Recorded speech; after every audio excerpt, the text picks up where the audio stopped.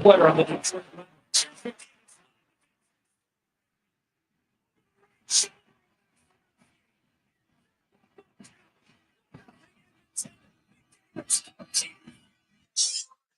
Yeah, Alberta's only regulated online gambling website. And 10 left. Burrow. Sideline. Chase. Spin. There he goes. Jamar Chase. That's after the touchdown, Bengals. And the Order of Nathan YouTube channel. 5-7. We're under a minute. Carter on Lillard. Lillard step back three. Got it. Tied.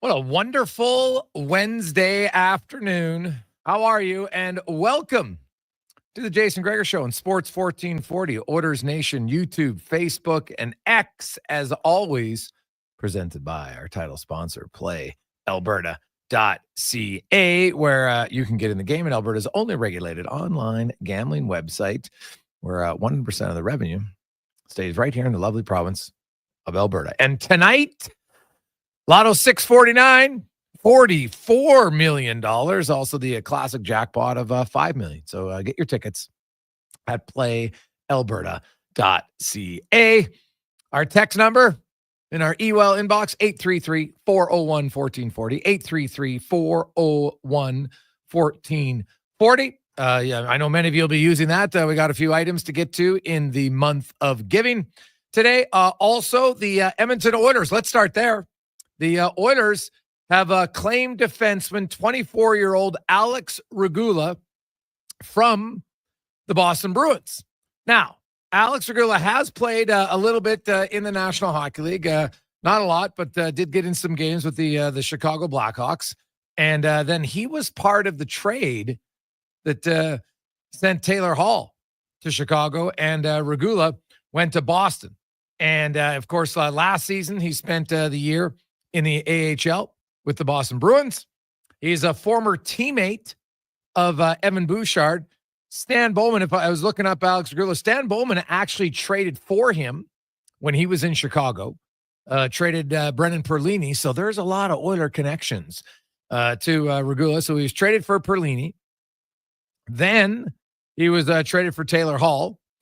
And, you know, he's 6'4", 210-pounder. Now, I did ask for a scouting report because I'll be honest, I think I've seen Regula play one NHL game. He's played 22, I think it is, Cons. You can double check that, but I think he's 22, 23 NHL games. So, scouting report I got was this. He's very poised with the puck, makes plays. He's big, obviously, but not a bruiser. More of a skilled guy who has patience and can pass. He doesn't just throw it away under pressure. If anything, he would sometimes hold it too much, always looking for the best play instead of just unloading it when under pressure. Something that, obviously that's something you can work on with a guy, right? That's pretty easy. But you know what? In today's game, you want defensemen who are poised with the puck. And it helps if they're 6'4". Now, he's a right shot guy, and did play the left side in junior, but junior is obviously very different than the National Hockey League. But the fact that he could play both sides might be a benefit. The Oilers will now probably have to make a decision on what they're going to do with Travis Dermott, who hasn't played in quite some time. And so we'll see. Now, Regula, was coming off an injury. Has yet to play a game this season. So the Bruins obviously put him on waivers, hoping he would go down in the minors and play. But obviously Edmonton saw a need, and Stan Bowman, there's a connection there. Right? He obviously seen him before, so we'll see. I think you'll probably see Regula get in a game here in the near future. Now, I don't know if it's going to be right away. When you look at who they're playing, Minnesota, Vegas, Florida.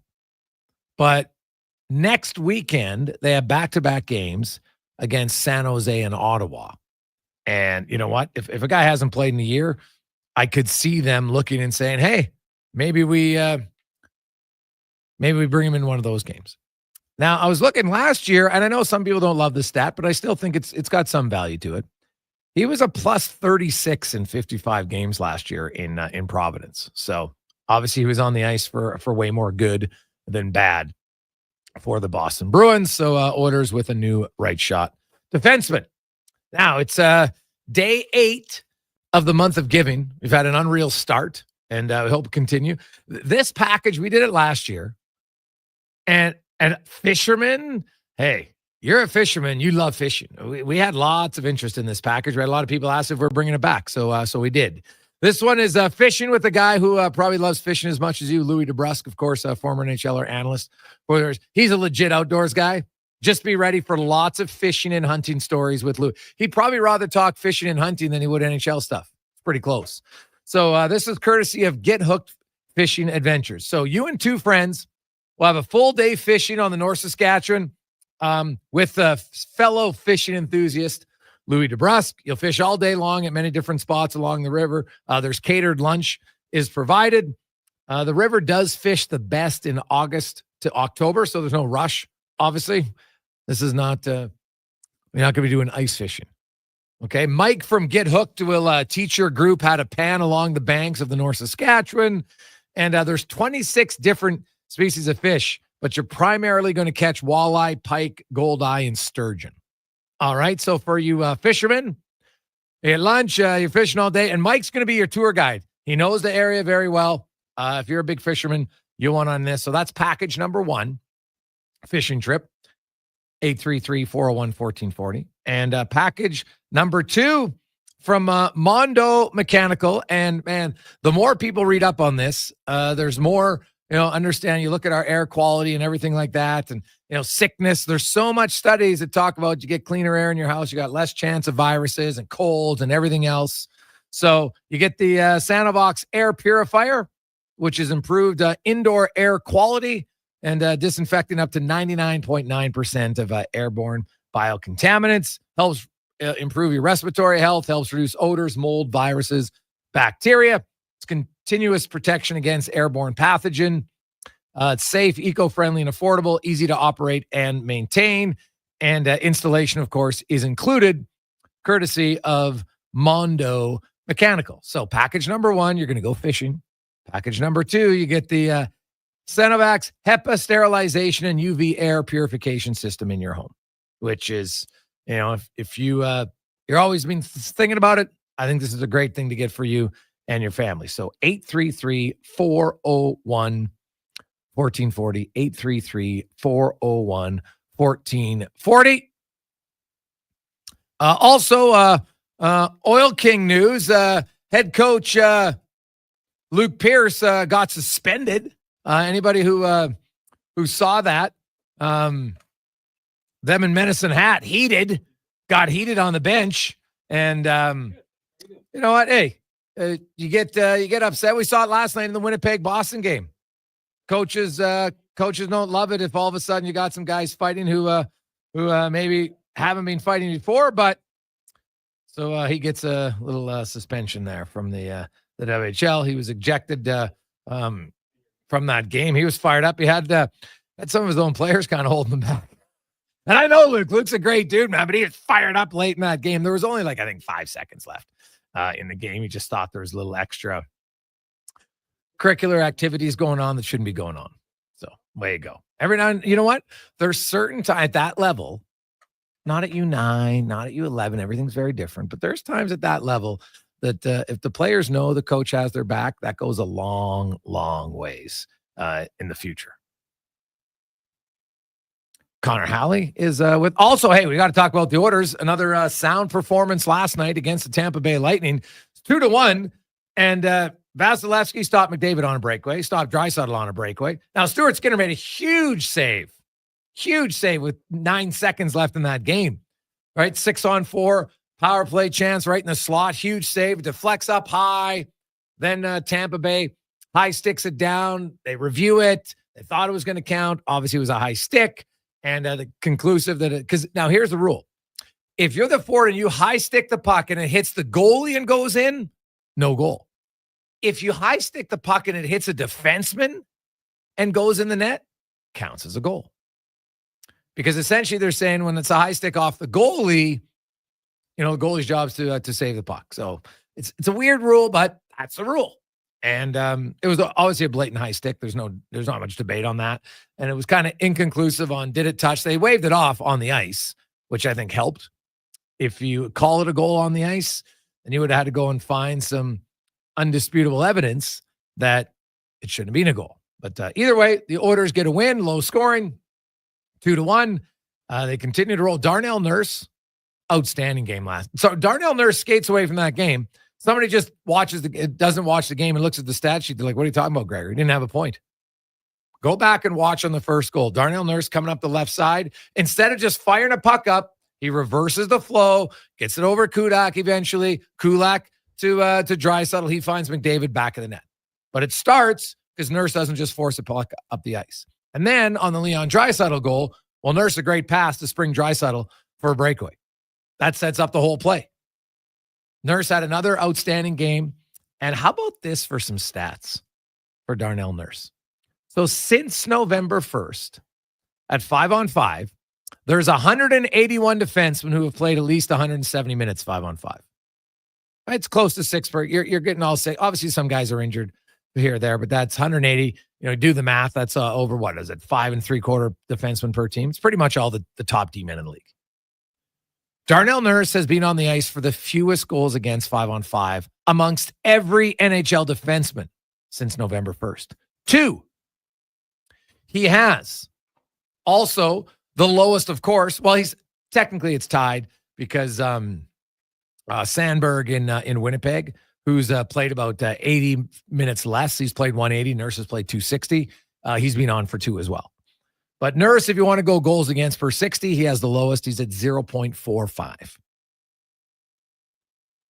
His expected goals are very good, but goals against, at the end of the day, that's what matters. And so here's the comparison. Nurse is he's at 2 goals against. He also has the best goal for percentage at 80% of any defenseman in the NHL since November 1st. It's not just that Darnell Nurse has been the Oilers' best defenseman. He's been one of the best defensemen in the league since November 1st at 5-on-5. One of the best in the league. And in that time, so Nurse has been on the ice for 2 goals against. Next closest amongst defensemen, Troy Stecher, 8.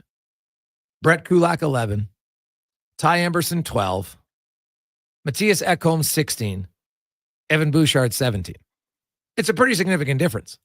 Darnell Nurse is playing great. Not giving up much. We've always known he's had the speed. He gets up on guys. He's standing up more at the blue line. And the odd time when a guy wants to take him wide, he's like, yeah, no problem. He's long. He's got a good reach, and he's a great skater. It's really hard to beat Darnell Nurse wide. Very difficult to do. And he is playing outstanding right now for the Oilers. And that continues, man. That makes him a legit threat because you got Ekholm and Bouchard as a pair. And Nurse doesn't even it's not a pairing. He's playing about 58% of the time with Stecher and 42% of the time with Kulak. And he's got great numbers with either one. Doesn't matter. So, McDavid, Draisaitl, they get the goals last night. I thought the Oilers as a team played quite well. Stuart Skinner, when called upon, 2 big saves. That's what you need, right? Vasilevsky made some big saves to keep the game closer than it probably should have been. And now the Oilers jet off for a brief 1-game road trip. They'll be in Minnesota tomorrow. The Wild are good. Very good. This should be a hell of a game. You've got the Wild have the lowest goals against, I think, in their last 10 games. The Oilers are 3rd. In goals per game, Minnesota is 9th. I think Edmonton's 11th. Right? Both teams are playing very well. So we'll see where it happens. And I look forward to that game. I said, like, Kaprizov, that guy is money right now. He's worth the price of admission. He has changed how you view watching Minnesota games. That's how good he has been for the Minnesota Wild. Hey, Gregor, is there something with Ekholm's goal? I'm an offside, but the puck changed possession like 3 times. It could have created it for 30 seconds. They're supposed to blow it down, no? No, they don't blow it down. They don't stop the play. It's only until the team challenges it. You don't have the video people watching, oh, that was offside, let's blow it down. Oh, they don't do that. And we can get into the goal reviews. Here's my thought. So some of you might not remember the date. February 18th, 2013. It's a date that at the time, you might not have thought it meant anything. But it's been a big negative on the NHL because that was the day that in what turned out to be a very meaningless game, the Nashville Predators were in Colorado to take on the Avalanche. Matt Duchene made it 3-1, 3 minutes and 18 seconds into the second period. He was a foot and a half offside. It never should have counted. They missed it. But people in the NHL were so distraught that they couldn't let it go. We haven't seen an offside like I don't ever remember seeing an offside like that before or again since. It was a weird one to be that blatant offside. You could have ran that in super duper fast motion and you still would have seen that it was offside. 19 months later, when the NHL starts the season for 2014-15, they've implemented the new rule for offside challenges in the NHL. God help us. Now, remember the first few years, it was a gong show, even worse than it is now. You could skate across the blue line, and if your foot was not on the ice, but still not across the blue line, oh, it didn't matter. They called those back. Like, it was so terrible. Now, eventually they wised up and they changed that. So they've shown they're willing to change. They've shown it. However, they have to change again.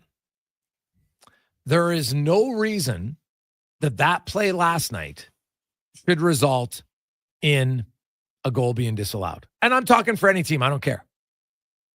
So first of all, the players and the linesmen, when they're calling the game, it's in real time.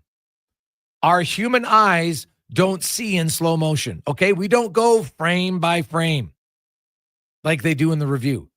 It's moronic. Right? But here's the thing. The NHL, well, we'll accept some things, but not others. Remember I look at the NHL and say, hey, there's going to be human error and we'll survive. Ask any Vegas fan. Did their organization fold after the missed call on Cody Eakin in the playoffs in 2019? Did they fold? They didn't like it. Totally valid. They didn't like it. Remember that one? Joe Pavelski. They gave Eakin a 5-minute major. Might have been a 2-minute minor, maybe. But Pavelski fell awkwardly, smashed his head on the ice. Blood all over. So they called it a major. San Jose was trailing 3-0. There's 10 minutes left in the game. They scored 4 goals in the 5-minute major, which in itself is mind-blowing. Then Vegas tied it, and then San Jose won Game 7 in overtime. What did they do? Did Vegas die as an organization? No. It's human error. It sucks, but it happens. And there are very rare cases to be that blatant that they miss it. Right? Now you can review a double minor. You'll see sometimes if a ref isn't sure, he'll call it a double minor on the ice because it's reviewable. Fine. You do it quickly. But here's what they need to do for offside reviews. Eliminate in slow motion because the game at that speed is not played in slow motion. And you get to view it 3 times. If you can't see it in 3 times, it clearly wasn't that egregious. We move on, and away we go. There'll be fewer challenges because teams like, well, geez, man, I don't know. It's pretty obvious when you slow it down frame by frame, so don't do it. Because the obvious ones will still be caught, and the ones that really don't matter won't be. Because if a guy, you're talking, Hyman can't see in frame by frame. No skater can. So they time it. How many times does a ref call or linesman blow offside that we don't know if it's offside? Or what about icing? How many times that guy didn't look like he was cross center, but it's not icing. And then they go in, they score. We don't review that. What's the difference? What's the difference on was he officially cross center for an icing call compared to offside? No different. So to me, it's a very simple change. I would say reviews only in real time, and that includes your broadcast partner and in-house. No more slow motion on offside reviews. You show your fans at home. Can you say, well, geez, I can't tell. Yeah. So if we can't tell in real time, how the hell are we expecting the linesman to tell if it's exactly onside or not, if it's that close? Because I don't think it matters. Cons, where do you come out on this? Yeah, I mean, I am a fan of getting the right call, but at the same time, I don't like when we break it down for 5 minutes and like you say, frame by frame. If they were to say, we're going to put a 30-second cap on this, we're going to show you 2 views, 3 views, real time, and then we're going to get back to the play, I'd be fine with it. At that point, we're going to eliminate the egregious calls, and if it's very close, stand by what the NHL has, or find a more efficient use. Have someone in Toronto that's not taking 3, 4, 5 minutes to find the way. Like, get it done quicker, give us the correct call. Well, no, the easiest quicker is set of the guideline. 3 reviews. Well, that's what I said. Like, done. You do 30 seconds. That's what I said. Do 30 seconds. You get 2 or 3 looks at it, and then you make the call. No, it's not 2 or 3. It's 1. We got to have it no gray areas. How many views? Is it 2? Okay, it's 2. Is it 3? It's 3. That's it. That's all we have to do. We can't put a timeline because it might take you longer on one view because maybe this one, whatever. I don't care, but you can't slow it down. You do it in real time, and you get, I would say 2 even. Because if it's that obvious, it'll be noticeable. Well, if 2 or 3, we're splitting hairs. There's a limit, right? You set the standard, not drawing it out. You make it happen quick and go with it. We have the technology. I'm all for getting the correct call here, but we don't need to stretch it out in the way we have. Also, Gregor, we did have a bid come in for the fishing package, $1,350 for Craig. $1,350 for Craig, and we're at $600 for the Mondo. The HEPA. All right, 833-401-1440. 833-401-1440. Let's get those bids up. We'll come back. We got a loaded show for you today. We are going to hear from Mike Rupp right away. We got Colin Chaulk, the GM of the Condors. Brad Malone, former Condor player. He's now the head coach of the Oshawa Generals. Yaremchuk will be by. Rich Winter in the business of sport today. You're not going to want to miss this. This is going to be if you're thinking about what's next in sports, pay attention. Spec will be by. Also, Edmonton Elks alumnus Andrew Noaki will be by. We'll talk a little football with him and more on the Gregor Show.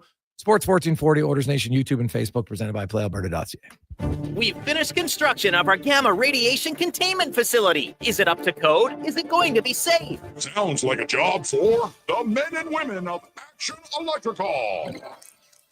Testing team reporting. We test your commercial operations using tools like infrared to ensure safe operation. Trust us to prevent potential calamity before it strikes. Facing an electrical menace? Call the men and women of Action. Operating throughout Alberta at actionelectrical.net.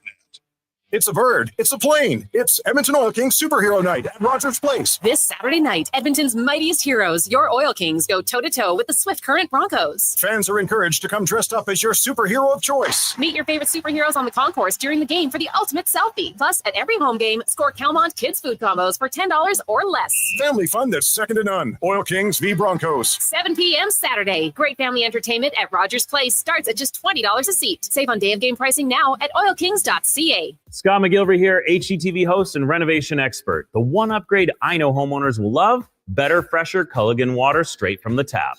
Culligan's AquaCentral reverse osmosis filtration system takes your water to the next level.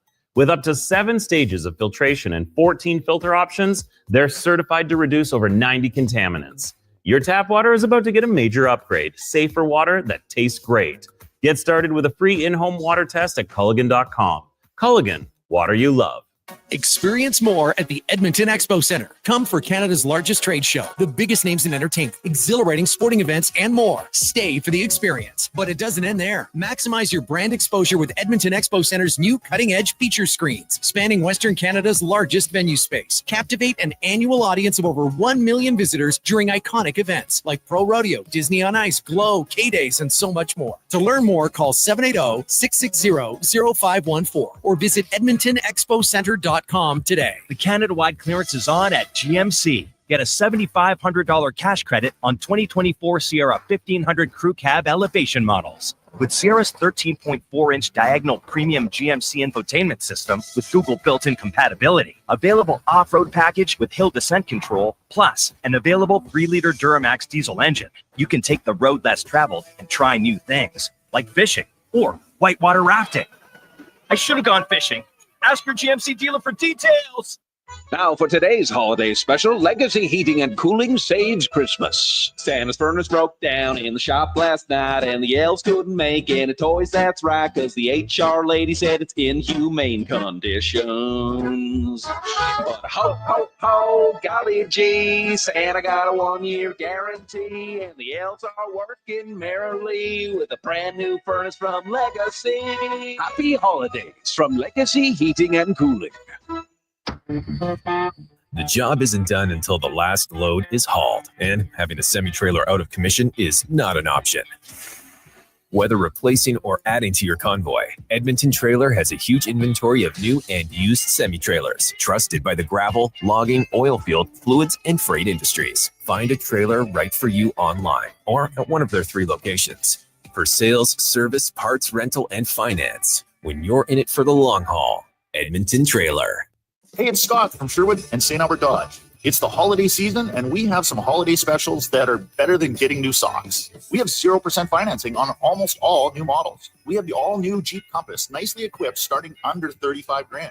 And we have holiday cashback, up to $10,000. That's right, buy a new vehicle from us and get up to $10,000 cash to deal with other holiday expenses. Our friendly, highly rated staff are standing by, ready to show you what we can do to put some cheer into your holidays. Only at St. Albert and Sherwood Dodge.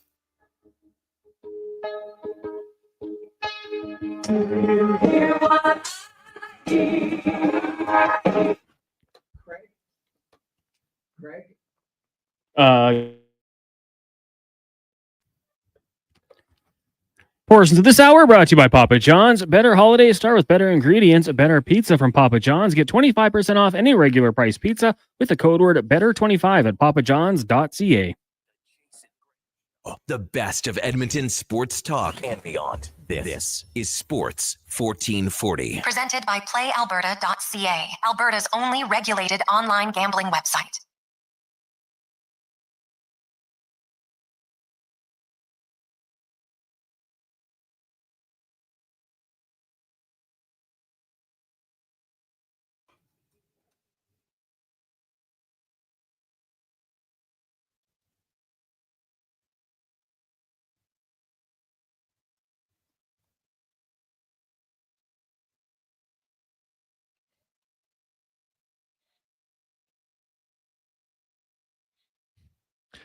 $225. Welcome back. Jason Gregor, Connor Halley, Sports 1440. Declan Kruger, as always, running things on the digital side as we are live on Sports 1440, sports1440.ca, Oilers Nation YouTube and Facebook, X, Instagram. Thanks for watching, listening to the show. Very much appreciate it. We continue on our month of giving today, and we got 2 great packages for you, one indoor and one outdoor.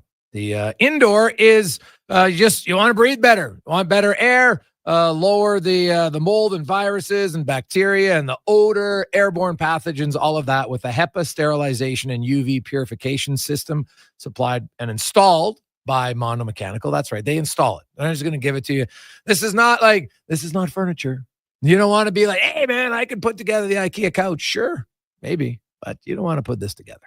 You want it to be working perfect for you. So they'll do that. And Mike has that at $600. And we have $1,350 on our Get Hooked fishing adventure. You'll be fishing on the North Saskatchewan River. You'll be guided by Mike from Get Hooked Fishing Adventures and Louis DeBrusque, who's an avid fisherman and hunter. He'll be out with you. It'll be you and 2 of your friends. You spend the day all day long. You go to multiple different spots. You're going to catch walleye, pike, goldeye, sturgeon. Catered lunches provided. And also, Mike's going to teach you guys how to gold pan along the banks of the North Saskatchewan. Dare to dream. Maybe you'll find some gold. Right, bring a hat. Maybe wear a mustache. Just put yourself in character. Good luck. So that's at $1,350. We are helping out the Christmas Bureau today, which does an amazing job to help those less fortunate so they can have a meal and a lot of the basic tidings at Christmas. As we go around the NHL now, brought to you by McDonald's, $1 coffee. How about $4 Big Mac, McChicken, filet of fish? You can do it Tuesday, Thursday, Sundays with the Fan Day deals, but only when you order through the McDonald's app. So download it, get on your phone. Hard eating, much cheaper. at McDonald's as we welcome in Stanley Cup winner, ace analyst on the NHL Network, and Penguins color analyst Mike Rupp joins us. Rupper, how you doing? I'm good, Greg. How you doing, bud? Well, I'm pretty good. I have to say, Rupper, I'm done. February 18th was a day I always hated. I'm being facetious, but I hate it even more every time there's what I think is a ridiculous offside review that negates a goal on a play that happened, and they got to go frame by frame in ultra slow motion to find, oh, look at this guy. He's offside by a centimeter. Like, it's ridiculous now. So they've changed the rule before. Right, because remember, if your skate was off the ice, then it was still you were offside, which is mind-blowing to me. So they changed it once. Why not just say only review in real time? Because that's what the lines on the players see. And you get to watch it 3 times. If it's nothing obvious, we move on. What say you?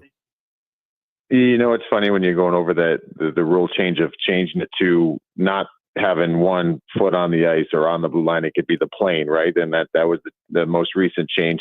Think about, you remember what it was like when you had to have a toe on the ice? We had such a hard time of being able to assess if the toe was actually in contact with the ice. We were looking for snow. We were looking for anything in the air. And yeah, I think it gets a little ridiculous when you start to do that, especially with, we always tote this as the fastest game on earth as far as the sports and the major sports. And it's so hard to kind of grasp the concept of slowing it down frame by frame. I'm kind of split on this because I think there's a fine line. I was following some of your thread. You were talking about this on social, and it's interesting to me because I want accuracy. I really want it to be and go and correct it, but there's got to be a way. And this goes back to what Connor McDavid said last year. Like, if we have to go and you have to review it time and time and time again, slow, and keep going over it, it probably doesn't matter at that stage. Exactly. And so if there's something in place that can maybe just be like, all right, this is your time frame of doing it. If you don't know, then the play on the way it was on the ice, or that's how it's going to be. And I'm good with that. I don't want to lose it completely, but I certainly want to get rid of a lot of the nonsense ones that we have. Yeah, it to me, it just, I think it slows the game down. It takes away from momentum. There's not enough goals as is in the NHL, and they're taking them away. Like, that's the thing I don't like about the rule. It only takes away goals. It never adds them. It's not. And you know what the other thing too? It's when we see it in the playoffs, and you could do it in the regular season too. But in the playoffs, doesn't it just feel like the moments don't feel as big? You get a late goal, and you're like, "Oh, wait, we got to see it." It's almost like in football when you see a big play happen, and you're like, "Was there a flag? Was there a flag?" And you want to celebrate, but you don't know if you can or should. And I'd love just to be able to, I don't know, just kind of go with what you see and what you feel in the course of the game. Yeah. Rupper, I haven't talked to you since the Trouba trade. What were your thoughts? Yeah, man. I didn't love a lot of things about it. I don't know, maybe it's just the player and me talking. I get it from the standpoint of making a move, and the Rangers had to do something. I just didn't like the way it kind of happened, and I think that at the end of the day, this is a tough business. We know this, and I'm not trying to be all soft in this regard. I just think there are ramifications from the way you manage situations. As far as you could date this back to what happened with Barclay Goodrow. I know everybody's talked about this a lot. You got 2 favorite players in the locker room that were. It could have been handled differently, probably from both sides, but it could have been handled differently. And I wonder what that means moving forward. And I do really think, and I know some people were talking about that as well, I really do think that if you're going to sign with the New York Rangers as a free agent, partial no trades, modified no trades, any other language than a surefire no trade clause, it means nothing. It means nothing. And I don't like when players have that right. And those things are negotiated too. And that's part of the deal. And in theory, you're giving up something in some regards to get those things, or that's maybe a closing deal to go and sign with a team. I just didn't like the way it was managed. But as far as the New York Rangers, they had to do something. They did something. I don't know how much it's going to change that group or has so far. I mean, they got a pivotal game tonight in Buffalo. It's tough, though, because of the two players, you traded two of the guys that are kind of the heartbeat, and this is a team that I think lacks heartbeat sometimes, and it doesn't seem like there's a plan in place to replace those players. Right. So I don't know. It's going to be very interesting what happens with the New York Rangers moving forward. Well, I totally bang on with you. Like, I get that Trouba's not an $8 million player now. I totally understand it. But you signed him to the contract, right? So you want to get rid of it. I understand all that. But they're like, to win in the playoffs, Rupper, you need different elements for their team. And like, the Rangers are 2-8, and all 8 losses are in regulation. Like, they're not even they can't even get the loser point right now. They're so bad. And I don't. They're a little bit older. I still believe that they're a playoff team. I look up and down their lineup, and I think that how can this continue? But they're not, like, they've lost a lot of their edge, I find. And you watch them way more than I do. Yeah, I mean, I don't know how much, to be honest with you, I don't know how much of an edge they've had the last couple of years, and they've been a very successful team. The edge that they have had, it's been Jacob Trouba, and it's been Barclay Goodrow at certain times. I mean, you look in the playoffs last year, you can argue that Barclay Goodrow was their best skater in the playoffs last year. And he had, 6 goals in the playoff run that they had. And he's able to elevate and just find ways to get the job done. He has those intangibles. And I'm not saying that you should have kept him. I mean, he was a lot of money for the role he played. But the point is that they don't really have other players. They have a team full of very chill kind of personalities, it feels like. Okay. Great guys. Everything I've ever heard, great guy. I played with Chris Kreider, amazing guy. But he's not a stand-up, raw guy that's going to go out there and do some things, and he shouldn't have to. That's not who he is. And if he did it at this stage of his career, people would be like, this isn't you. They need some more discrepancy from players around their lineup. They have a lot of the same, not just player, a lot of the same personalities. And I think that's something that's really, really big in the National Hockey League. You've got to have some firiness through your lineup. You have to have some alpha dogs. I don't know if they have that right now. It's very well said. The personality factor matters, right? You've been in rooms, like, sometimes you need the jovial guy who's always kind of amped up and, is able to bring guys into it sometimes, whether it's a fun way or maybe it's a super intense way on a game. And you can't have everybody who's crazy over the top, because then they're just, they're probably getting in each other's face all the time. So I'm kind of curious to watch where they go from here. The other team, the Colorado Avalanche, the first team since Buffalo, when they were trying to tank, that I can remember, who traded both of their starting 2 goalies at the start of the year, who traded them before Christmas time. Buffalo did it. They wanted to be bad, and they were bad. They just didn't win the lottery. What do you make of these 2 deals for Colorado to get the Wood brothers in, Wedgwood and Blackwood, in their goaltending tandem now? Yeah, I mean, it's crazy. You don't see it too much, and just kind of a dumb thing. You just mentioned the Wood brothers. You got Wedgwood, Blackwood, and Miles Wood, all from New Jersey Devils too. So I mean, it's kind of weird. But anyway, I think they need to do something. They need to do something in net. Georgiev has been struggling for quite some time. When I first saw the news, I don't know how you saw it or any of the listeners saw it. At first, I just saw Blackwood to the abs. And I was thinking, okay, all right, now we're cooking with gas. Like, they're going with Mackenzie Blackwood and Georgiev. And that's what was my thought at first, not even thinking about what was going the other way. It wasn't portrayed right away as far as what I saw. And so I'm thinking, all right, they've got some options here. Wow, what a move. And then when I saw Georgiev go the other way, I'm like, okay, well, I mean, clearly Mackenzie Blackwood's playing better right now. I personally think he probably should have been either him or Logan Thompson. One of them should have been on Team Canada for Four Nations. But Mackenzie Blackwood's playing as good as any Canadian goaltender this season. And he had some great moments last year as well. Now, with that being said, I think there's more of a problem than just a goaltender. That was a huge problem for Colorado. I said it on your show earlier this year. I still firmly believe it. I just watched them play last night in Pittsburgh, had that game. They just don't have details defensively. in their game. And a lot of times those things are masked because of last night, a 5-point game by McKinnon, 5-point game by Rantanen. I mean, they legitimately have 3 guys you can all say have a chance at winning the Hart Trophy this year. I mean, they are incredibly offensively gifted, but they've also given up 105 goals against this year. The only team worse than them is the Pittsburgh Penguins. And you could say that's goaltending, but it's also a lot of really bad looks you give to your opponent. And so I just wonder, is this enough? Is this going to change? It'll help. It'll certainly help. It's an upgrade, especially the way that Blackwood, like I said, is playing. Wedgwood's been really good since he's gotten there. But this is also 2 goalies that have a combined 0 starts of playoff hockey. You know what I mean? Like there's a lot of risk still involved here with these 2 guys. So we'll see how it plays out. It's a pretty big move. I think it'll help them, but I guess we won't be able to measure it totally till playoff time.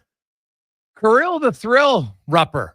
You got him and McDavid going head to head. Draisaitl, not bad guy in that category. 3 of the top, whatever it is, 7 scores in the league. And I look at this Wild team, and man, they just continue to roll at the top of that division. Are you a believer in the Wild? I am a believer in the Wild.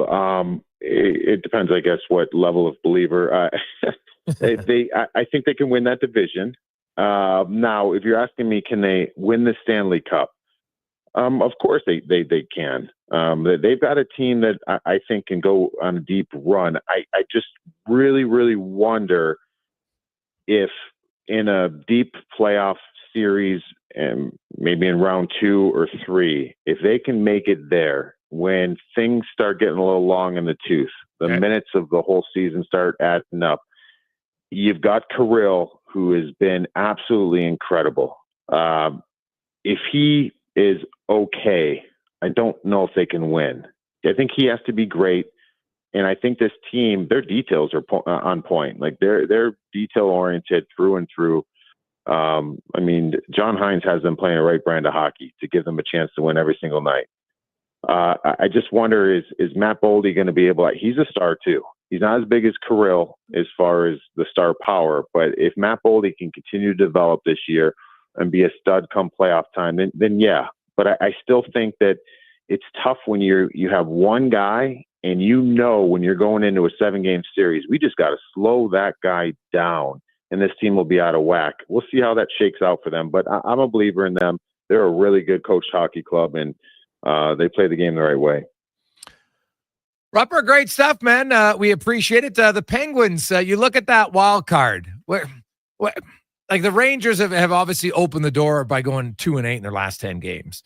But, the Penguins have played more games. You just saw Colorado kind of skate all over them. Like, are they really a contender even for a wild card berth? Or is this just they're only there because the Rangers have stunk for a month?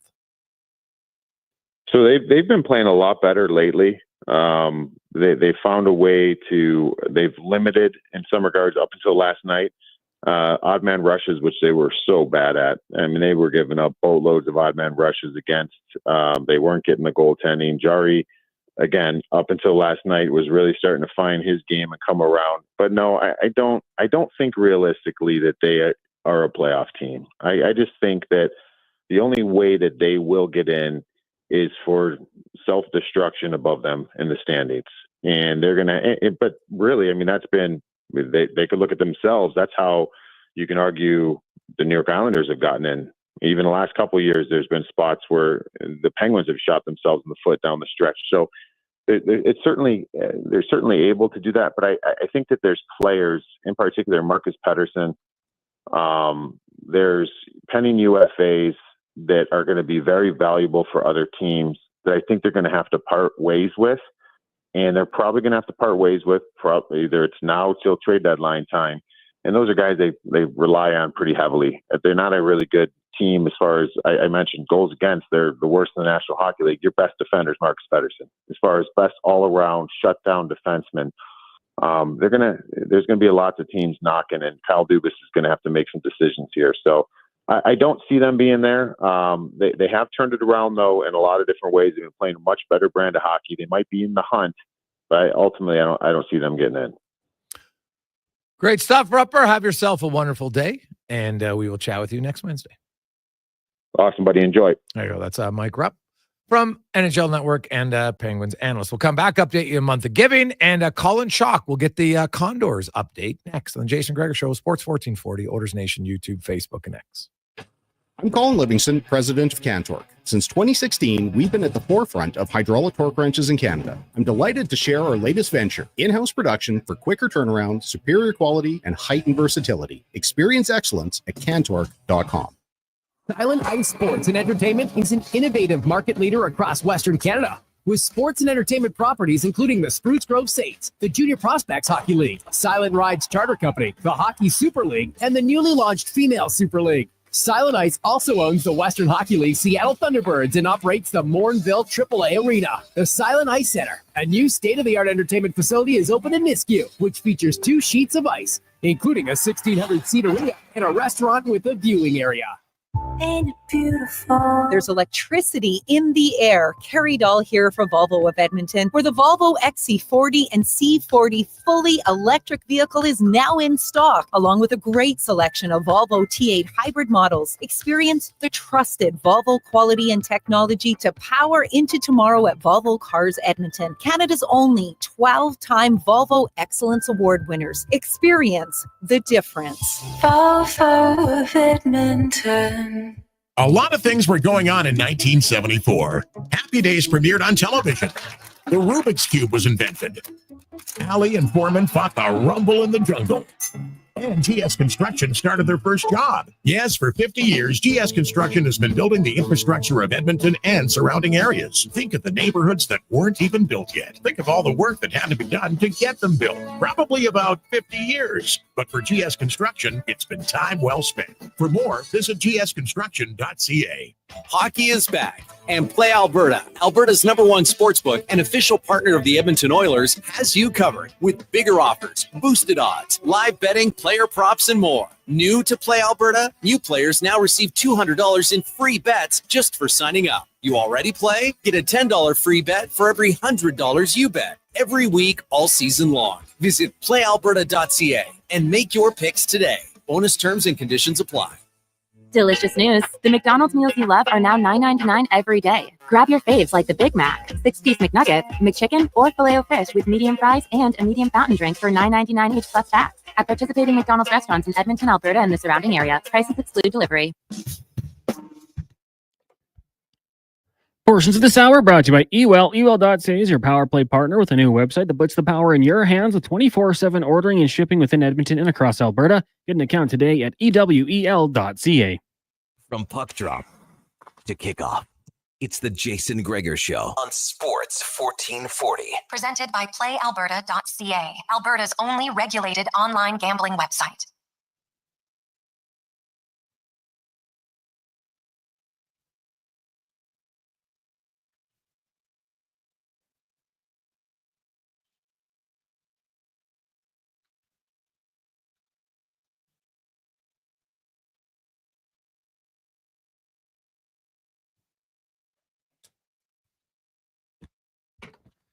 We rolled through. Jason Gregor, Connor Halley, Sports 1440, Oilers Nation, YouTube, and Facebook. Time for the Oil Report, brought to you by Volvo Cars Edmonton.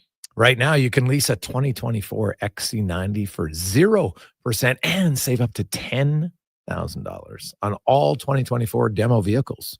But only until the end of the month. Stop in now at volvocarsedmonton.com. And the Oilers en route today to Minnesota for a quick 1-game road trip against the Central Division leading Minnesota Wild.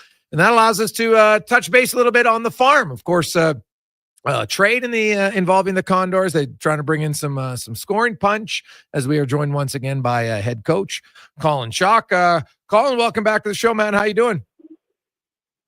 I'm doing great, Jason. How about yourself? I'm pretty good. Pretty good. We're officially 2 weeks away from Christmas. So, you know what? The stress level starts to go up for those who have yet to start shopping. So hopefully you've got some of it already done.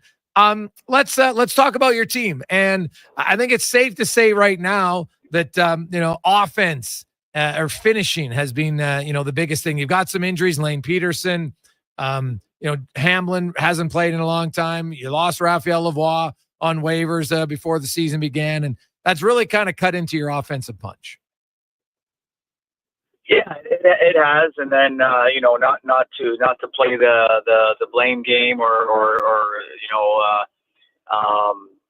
be sad, but Jarvente too, right? He really has only played a game or a game, and then his second game he was not feeling good, and he played anyhow. So you lose 5 of what you thought would be your top 9.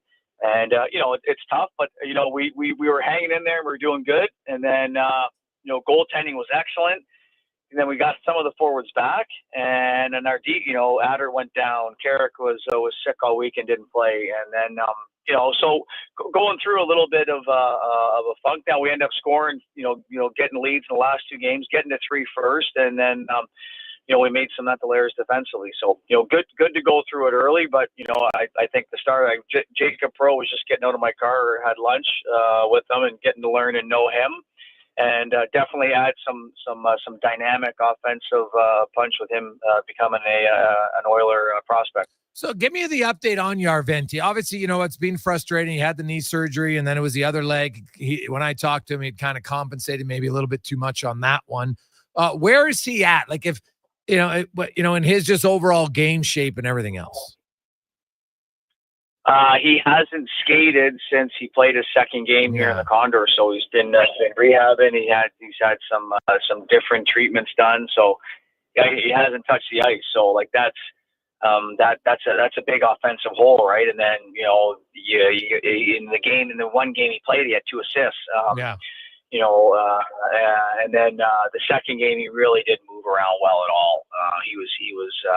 He was sore, and he was trying to fight through it and didn't say anything because he wanted to play. And then the next day he's like, I can't do this. So, and then like you're losing Rafi, led our team in goals, 25 goals the last 2 years. It's just it gives opportunity for somebody else, but it takes a little bit of time for them to handle those minutes and those moments. So what's the timeline at all for Jarvente? Are you expecting him back, before the new year, or do you know yet? No, he's gone to see some doctors, and right now we don't have a time frame. Before Christmas, it would be no. So hopefully in the new year, but it's not determined yet. Okay, well that's awful. Your GM, Keith Gretzky, did make a deal. Move out Noel Hoffenmeyer on the back end where you got a lot of depth. And then you brought in former first rounder Jacob Perreault in that deal. He's played 1 game. I know he hasn't played a lot, so it's probably his game shape or condition isn't where it wants to be. But what did you see what you liked from him in his first game?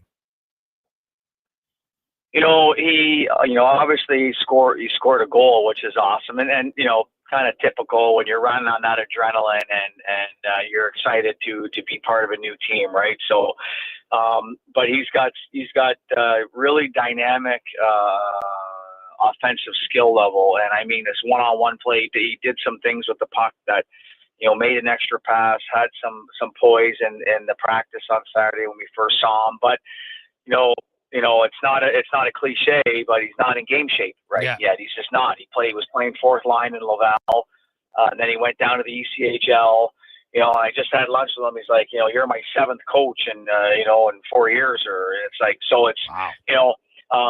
We got to give this kid a little bit of a break, but then, what we have is a dynamic game breaking offensive player that needs to, in my opinion, needs to trust his coaches, needs to trust his line mates, but then also it's your 3rd chance, right? And make the most of that and draw on that experience from those other organizations and coaches, and understand that, hey, I could be a prospect for the Edmonton Oilers. Like, why not me? Why can't I help the big club? I'm a 1st-round pick. Someone saw me in a high light, and that can be me. So I'm really excited about that to help this young man. Colin Chaulk joins us, head coach of the Bakersfield Condors. Colin, I watched, I saw Noah Phillips' goal the other night. That's probably the best goal he's ever scored. His overall game in that one, he looked really good. Now, I know that, not every game's been like that, but is Philp kind of coming back to being the guy that you guys were expecting him to be? Noah had a great start. A little bit, obviously, had a really good 2/3 of the season in year one. Then, as everyone knows, didn't play hockey last year. So, had a great summer, great camp. So excited. What a great story to be able to go up and play games in the National Hockey League as an undrafted player. But he's had some up and down moments, right? And that's, being newly married and going through the grind of a season again. He was excellent versus Ontario. Like you said, he had a highlight reel goal. He had some good offensive chances. He was one of our better players without a doubt. So the challenge for Noah now is to do that, 4 or 5 games, 8 to 10 games, right? Instead of not have too much of an average outing or just be okay. You're not going to score, like you said, highlight reel goals like that, but you got to be good in the defensive zone. You got to be good on the forecheck. You got to be good away from the puck, because if you get called up again, those are the things that you need to do, because you're not taking Connor and Leon's minutes in the middle of the ice.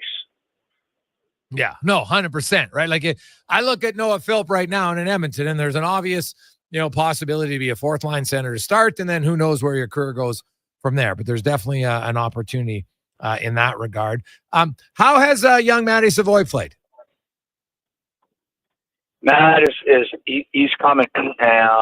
He had 2 opportunities in the Ontario game that he drove the far post, and we know from an analytical perspective it's a 31% chance that he scores. He didn't score on either, but like he's getting to those areas. He had a one-timer on the power play that hit the knob of the goalie's stick. He's a young man. It's his first year. He's killing penalties. He's playing the top power play. He's playing top line minutes 5-on-5. He's right where he needs to be. We're excited to have him, and he just needs to, I think, play with a little bit more patience. He's getting chances. He's one of our top guys on 5-on-5 scoring chances. He's just, you said it on the call at the start, we're not finishing as much as we'd like, but he's around it.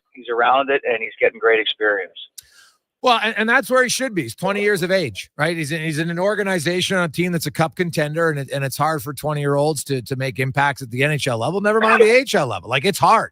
It's really hard. And the other thing, Colin, is with all those injuries, I know Lane Peterson's back now for 2 games, which is nice because he's a really good American League player. James Hamlin's a really good American League player. And for a young guy like Savoy, you'd like him to play with some high-end offensive AHL guys. And he just really hasn't had that opportunity due to injuries. He really hasn't, and it's been 2 games that he got to play with Drake Kajula and Lane Peterson. And power play needs to be better, but, we've also only 2 games. We've only had those players to be together as a 5-man unit, so, and then Lane hadn't played a month. And when, Drake's up in Edmonton, he plays 6 or 8 minutes a night, and that's his role. And he's happy to do it. But when he comes down here, he's playing top line with Savoy. So it's, they had some good moments. Lane had 2 posts in the Ontario game. Matt could have had 3. Like, they could have easily had 5-point nights. It just didn't go their way. But again, I get back to, if you're watching the games, they're creating good offensive chances. And like you said, like, Matt's playing against men. Played 300 or 400 games. It's a very hard league. You look at guys that have scored 30, 40, 50 goals in the Western Hockey League or in the OHL, and they struggle, through their first year. So he's having some successes and he's having some failures, but he's got some grit and will. The kid is in the lane. He blocks shots, and he's in great shape. He's a great person to work with. Colin, always good to catch up with you. Best of luck. We'll be watching Perreault get in game shape. Peterson comes back. James Hamlin, I'm hearing they're hoping maybe gets in a game before Christmas, and so you start to get some offensive punch back in your lineup. Awesome. Yeah, that's the plan. Hopefully James gets in game. James is planning, I think, 1 game before Christmas. But, we're getting healthy, and we got a good positive vibe going on here. It'd be nice to get a win and feel good about ourselves. Awesome. Thanks, Coach. Thank you. Have a great day. You too. That's Colin Chaulk, head coach of the Bakersfield Condors. So, yeah, it's hard to score, at any level if you don't have high-end offensive guys. It just is. And, their best offensive guys are veterans. Peterson hasn't been there. Hamlin's a very good American League player. And, Savoy, he'll benefit more. I won't be surprised at all that Matt Savoy's numbers, just because he has more experience. He's a little bit older, but he will produce more in the second half of this season. Jason Gregor, Connor Halley with you, Sports 1440, Oilers Nation, YouTube, Facebook, and X. Brad Malone is going to join us next as the new coach right out of playing. Now he's the coach of the Oshawa Generals in the Ontario Hockey League. We'll get to that right after Connor Halley, Sports 1440 update, brought to you by Booster Juice. And get into the spirit of giving through Booster Juice. When you buy a $30 gift card, you will get a free smoothie for yourself. Download the Boosters Reward app. Get it today. The Sports 1440 update. The Edmonton Oilers have claimed defenseman Alex Regula off waiver from the Boston Bruins. Regula has yet to suit up in a game this season. He spent last year with the AHL's Providence Bruins, scoring 4 goals with 26 points in 55 games, originally drafted in 2018 with the 67th overall pick by the Detroit Red Wings. On the ice tonight, just 2 games, Sabres and Rangers at 5, then at 5:30, the Ducks in our nation's capital to take on the Senators in the association. The NBA Cup quarterfinals roll on. Knicks host the Hawks at 5 at 7:30. The Warriors roll to Houston to take on the Rockets. And in the AJ1 game tonight, Bonneville and Devon taking on the Extreme. That'll get going just after 7 o'clock. North Carolina is close to a deal with Bill Belichick to make the 6-time Super Bowl champion the next Tar Heels head football coach. According to ESPN, there are still issues that both sides need to work out, and the ball is in his court. Coming up in hour 2 of the Jason Gregor Show, we'll be joined by Brad Malone of the Oshawa Generals, Tyler Yaremchuk from Oilers Nation, plus we'll ask 5 questions. I'm Connor Halley. This has been a Sports 1440 update. It's Sports 1440, a Stingray radio station broadcasting on Treaty 6 territory. Download the free iHeartRadio app and listen to CKJR wherever you go. Well, get ready for a silly hockey fans. Your partner in power just skated onto the ice. EWEL.ca, the new e-commerce website for electrical wholesalers Edmonton, is ready for the Power Play 24/7 365. UL skates to where the puck will be in 5 years. Now that's forward thinking. Killer selection, slamming products from the best brands, and legendary service. Don't sit on the bench. Get your account today at ewell.ca and win that project. Plug into your partner in power. Get an EWEL.ca account today. Didn't get a holiday bonus? At Wolf GMC Buick, we have the bonus you need. Get 0% financing on our most popular trucks like the Sierra half-ton crew cab during GMC's Canada-wide clearance. Or select up to $8,500 on a number of Sierras. If you're looking for heavy duty, we have that too. Get GMC employee pricing on our Sierra HDs, Yukons, and the all-new GMC Hummer EV. And seeing it's the holidays, a $500 bonus on select 2024 and 2025 models. But when the holidays are done, so are these deals. Get to Wolf GMC Buick today. Black Friday continues at the Brick. Hurry in and save up to $3,000 on big screen TVs. Plus, save up to 65% off genuine leather sofas when you buy the matching love seat or chair. Save up to 40% off mattresses and up to 25% off bedroom, dining, and home entertainment furniture. Plus, the more you buy, the more you save, with up to $300 off select brand name major kitchen appliances. Some exclusions apply. See thebrick.com for details. The Brick, saving you more. Mr. Rooter decorates a gingerbread house. Wow. What did you do here, Mr. Rooter? Well, we've got a Jube Jube toilet, complete with an icing-based wax seal. The main water line is licorice, red for hot, black for cold. You got your standard marshmallow hot water tank and a candy cane sewer line. And on the outside, candy corn hose pips. Disgusting, but they get the job done. To have your Yule clogs fixed, trust one plumber, Mr. Rooter.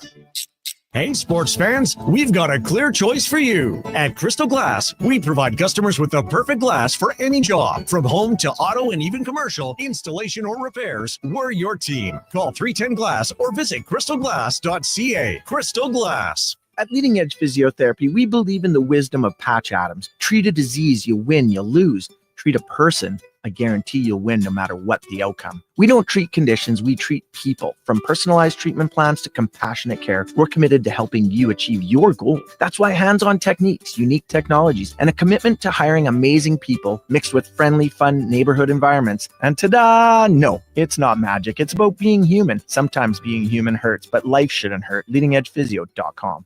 Employee pricing is on now at GMC. Get up to $10,104 off select 2024 Sierra 2500 AT4 models. Make loading easier than ever with the world's first 6-function multi-pro tailgate. Make hauling easier than ever with up to 14 available camera views, including transparent trailer view. And make finding tunes easier than ever with a class-leading 13.4-inch diagonal center touchscreen. Yeah, let's get to work. Ask your GMC dealer for details.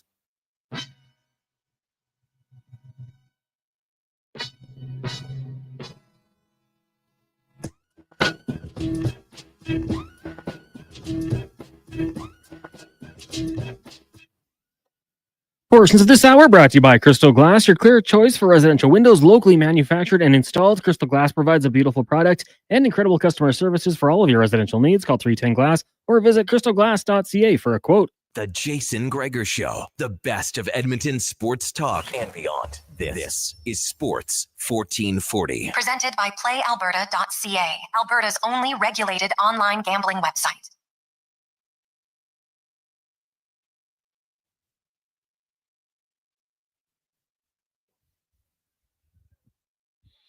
Just after 3 o'clock. Welcome back.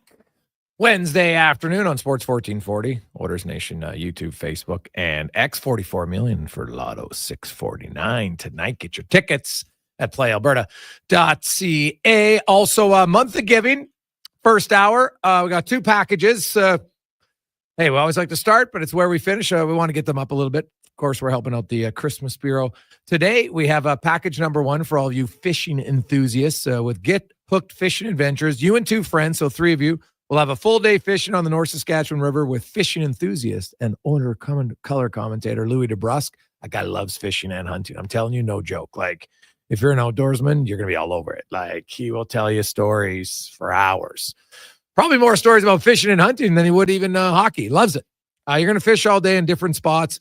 And don't worry, Mike from Get Hooked, he's your guide. So he'll take you all around. He knows all the best places. He'll even show you how to gold pan along the banks. There are 26 different species of fish in the North Saskatchewan, but you're primarily going to catch walleye, pike, goldeye, and sturgeon. You get a catered lunch, and you can pick the date, but Mike says it fishes best between August and October. So there's obviously no rush to do this.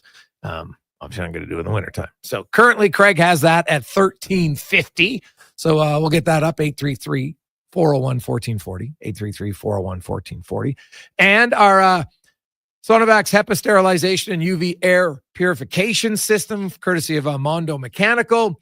It's air purifiers drastically improve indoor air quality, can help reduce odors, mold, viruses, bacteria, continuous protection against airborne pathogens, helps reduce symptoms of illness and allergies, safe, eco-friendly, and affordable. So that's right now at a bargain at $600 from Mike. So 833-401-1440, package 1 fishing, package 2, the HEPA sterilization air purification system. So get in and we'll help out the Christmas Bureau. Now, let's get to our big guest of the day today, brought to you by the Spruce Grove Saints. The Saints, when they're home in action, they've always got the 50-50 going. Whether you're at the game or at home, you can get your tickets, support the team at Saints 5050. That's Saints5050.com. It's like the Lido, but not really. Saints5050.com. And we are joined by a gentleman who had a 13-year professional career split between the American League and the National Hockey League, retired last year. And yes, I think it was yesterday or the day before it was announced, he is now the head coach of the Oshawa Generals, former Edmonton Oilers, Bakersfield Condor captain Brad Malone joins us. Brad, welcome to the show, man. Congratulations. Yeah, thank you. Thanks for having me back on. I thought these interviews were over, but here we go, back on the media train. It's great. Kind of take me through this. This is a pretty quick. I know when I talked to you a few years ago that you were like, you know what, I want to be in hockey. And you'd mentioned to me that you had some aspirations about coaching, I don't know if you thought you'd be a head guy this quick, but hey, you get the opportunity, you might as well take it. Kind of take me through this, the last few months that leads you to be the head coach. Yeah. I mean, make the long story short, kind of ran out of options within the NHL, and obviously my goal is to get back there someday. So kind of exhausted my network and my options in terms of trying to get a job, and nothing really came up. So about August 29th, I was kind of sitting there with nothing really in sight, and Rocco Tulio gave me a call and offered me a position here with the organization as a player development guy. So kids started school after Labor Day, started driving back and forth from Kingston to Oshawa, and, got the bug there, and obviously just enjoyed being back on the ice and helping guys in the, more impactful way than just being a leader and a mentor, and, really took to it. And then they gave me the option to kind of join on as a full-time assistant here November 1st.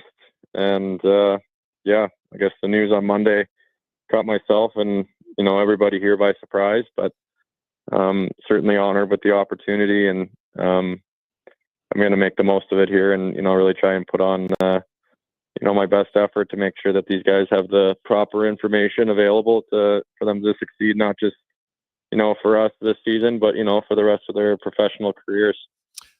Brad, you've been a leader, you've been a captain for a long time. So I think that part of it, when you're the coach and you lead a group, it's a little bit different, but a lot of similarities to it. Then there's the X and O factors and all that stuff. Were you a guy in the final few years of your career who was taking notes about certain drills and, kind of maybe paying more attention to what the coach actually does? I would say I've been taking notes since probably my junior year of college, to be honest. It's been, when I graduated from the University of North Dakota, I told Dane Jackson, I said, I want your job when I'm done.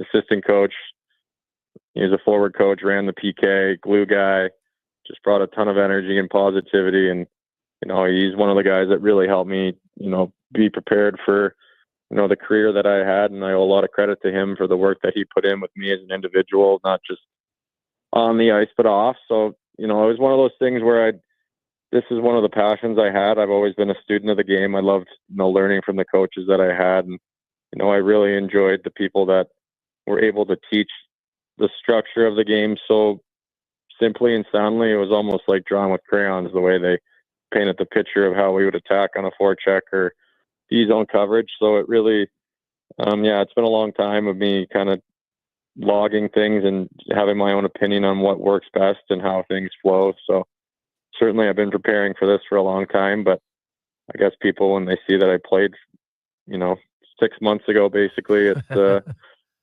maybe a bit of a surprise. Brad Malone joins us, head coach of the Oshawa Generals. And so, Brad, obviously, it's too early to say, or maybe it isn't. What kind of coach are you expecting to be? Well, you know what? I've had a lot of great coaches, and obviously everyone, when they talk about players, they try to model their game after somebody. But for me, I really enjoyed my time with Craig Berube. It was short, but certainly impactful. Just the way that he conducted himself and the way that he communicated with everybody. He was available and he was in the room. The meetings, with whether it was positivity or accountability, the conversations were held within the confines of the locker room and in front of everybody. And just the way he communicated those messages and, held a standard of work and expectation, but certainly did not want that to be, a closed door meeting. I thought that, to me, was very impactful as a player, watching, a guy like Jordan Biddington at the time getting, called out for having a bad period, and just his tone and delivery, I think, is something that, really caught my eye, and something I've, kind of always tried to, focus on here as a player and then now as a coach. Brad, coaching at that level, I think you always want to be true to who you are, but there's definitely maybe a little bit more teaching involved at the junior ranks. You got a lot of young kids who are, nowadays maybe they're trying to get to college with the new rules, or don't get to the American League, and then ultimately even to the NHL. And it's a process. How exciting are you about the opportunity to help those players there? And, obviously you want to win. Everybody wants to win. You want to create a competitive environment, but it's more about development at that age than it necessarily is about winning, or at least it probably should be, no? Yeah, exactly. Yeah. No, that was the position really that I wanted to get into, was the player development on the, NHL side. So, for me to have this opportunity to really be a player development coach for, 7, 8 NHL prospects already, and then, future draft picks that we have coming up the pipeline, and, the rest of the group as well, with the, like you said, kind of the extended pipeline now with the NCAA being available to everybody.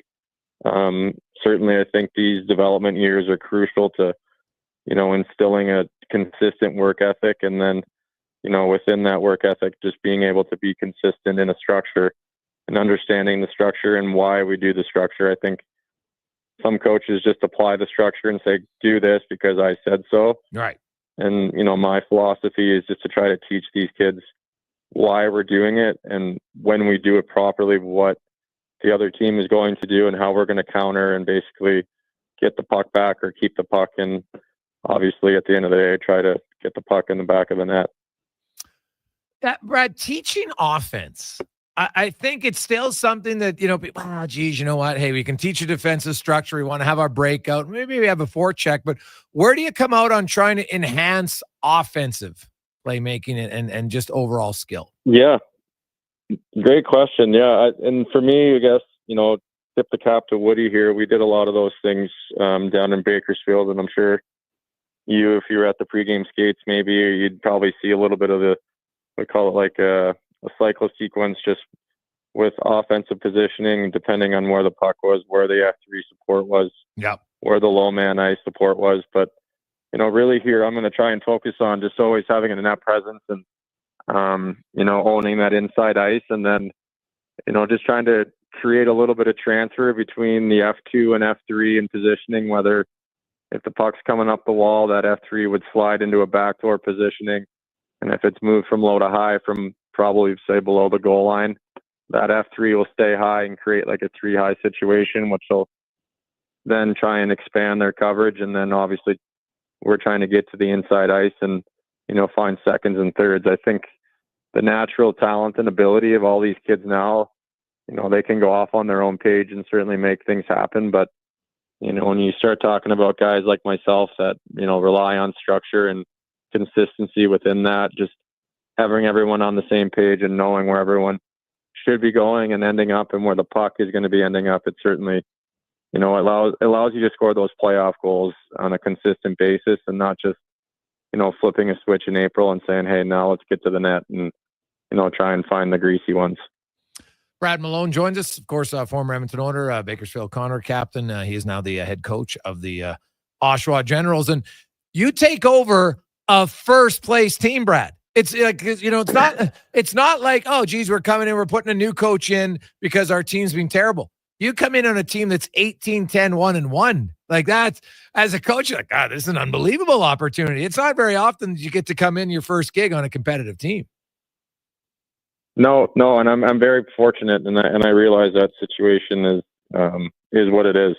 Steve did an incredible job of not just welcoming me in, but also, instilling a ton of good habits and work habits and a culture here that certainly I'm, very, very happy to take over and just continue on with the culture that he's started here this season. So it's a crazy lesson for not just myself, so early on, but also the kids. Just the nature of the business and how things work in pro hockey is it's volatile. So certainly, very fortunate to have this opportunity, and I'm not going to be very very social with too many people, other than there's a lot of work to be done here on a daily basis to get these guys prepared, and I'm just trying to comb through everything properly and make sure these guys have the answers that they need to put their best foot forward every night. So I'm really looking forward to the opportunity to helping these guys not just get to the next level, but try and do a really special thing here this year. One of your players, your leading scorer, has got 21 goals, 44 points in 26 games. He was a third overall pick, whatever it was, 5 months ago. Bennett Seneke, he was just a late addition to the World Junior Camp. I thought he should have been one of the original guys. Like, very skilled player, Brad. Very skilled. Like, as a, you played in the dressing room with Connor McDavid. I'm not saying it's Connor McDavid, but when you have high-end guys, you know what? Like, it's fun. You got to challenge them. You know, they're always sponges. It seems that usually the best players are usually the hardest workers for the most part. Give me your thoughts on Seneke and what makes him such a special player, and kind of maybe, you know, what the future you think holds for him down the road. Yeah, well, great question. Yeah, certainly. As a player development and assistant coach, it was I was usually skating over to him after every offensive drill with my hands up, celebrating the crazy shit that he's doing on the ice. This kid's his talent is remarkable, physical, natural, just a absolute specimen. He's a man amongst boys here. Certainly the reason that Anaheim valued him at that position. He's got every tool in the shed, and he can apply it not just offensively, but physically. He can, you know, play that gritty power forward style game, and ironically a little bit kind of like the guy that used to play here that wore 88. So, you know, he's got some tendencies of that power forward that certainly is very hard to find in a natural gifted offensive player in the NHL these days. So, yeah, I'm very excited to work for him or with him and for him. But obviously, you know, right now the organization's hoping the best for him, that he can, you know, flip the board at Hockey Canada to show them that he can not just only impact the game offensively, but, you know, be sound in the structure and be responsible away from the puck, and, you know, be committed to playing a 200-foot game. And obviously that here is, well, you know, what we're trying to accomplish every night. So I think this experience for him will be very good. And certainly whenever he comes back, we're ready for him to continue on the pace that he has. Brad, lastly, you mentioned Craig Berube, big influence on you. So as a player, did you call him Chief, or was it Coach? And will your players call you Coach, or will it be Bugsy? How does that work? It was Chief, and it would be Bugsy. Okay. Yeah. Okay. Certainly, you know, for me, my philosophy and just the way that, you know, I want to kind of carry myself is I don't want to put myself above anybody. I told the guys with our first meeting that this is a round table. Everyone's got a seat at the table. There's no one above. There's no status. You know, we walk in here, we're all on the same team, and we're all working towards, you know, one direction and one goal. So a little cheesy, but at the end of the day, it's just been my philosophy for a long time, even in Bakersfield. It's just the type of environment that I believe, you know, it bleeds the most success is just by us, you know, everyone having an equal seat, and obviously demanding, you know, the same out of everybody. And certainly, you know, you talk about the Beckett Senecas and the Callum Ritchies and the Ben Danforths, and, you know, the list goes on and on of the talent we have. But certainly if a locker room has pedestals and people that are held to a different standard, that's when, you know, things can go sideways very quickly. So big emphasis for me is just on us all being together, and, you know, using that word brotherhood, or however you want to say it, but just, you know, everyone's in it together and everyone's got an equal say. As always, Brad, great to talk to you, man. Congratulations. We'll be watching continued success in Oshawa. Yeah, thanks, guys. Appreciate it. No pressure. Yeah, hey, you just took over first place, right? So good luck with that. Yeah. But if it wasn't pressure, it wouldn't be fun, right? No, this is great. Yeah, thanks for having me, and thanks for listening to me mumble. No, not at all. That's Brad Malone, longtime captain. You know what? There's a player who I think squeezed the most out of everything he had in his career. He played 13 years of pro, played 218, give or take, NHL games, played almost 600 in the American League, and was somebody who was very well respected amongst his teammates. They loved him as a captain. Great guy to talk to everywhere he went. And interesting listening to him. And he goes, basically since my junior year of college, he's been taking notes. He was a player. He always wanted to play first, but he had a plan. He wanted to be a coach, and, you know, maybe got this gig a little quicker than he thought he would. But hey, it's a good opportunity, man. Like, not many guys, your first coaching gig is with a first place team.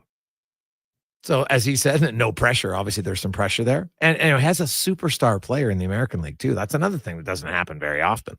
So from Seneke. So we'll see how it goes. That'll be something to watch from as he takes over. The team is they're pretty good. And that Seneke's a hell of a player, man. He's huge. Oh my goodness, really huge. And Seneke's one of those kids. Maybe it's just because of his reaction to the draft. He's going, "What? I'm going third overall." Like he wasn't expecting his name to be called. It's kind of cool. Quick break. We'll come back. Yaremchuk will join us. We have the business of sport with Rich Winter coming up at 4:00. Tony is up to 700 now on our month of giving package for the HEPA filter system in your home from Mono Mechanical. And Craig has it at $13.50, our first bid on the fishing trip. So let's get those up a little bit here. It's going to be a little slow Wednesday. We've had a great start. Let's keep it up. 833-401-1440. You got a go-to coffee spot, a trusted barber, even a lucky game day jersey. But when it's about looking your absolute best, there's only one name you need. Mr. Dirk. Family run since 1939. We're experts in crafting impeccable tailor-made suits and offering a wide variety of everyday styles. Pair that with personalized one-on-one fittings and the convenience of on-site tailoring. Mr. Dirk elevates your style game. Visit our Edmonton store or explore MrDirk.com. Score big on style with Mr. Dirk.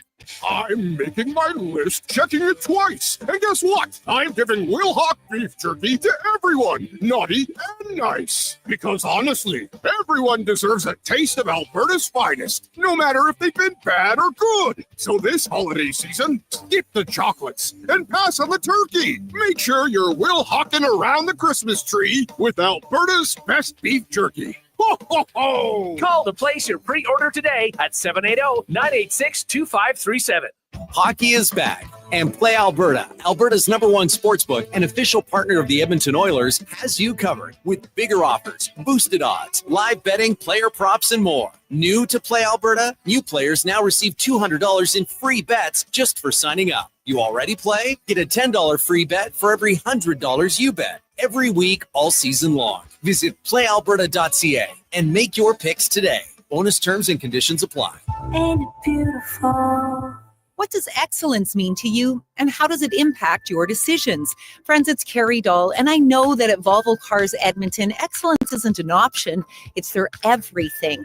From customer satisfaction and sales, service, inventory, and retention, they excel in all. Congratulations, Volvo Cars Edmonton, Canada's only 12-time Volvo Excellence Award winners. Volvo of Edmonton. For half a century, that's 50 years, GS Construction has been building the foundation of Edmonton and the surrounding area's infrastructure. But let's make one thing clear. This milestone would never be achieved without the dedication of our incredible team. Together, we've built the underground infrastructure that keeps things running smoothly, from the existing to the new underground systems. It's 50 years of hard work the team has put in to make it all possible. Here's to another 50 years. For more on our team and our work, visit gsconstruction.ca. Delicious news. The McDonald's meals you love are now $9.99 every day. Grab your fave like the Big Mac, 6-piece McNugget, McChicken, or Filet-O-Fish with medium fries and a medium fountain drink for $9.99 each plus tax. At participating McDonald's restaurants in Edmonton, Alberta, and the surrounding area. Prices exclude delivery. The Canada-wide clearance is on at GMC. Get a $7,500 cash credit on 2024 Sierra 1500 Crew Cab elevation models. With Sierra's 13.4-inch diagonal premium GMC infotainment system with Google built-in compatibility, available off-road package with hill descent control, plus an available 3-liter Duramax diesel engine, you can take the road less traveled and try new things, like fishing or whitewater rafting. I should have gone fishing. Ask your GMC dealer for details. Hair Aware with Dr. Vance Elliott. Hey, Dr. Vance, does a hair transplant have to look like a hair transplant? There's a guy at work, his is totally obvious. My goal is to give every one of my patients a full natural-looking head of hair, so I stay up to date on the latest innovations. This is science, and more importantly, an art. I do things differently and move more hair than is normally done, resulting in a thicker look that is also more natural. Trust a world-renowned expert in hair restoration. Book an appointment at drvanceelliott.com today. Falling asleep at the wheel again, baby. Portions of this hour brought to you by Papa John's. Better holidays start with better ingredients. Better pizza from Papa John's. Get 25% off any regular price pizza with code BETTER25 at papajohns.ca. The Jason Gregor Show, the best of Edmonton sports talk and beyond. This is Sports 1440. Presented by PlayAlberta.ca, Alberta's only regulated online gambling website.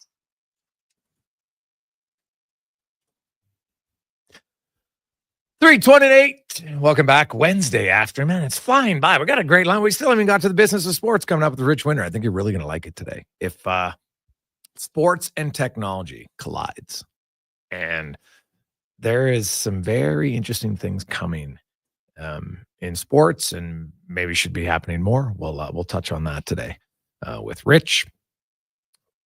Also, month of giving. Let's fire it up a little bit. We're at $13.50 from Craig on our fantastic fishing package for our outdoor fishermen. This is a great day to get on the river. You're going to have a guide who'll take you all around, knows all the hot spots. That's Mike from Get Hooked Fishing Adventures. Louis DeBrusque, longtime NHLer, analyst for the Oilers. He's a huge outdoorsman, loves fishing, loves hunting. Big about. He'll talk about bow hunting if you're a big fan on that all day long. He'll sit up in his in the trees for hours. I don't know what he does up there, but he loves it. So, you get catered lunch. The river fishes best in August to October, so you have lots of time. But if you want to go earlier, you totally can. But Mike recommends at that point. So that's currently at $13.50 from Craig, and package number 2 is at $700. Well below face value from Mondo Mechanical. It's the Sonovax HEPA sterilization and UV air purification system. And they'll install it in your home. You're just going to have you much clearer air. Helps reduce odors and mold and viruses and bacteria in your home. Check it out. Go look at all the benefits. There's massive benefits. Continuous protection against airborne pathogen. Helps reduce symptoms of illnesses or allergies. Specifically, you got somebody in your house who got some bad allergies. This system will really clear the air in your home. Helps it. And it's a bargain right now. Absolute steal at $700 with Tony. So 833-401-1440. 833-401-1440. You can text or call Connor at that number in our email inbox. Let's go in the room now, brought to you by Action Electrical. Building owners can earn a refundable federal tax rebate up to 30% on solar projects' capital costs. It's called the ITC. Learn more.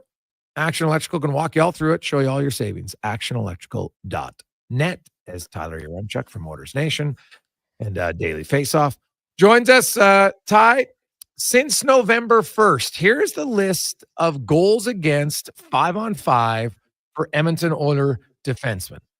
Evan Bouchard's at 17, Ekholm's at 16, Emberson's at 12, Kulak's at 11, Stetcher's at 8, and Nurse is at 2. Wow. Nurse has been unreal. That's a 6-week. That's like 2 to 17 is a pretty big difference. Like Nurse has the lowest in the entire league. He has the best goal for percentage amongst defensemen. He has the best goals against per 60. Like he's been really good. Yeah, he really has been now. And like you said, we're stretching now over a month of really good hockey for Darnell Nurse, which is kind of the mark where you start to go like, okay, is this maybe no longer just a random heater where a guy gets some good bounces and makes some good plays? Like, no, a month or 6 weeks almost is a pretty legitimate sample size. And for the Oilers, this totally changes the dynamic or how you view the dynamic on their blue line. Like Bouchard and Ekholm have proven over the last year and a half, I guess you could say, that they've been together, that they can be reliable, right? We saw them be very good. They were a top pairing on a team that almost won the Stanley Cup. But now if Darnell Nurse is back to being his old self, and you can go find an upgrade on that right side, all of a sudden you start to view this Oilers top 4 as not just passable, not just serviceable, but depending on who they get, do you use the E word? Could it maybe be elite? Well, he's played that way, right? And now to do elite, you got to do it for a long period of time. Yeah. But there are things about his game that, like, his skating is elite. Even when he was struggling, Darnell Nurse rarely gets beat wide because he's got unbelievable recovery speed. He's long. I see him standing up even more at the blue line this year. But honestly, in talking to Darnell, I think the biggest adjustment in his game is he said, hey, I realized I'm not a perfect player. I can't get so wound up at myself, because he's way harder on himself than anybody is in the media or the fans. I'll tell you that he was like, geez, if I made a mistake, that he would get down on himself. He's like, you know what? I'm just going to have fun. And he does seem a lot more relaxed and smiling around the room Like maybe it helps because he's playing so well, but I do wonder how much of that is where he's just not putting as much pressure on himself. Like he's never going to live up to 9.25, and he doesn't have to. I've always argued, I'm like, at most he's $1 million overpaid. At most, you can see all the guys at the Athletic who crunch all the numbers even come out at that. You know, you got a few mouth breathers who are like, oh no, he's a $5 million defenseman. Well, you're entitled to your opinion, even when it's foolishly wrong. But, you know, he's $1 million overpaid. But the thing was, people I think forget in that is when they signed Nurse, lots of guys weren't committing long-term to Edmonton when he did. He was coming off a great year, and he's best buds with McDavid and Draisaitl. And if your organization is looking long-term, keep guys happy. If Nurse getting overpaid $1 million means Draisaitl and McDavid signed long-term, you do it all day, every day for the rest of your life.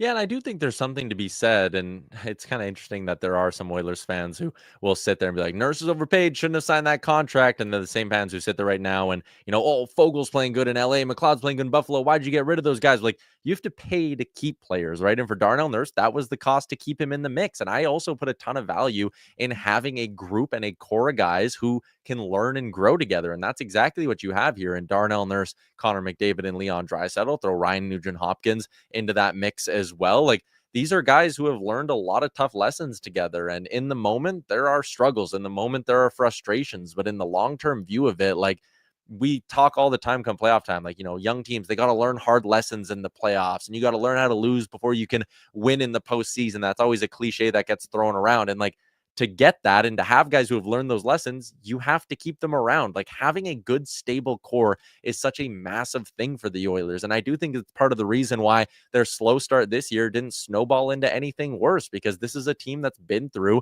a lot of really tough moments together. And when they started 0-3, there was no panic. There was no, oh my God, are we not as good as people think as we are? What's going on? It was like, no, okay, we've all been through a bunch of stuff together as a collective unit. We know how to get through this. And I also think it brings more of a sense of accountability in that room as well. Like, you want to play for these guys when you're not friends with them, but when you've been through as many battles together.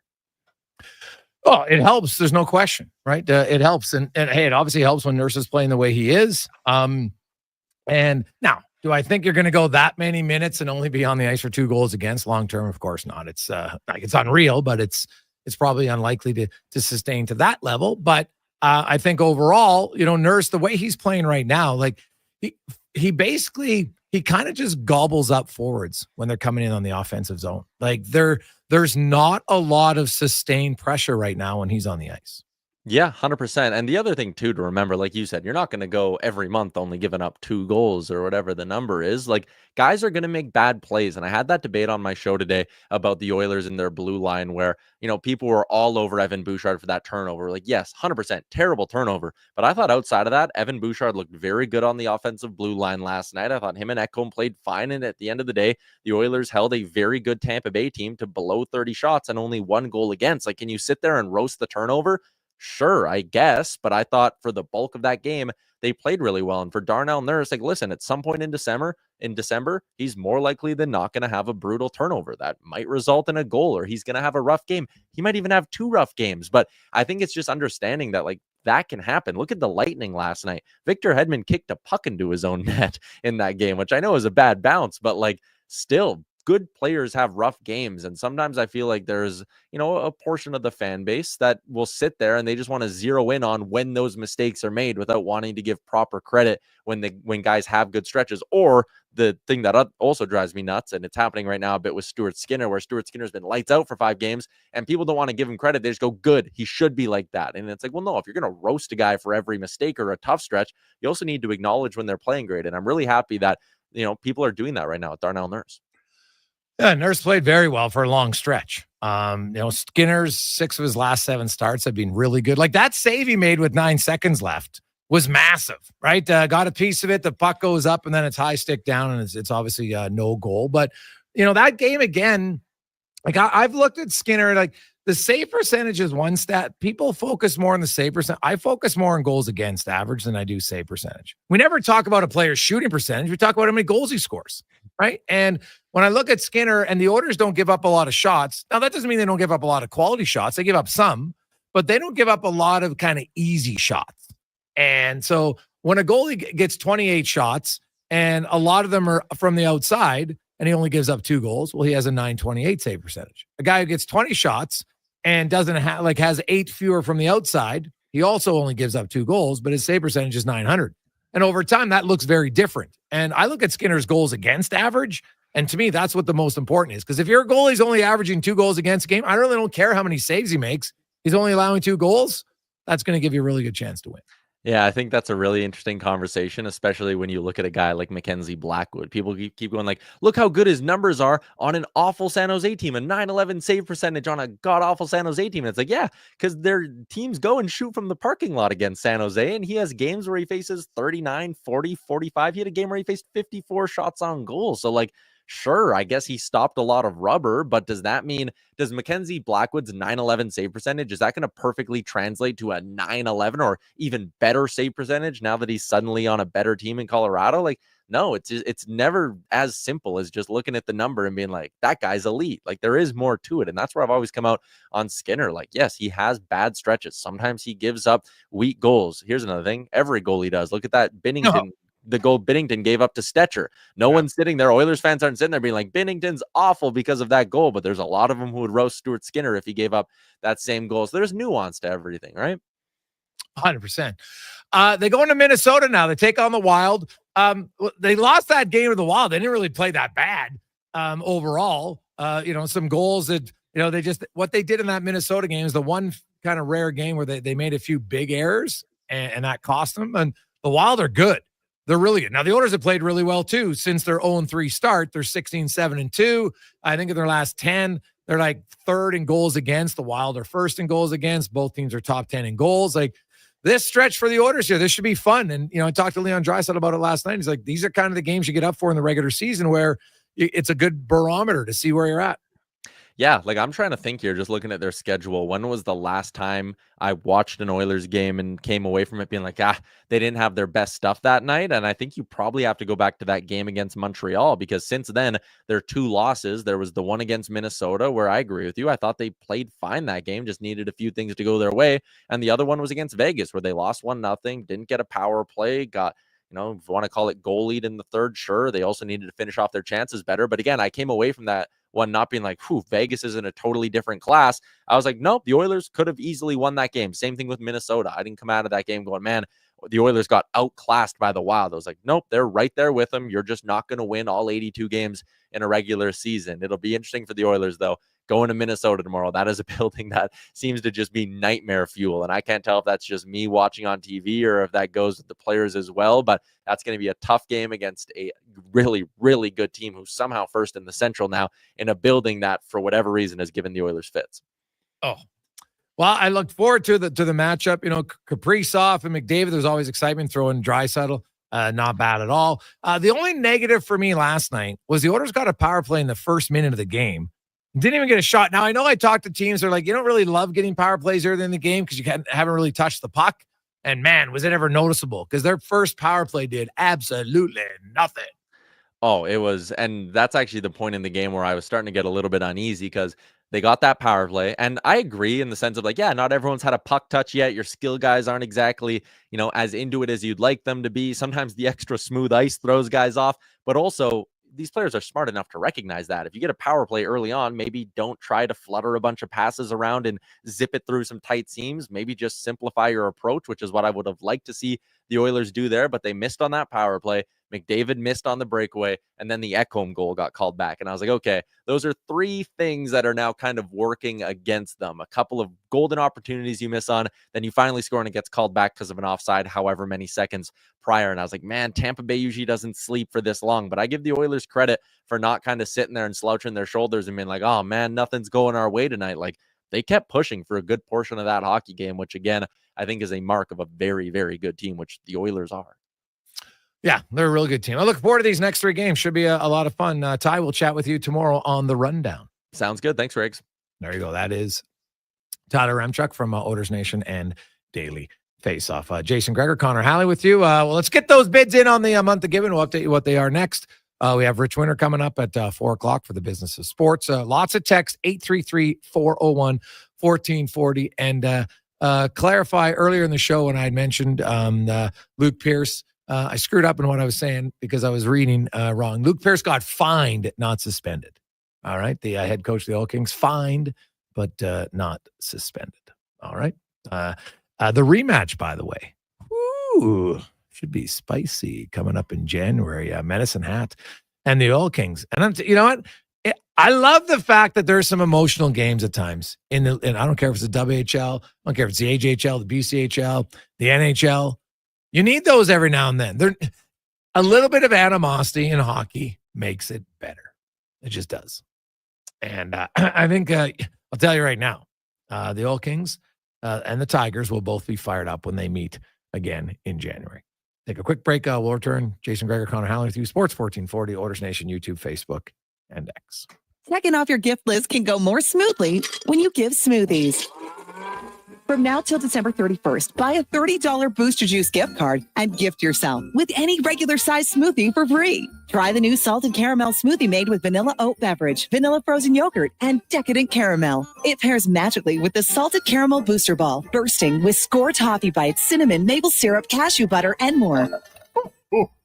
Happiest of holidays from Booster Juice. Download the Booster Rewards app today. 3, 2, 1. Happy New Year. Let's rock. Edmonton's biggest New Year's Eve party is at On the Rocks. Featuring Edmonton's #1 party band, the Barkels. The Barkels. Get ready to dance the night away as we ring in 2025 in style at OTR. Tickets include a 3-course meal, party favors, and bubbly at midnight. This party sells out every year. Oh, and if you don't have anyone to kiss at midnight, Marco is always available. OTR's New Year's Eve party. Tickets at ontherockYEG.com. Bringing every project to life requires the right team. By joining the Japa Machinery Group service or sales teams, you can be part of setting a new industry standard. Celebrating a legacy of excellence with Japa. Learn more at japamachinery.com. They are nice, tasting just so right. You can order oodle noodle at oodlenoodle.ca, delivering you the news almost right away. Remember, you can order oodle noodle at oodlenoodle.ca. So stay on your couch all day and order oodlenoodle.ca. Oodle noodle. Weather forecast? Ugh. Savings forecast? Cha-ching. Save up to $225 on a set of 4 select tires, plus a bonus $50 off any service of $150 at Fountain Tire until December 14th. Restrictions apply. Fountain Tire. We're on this road together. The job isn't done until the last load is hauled, and having a semi-trailer out of commission is not an option. Whether replacing or adding to your convoy, Edmonton Trailer has a huge inventory of new and used semi-trailers, trusted by the gravel, logging, oil field, fluids, and freight industries. Find a trailer right for you online or at one of their 3 locations. For sales, service, parts, rental, and finance, when you're in it for the long haul, Edmonton Trailer. Santa sweat, dripping on the tree, due to that new furnace that you got from Legacy. Legacy Heating and Cooling wants to help you prepare for Santa. A nice warm stop during the cold night is the gift you give him. And Legacy can help with no payments and no interest for 1 year on your festive new furnace, because warm homes get better presents. Happy holidays from Legacy Heating and Cooling. Everybody now, Santa sweat, this is really weird. Santa perspiration. Are you watching the interest rates these days? Of course you are. Paying less interest leaves money in your pocket. That's why St. Albert Dodge is happy to tell you that right now they have 0% financing on virtually all new 2024 models. Hundreds to choose from: Jeep Compass, Wrangler, Grand Cherokee, and Wagoneer, Dodge Durango, and Hornet, Ram 1500, 2500, 3500, all with 0% financing. Why pay interest? Head up the trail and see how easy it is to do business at St. Albert Dodge. Could your school, charity, or community group use financial support with a capital project? Maybe Vision Credit Union can lend a helping hand. Vision proudly offers helping hand grants of up to $10,000 to qualifying organizations for capital projects that benefit our branch communities. Apply by January 31st, 2025 for a chance to qualify. Helping hand grants up to $10,000 from Vision Credit Union. Learn more at whatsyourshare.ca. Prime Fasteners and Tools, your trusted source for the latest Milwaukee products and deals. Prime Fasteners and Tools offers power tools, accessories, storage solutions, and the fasteners you need to get your project done on time and on budget. Whether you're a contractor or a weekend warrior, everyone is welcome at Prime Fasteners and Tools. For the best Milwaukee experience, visit Prime Fasteners and Tools, located at 12304 184th Street.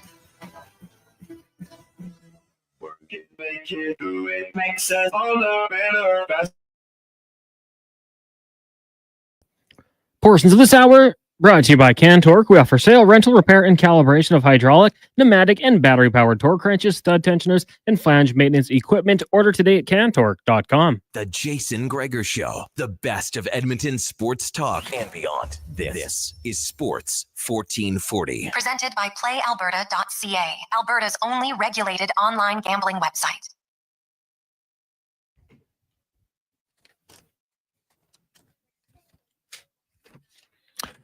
$350. Jason Gregor, Connor Halley. Wednesdays, we do 5 questions a little bit earlier because we have the business sport with Rich Winter in the 4 o'clock hour. Got a few texts coming in quickly.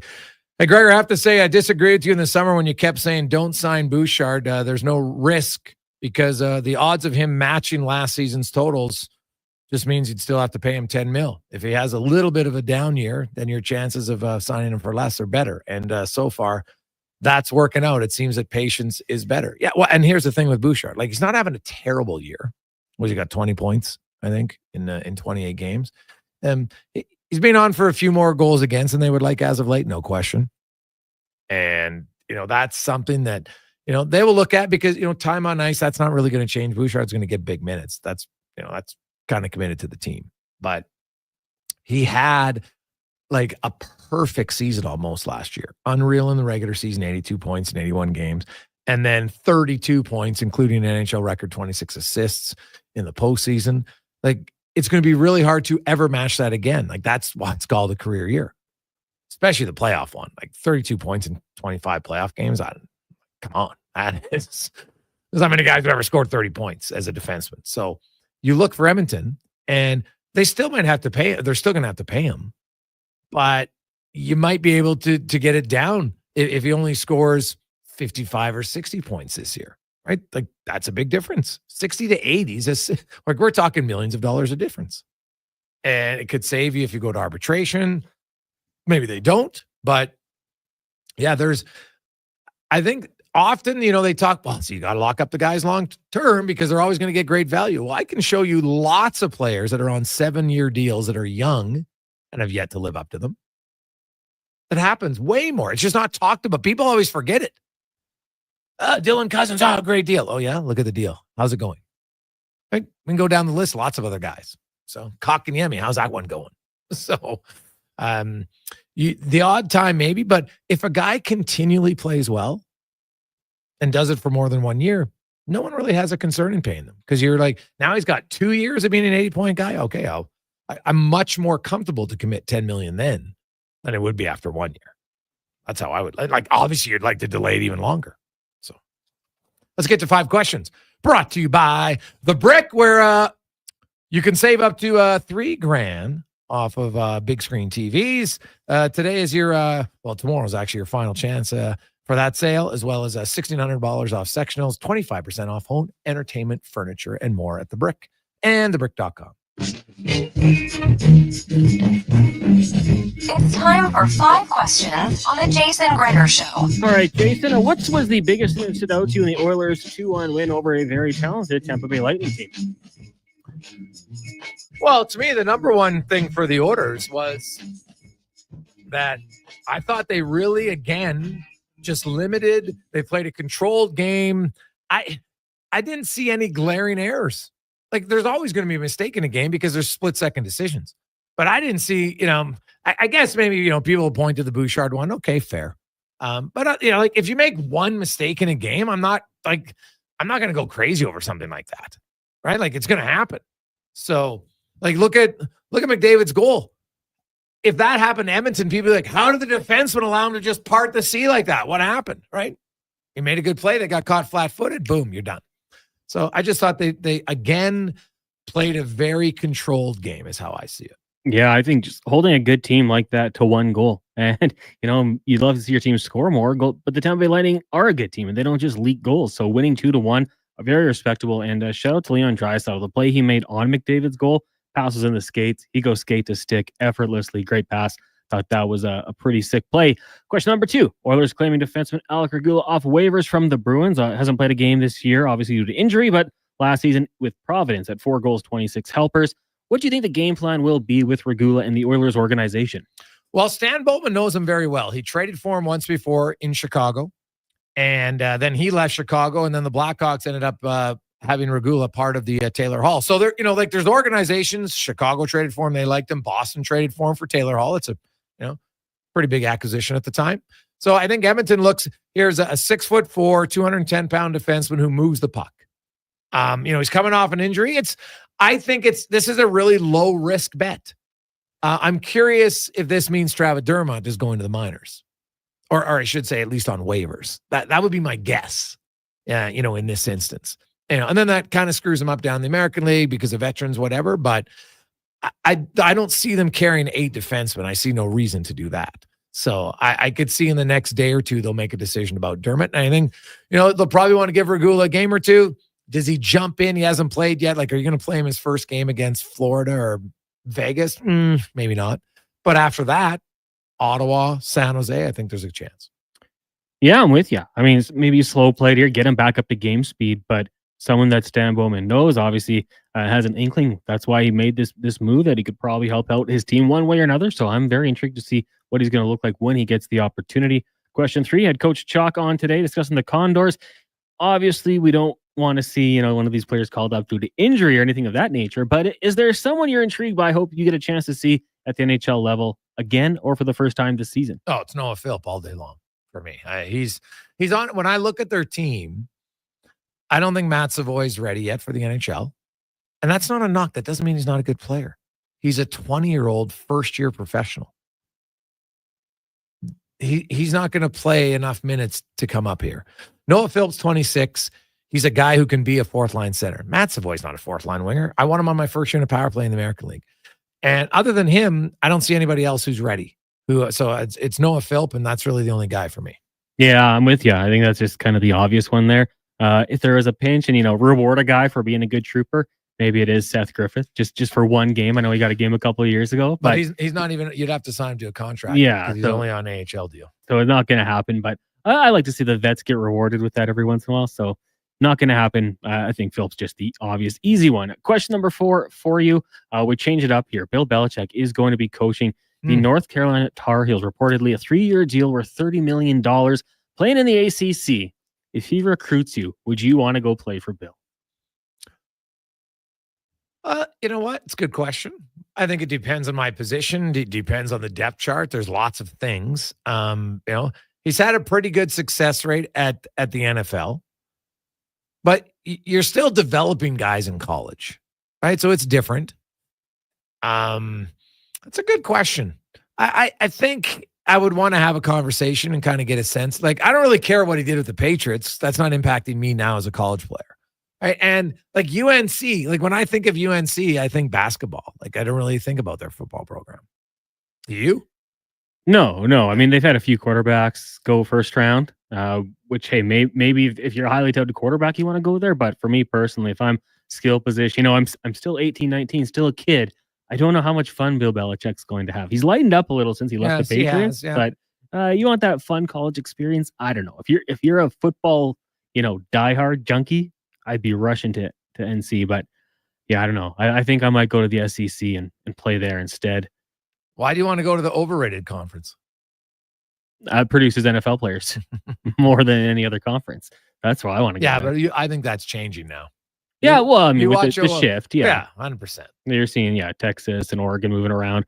It's all jumbled up, but I still think the top teams play there, and I'm predicting Georgia walks through that tournament. Question number 5. On this day in 1987, Oliver Stone's Wall Street was released. It had Charlie and Martin Sheen in it. So I'm asking you, when it comes to families in Hollywood, who would you have at your top of the list? You go first. Yeah, I mean, it's tough to look past the Estevez Sheen family because, they've had hits. Emilio Estevez, Mighty Ducks, Charlie Sheen, ton of things. So kind of went off the deep end for a while there. But if I want to throw one out there, how about the Stillers?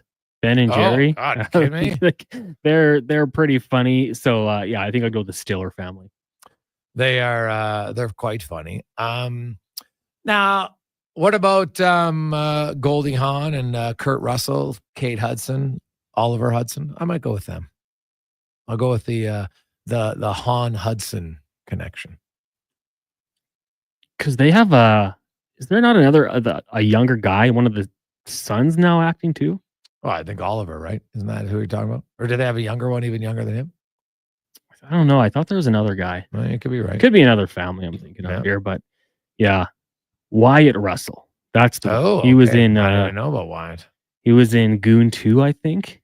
Mhm. 22 Jump Street. So yeah, very good. Now the other one, could I change mine?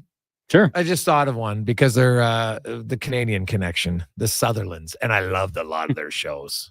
So father-son duo that have been pretty dynamic. I'm going to go with the Sutherlands. Did you watch 24? Oh, yeah. Was it good? It was actually quite good. I quite liked it.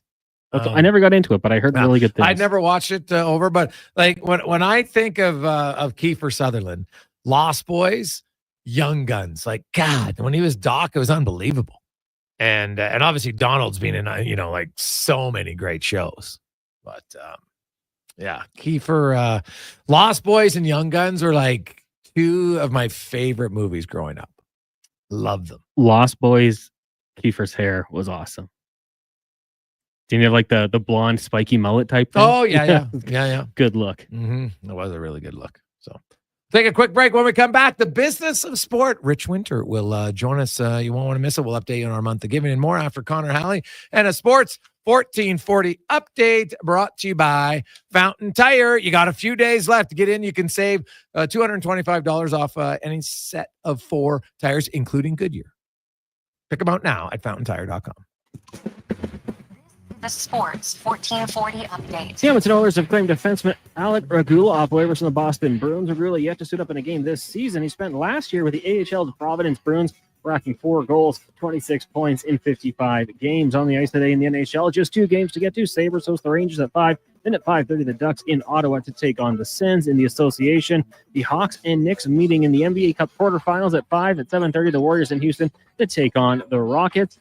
In the AJ tonight, just one game. Bonneville's in Devon taking on this Extreme. That starts at 7. And some news from the collegiate ranks is 6-time Super Bowl winning head coach Bill Belichick heading back to school, joining the North Carolina Tar Heels as their new head coach. It's a 3-year deal worth a reported $30 million.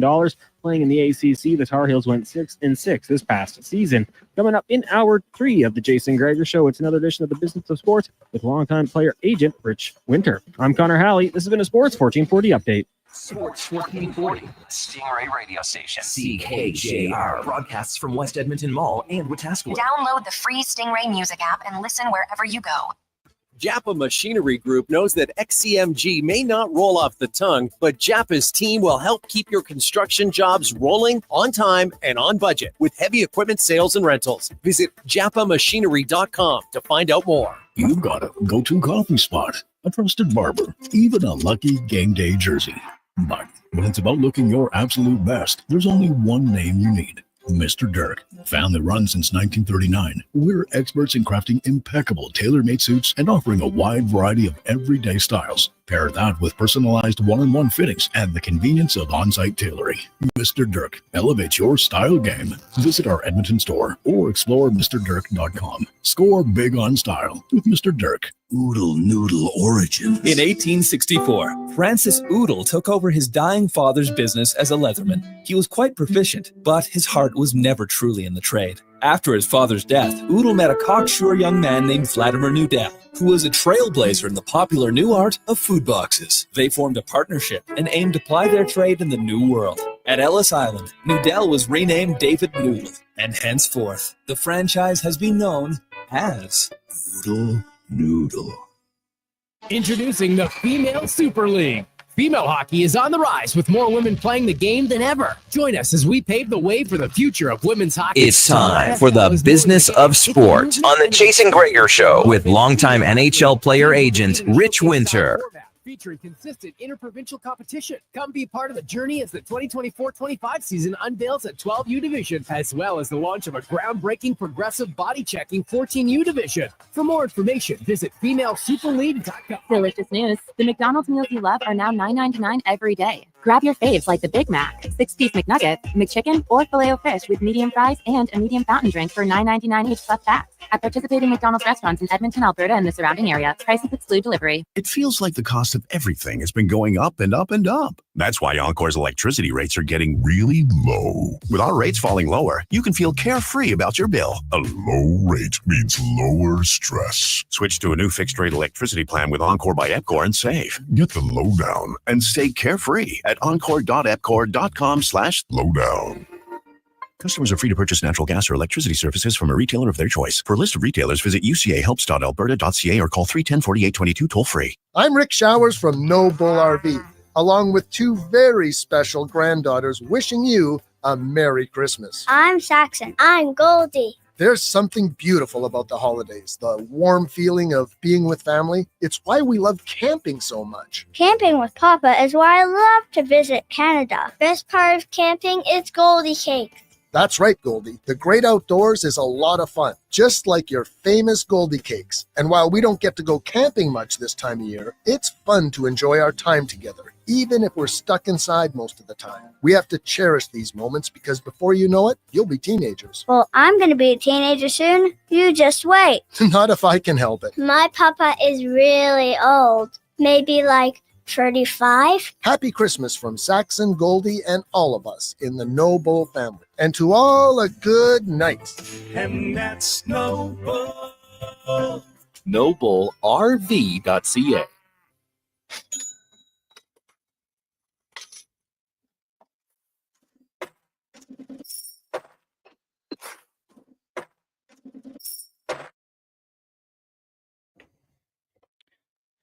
Portions of this hour brought to you by Leading Edge Physio. The team at Old Strathcona has special training dedicated to reducing the impact of cancer care before, during, and after your diagnosis. From lymphedema to the management of fatigue and side effects of chemotherapy and radiation, they can help. Learn more at leadingedgephysio.com. It's time for the business of sport on the Jason Gregor Show with longtime NHL player agent Rich Winter.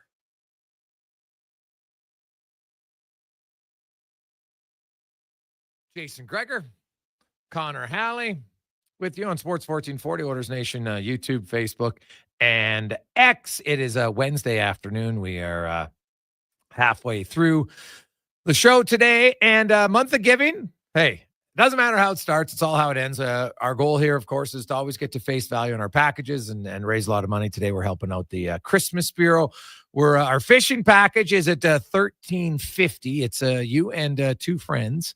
We'll be fishing with Louis DeBrusque, who's a huge fisherman, a hunter, outdoor enthusiast, as well as Mike from Get Hooked Fishing. He's going to be your guide because there's nothing better than having a guide who knows all the best places to go. You're going to be catching walleye and pike and goldeye and sturgeon. You got the catered lunch all day. You got a whole day of fishing. And Mike recommends August to October is the best time to go. But if you want to do it earlier, he totally can. That'll be up to you guys, the winning bid. There's no set date. You find a date that works for everybody, and away you go. That's at $13.50. The HEPA sterilization air purification system from Mondo, it's only at $700 from Tony, an absolute steal. So let's get that up. It helps reduce odors and mold and viruses, bacteria, helps improve respiratory health. If you have anybody with allergies, it's really great to, it can clean out the air and just lower the impact of the allergies. And it also comes with insulation, so they'll install it in your home.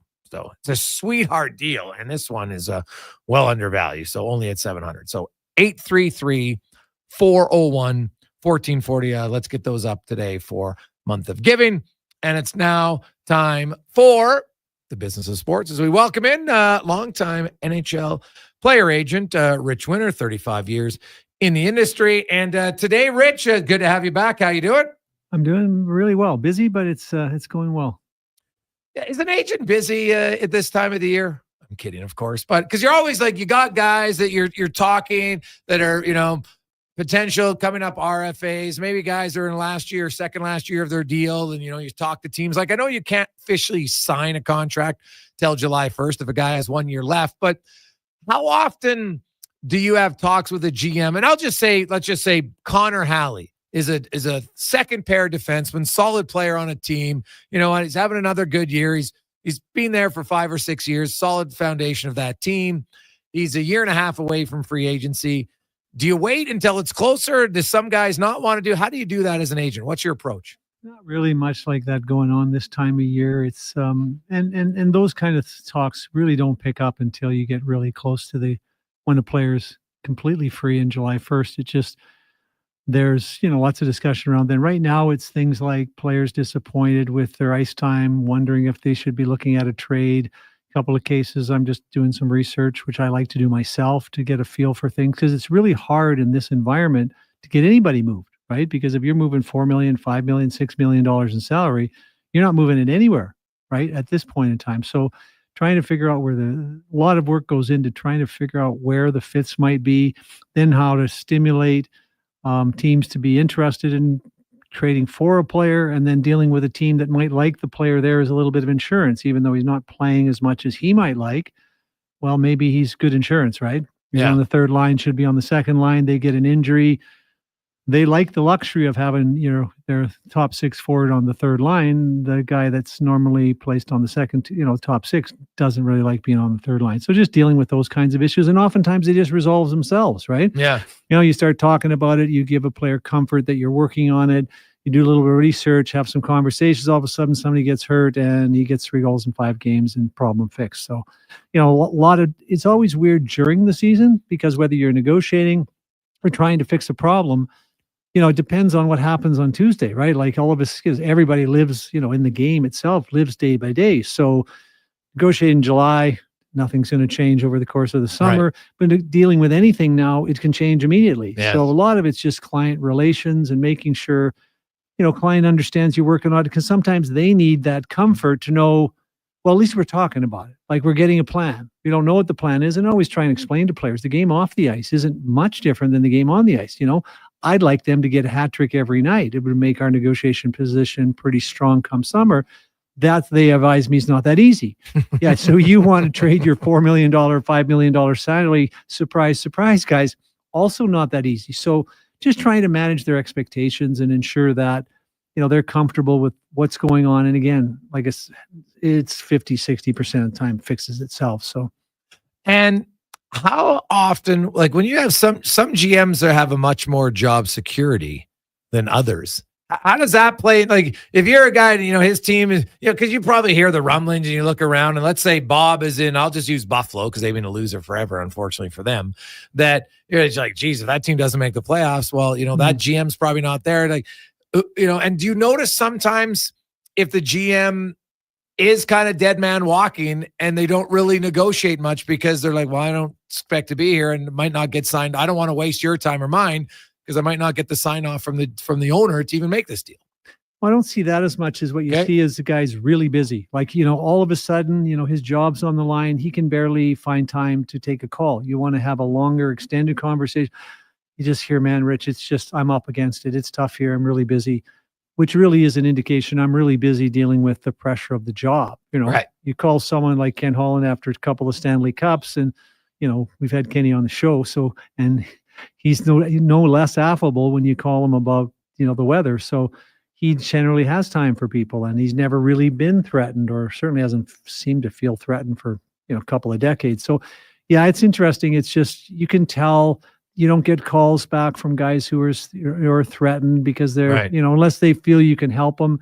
And oftentimes it's really tough on these guys because they're stuck. They made their bed in July, and it'd be nice to find a quick fix, but it's not easy. And so I think what happens more now in the cap world than it used to be, you just recognize you can't fix it. And then it becomes a nightmare. And I mean, it starts with coaches. I mean, coaches don't sleep at all, hardly ever, because they weigh their performance and their future game by game, period by period. GMs are probably measuring it season by season. But as it gets to a point where you're dealing with a team like Buffalo, hasn't won for a long time, Kevin Adams is a great guy. I like dealing with him. He's straightforward and honest, and just he's just a really solid guy. And you hate to see him going through this, but inevitably that's a part of this game, right? Yeah. Let's get to today. I want to talk about we're good in the business of sports on the tech side. And I know that, so you just got a certificate in AI at MIT. So what did you learn when you went through that certificate at MIT when it comes to AI? Well, I think what you learned more than anything was you learned how to visualize what types of problems can be machine learning problems and can benefit from the algorithms that you can access through various different artificial intelligence platforms.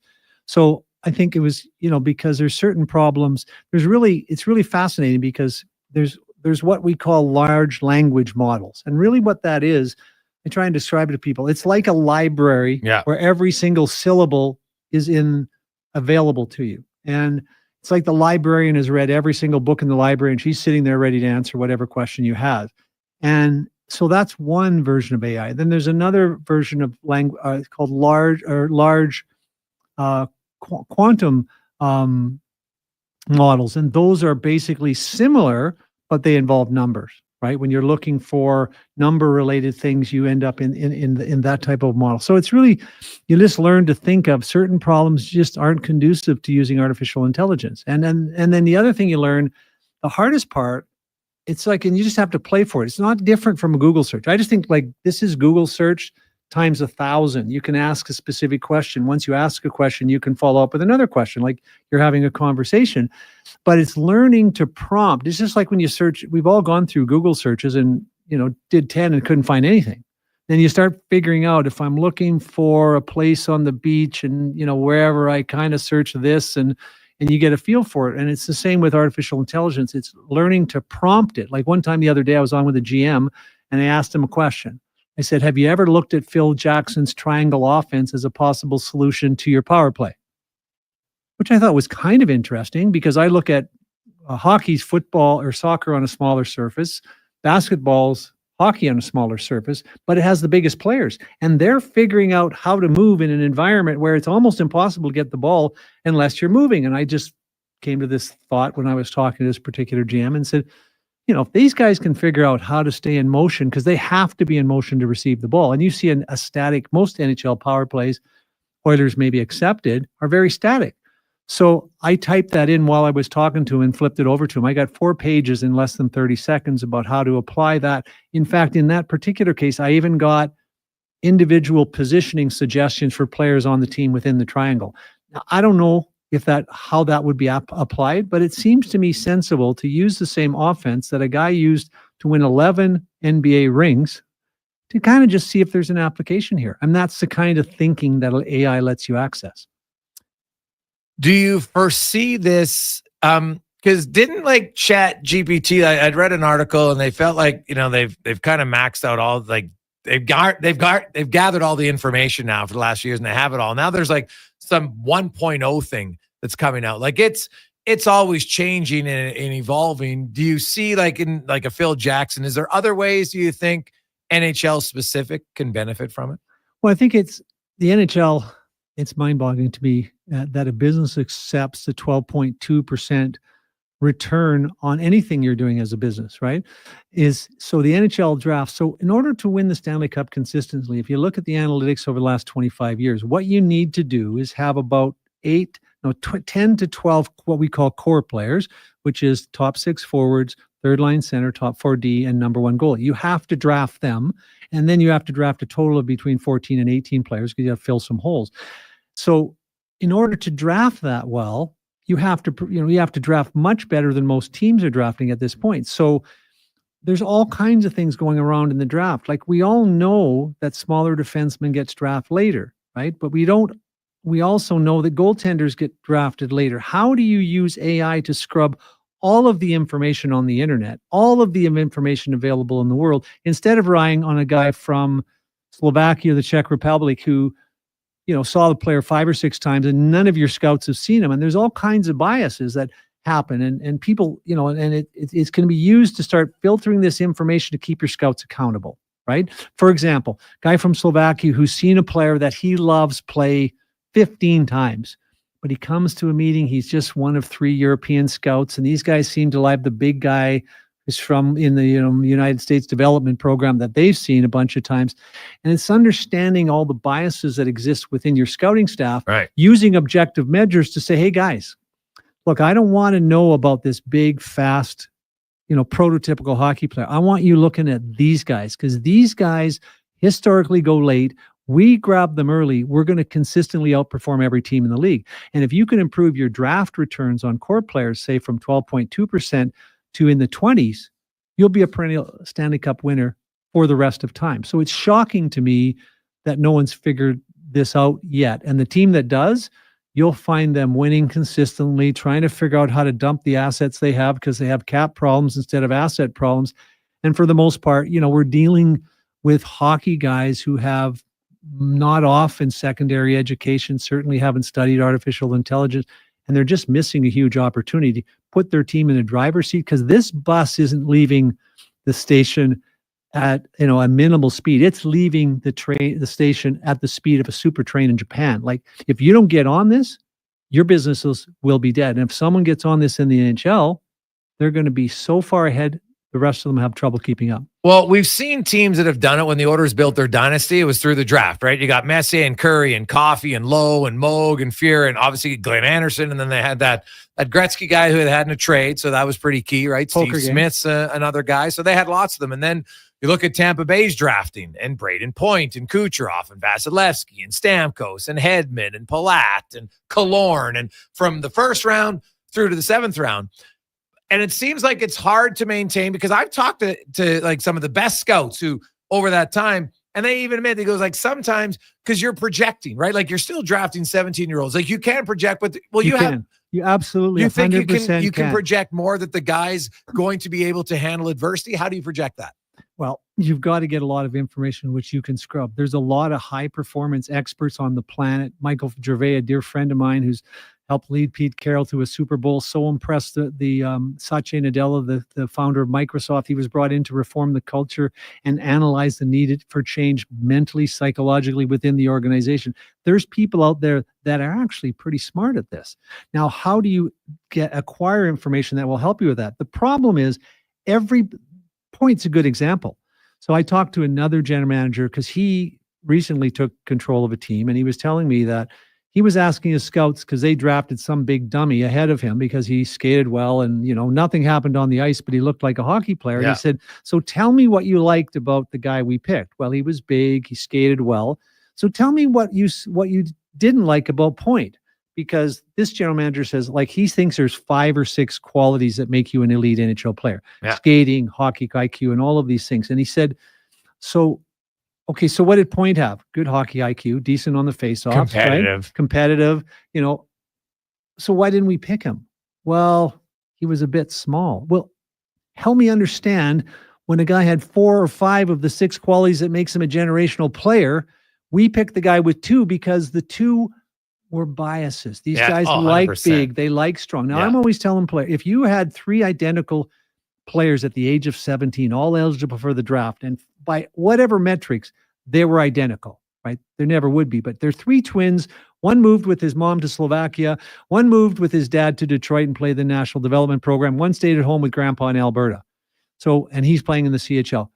All things being equal, based on what your scouts are reporting to you, who do you pick? The Slovak, the U.S. Development Program, or the Canadian Hockey League player? Only one, and you always pick him. The Canadian. No, the Slovak, because he hasn't been seen much, and they don't know what he's about. And if someone's banging the table, they understand something that the group here hasn't yet been exposed to. So, and if you look at the great players in the league, the ones that are getting late, Kaprizov in Minnesota. Yeah, that's fair. Later round picks. If you're talking it's a late round pick, I would agree with that. There's always a player available. An NHL player has been available in every single draft the last 15 years, in every round but the 7th. And all of these scouts like to say, well, we missed him, but their measure is everybody else missed him. Yes. I'd like the measure, if I owned the team, to be, I really don't care if they all missed them. I'd like to see you at least improve your returns by 10%. Because you see, the draft is it's like a real estate adventure, because you're basically given 7 tokens to buy stuff. Yeah. And if it's real estate, you want to buy undervalued assets. And that's what you need to buy here.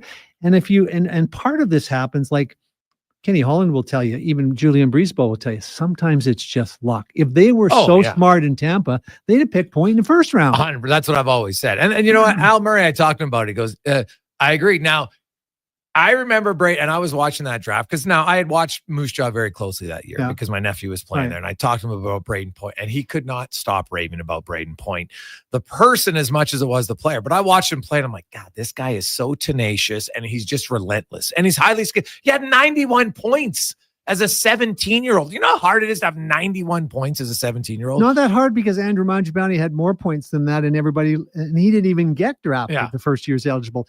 It's because they're biased, they're limited in their thinking, and they don't. And no owner in the league has the information, in this case, scrubbed and developed by AI, to say, hey, like, why are we missing here? Tell me why we're missing. Because you see, what happens is if you use AI, now you're going to figure out there's 4 bloggers out there that when you do the analysis, they're virtually never wrong. So now you have a check on your scouts. So you start looking at things, you get AI scrubs done, and then all of a sudden, you're able to keep your scouts accountable.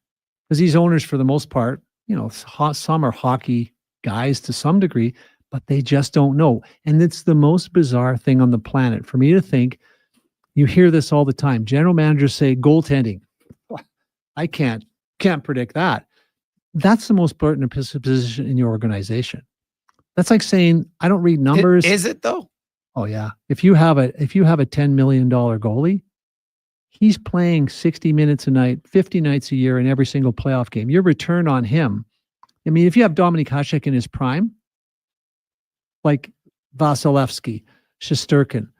I mean, you look at a guy like Fox making $9 million, and Shesterkin's make $3 or $4 million more, and Fox is playing 27 minutes a night. I mean, the goaltender, it can change the dynamics. I've seen it with Hasek and even Brizgalov when he's playing his best. It changes the way people play around him. You know, you don't want to, not necessarily two. You can play with 2 $4 million goalies, and it can work if you're in, until this year, and you're in Boston. Like Don would tell me, Don Sweeney would say, we don't need that good a goalie because the way we play, we don't expose them to too many high danger scoring chances. So it depends on. Well, that used to be true. It's not true. It wasn't true last year. Doesn't appear to be true it's last not true night, this year. for sure. Well, not last night. And then you look at a guy like Hellebuck who's unreal, and then you get in a one playoff series against the wrong matchup, and the Colorado Avalanche absolutely obliterate the best goalie in the NHL.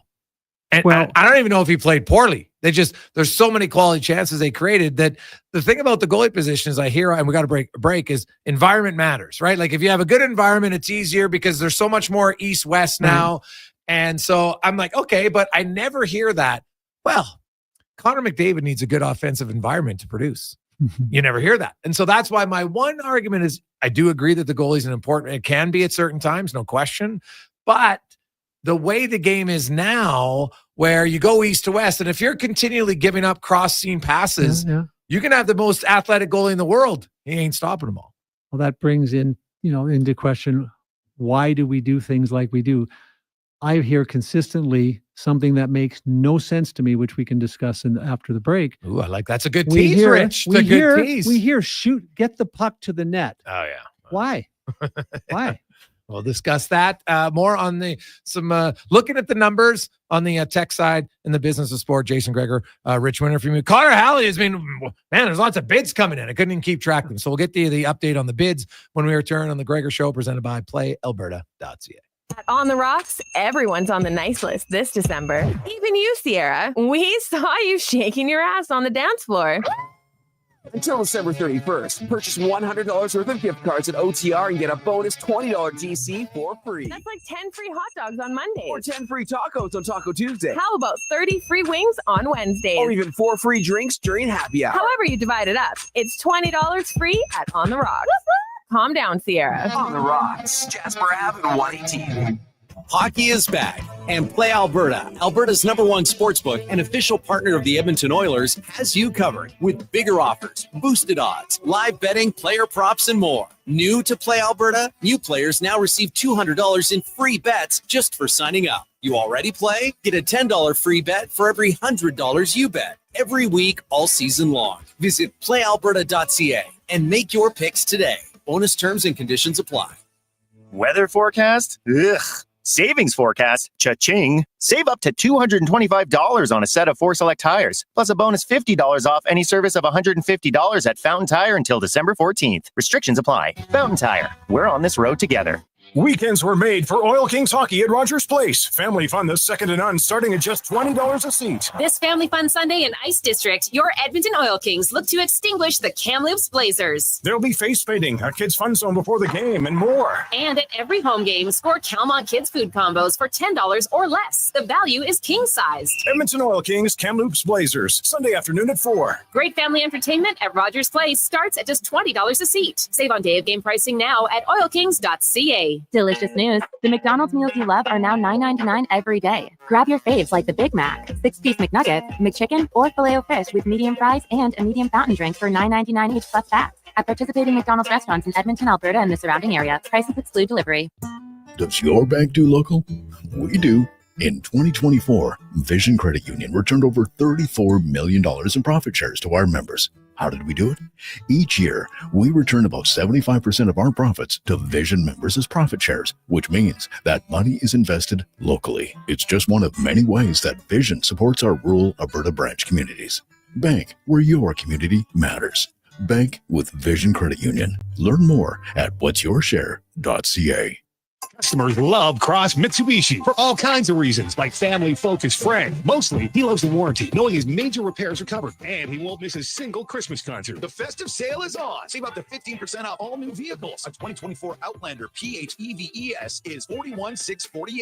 A 2024 RV RES is $25,880. Don't forget Cross Mitsubishi's 10-year powertrain and 5-year new vehicle warranty. See Cross Mitsubishi in-store for details. 9605 34th Ave and at crossmitsubishi.ca. Portions of this hour brought to you by On the Rocks. Watch every Oilers game at OTR with $5.25 Molson Canadian, $5 Pincootney shots, and 60-cent wings. Plus, play Oilers score and win for your chance to leave with a ton of On the Rocks gift cards. Oilers hockey at OTR. Book your table today. Jasper Ave and 118th. From puck drop to kickoff, it's the Jason Gregor Show on Sports 1440. Presented by PlayAlberta.ca, Alberta's only regulated online gambling website.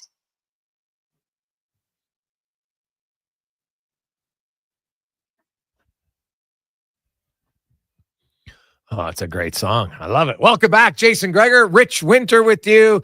The Jason Gregor Show is we have our Business of Sport segment. Cons, I think Frank is at $21.50 on the fishing package. Is that correct? That's it. Yeah, just came in. Okay, Frank's in at $21.50 on our fishing package, and that's courtesy of Get Hooked Fishing Adventures. You and two friends are going to go all-day fishing excursion at the North Saskatchewan. You're going to have a guide, Mike from Get Hooked Fishing. He knows all the ins and outs.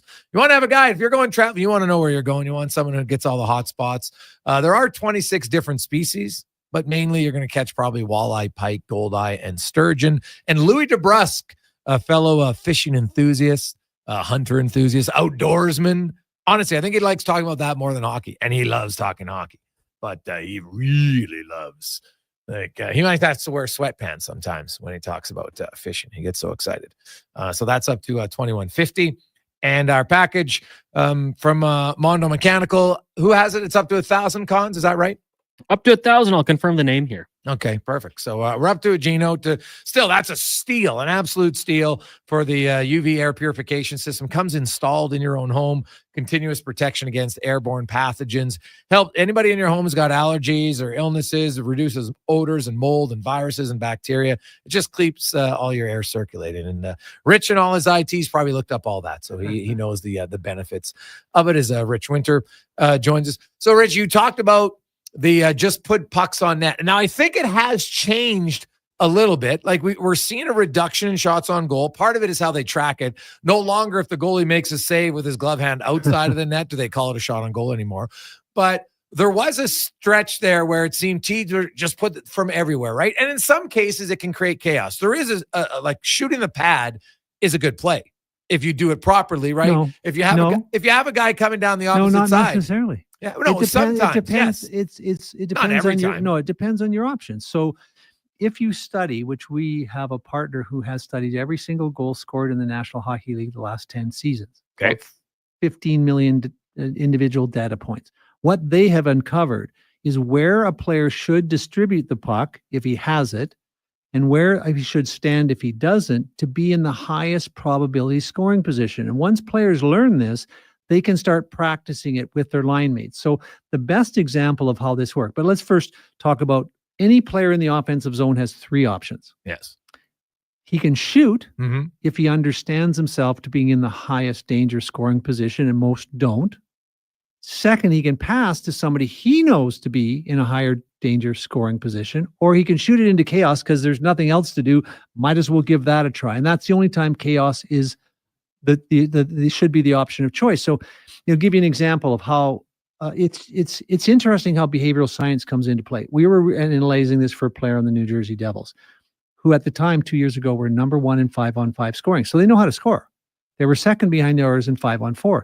But for some reason, which we learned as we did the video, they were the worst in the league on converting high slot line passes, which are among the easiest goals in the league to score. They'd given up 18 goals by being less than average or way under average in that category. So here's what happens. We start showing, and the guy goes, yeah, we're in the wrong position, man. Right? And instead of being coached with systems and video, we're now starting to teach players as an agency about their individual game. Now, the interesting thing was, and we know this works because every player that has started to understand it and start to understand where factually, not just listen to his coach, get that puck on the net, which very seldom makes sense. They start looking at different options. So what happened is Chris Kreider, at 30 years of age, comes and works with the people. I don't represent Chris, but he works with our group. He says, he's referred there by Hank Lundqvist. He says, I've never got 30 goals. Look at his stats. He's had, at 30 years of age, he's had 28 twice. Yeah. Now, he's not a young kid that blossoms like a Thompson in Buffalo. This is guy, we know who he is. We know what he is. He's never scored more than 28. He's a good 25 to 30 goal scorer.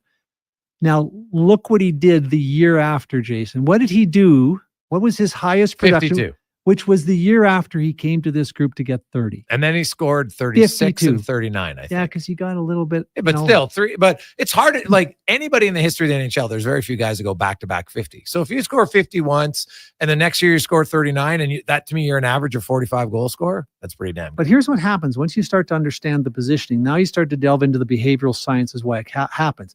Guy like Jack Hughes, with his skill, wants to be in the center of the ice, likes to see the guy that's got the puck, feels like if he's going to get it, he's got enough skill, he can get it done, the job done. Yes. The fact is that generally puts him in the wrong scoring position, much more difficult place to score, so his production drops accordingly. As a goal scorer. Now, many of the places you need to be in, without getting into details because it's hard to describe when you don't have a rink in front of you, but is you're in a spot that's not necessarily conducive to getting the puck a lot. Right. But when you get it, the scoring opportunities are about 4.5 to 5 times higher. Right. So would you rather get the puck 3 times a game in a high danger scoring chance, which gives you maybe 45, 50% chance of converting it?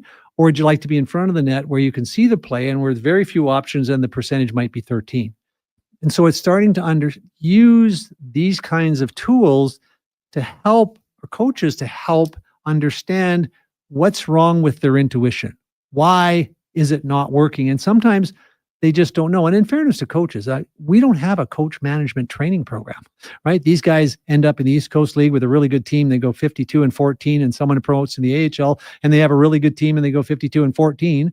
And then they get pro in the NHL, and things start falling apart. And they really haven't had the training that you would see a Phil Jackson get through college and through football coaches. And, guys like Pete Carroll, who grew up around the John Woodens and spent time with them and learned their craft.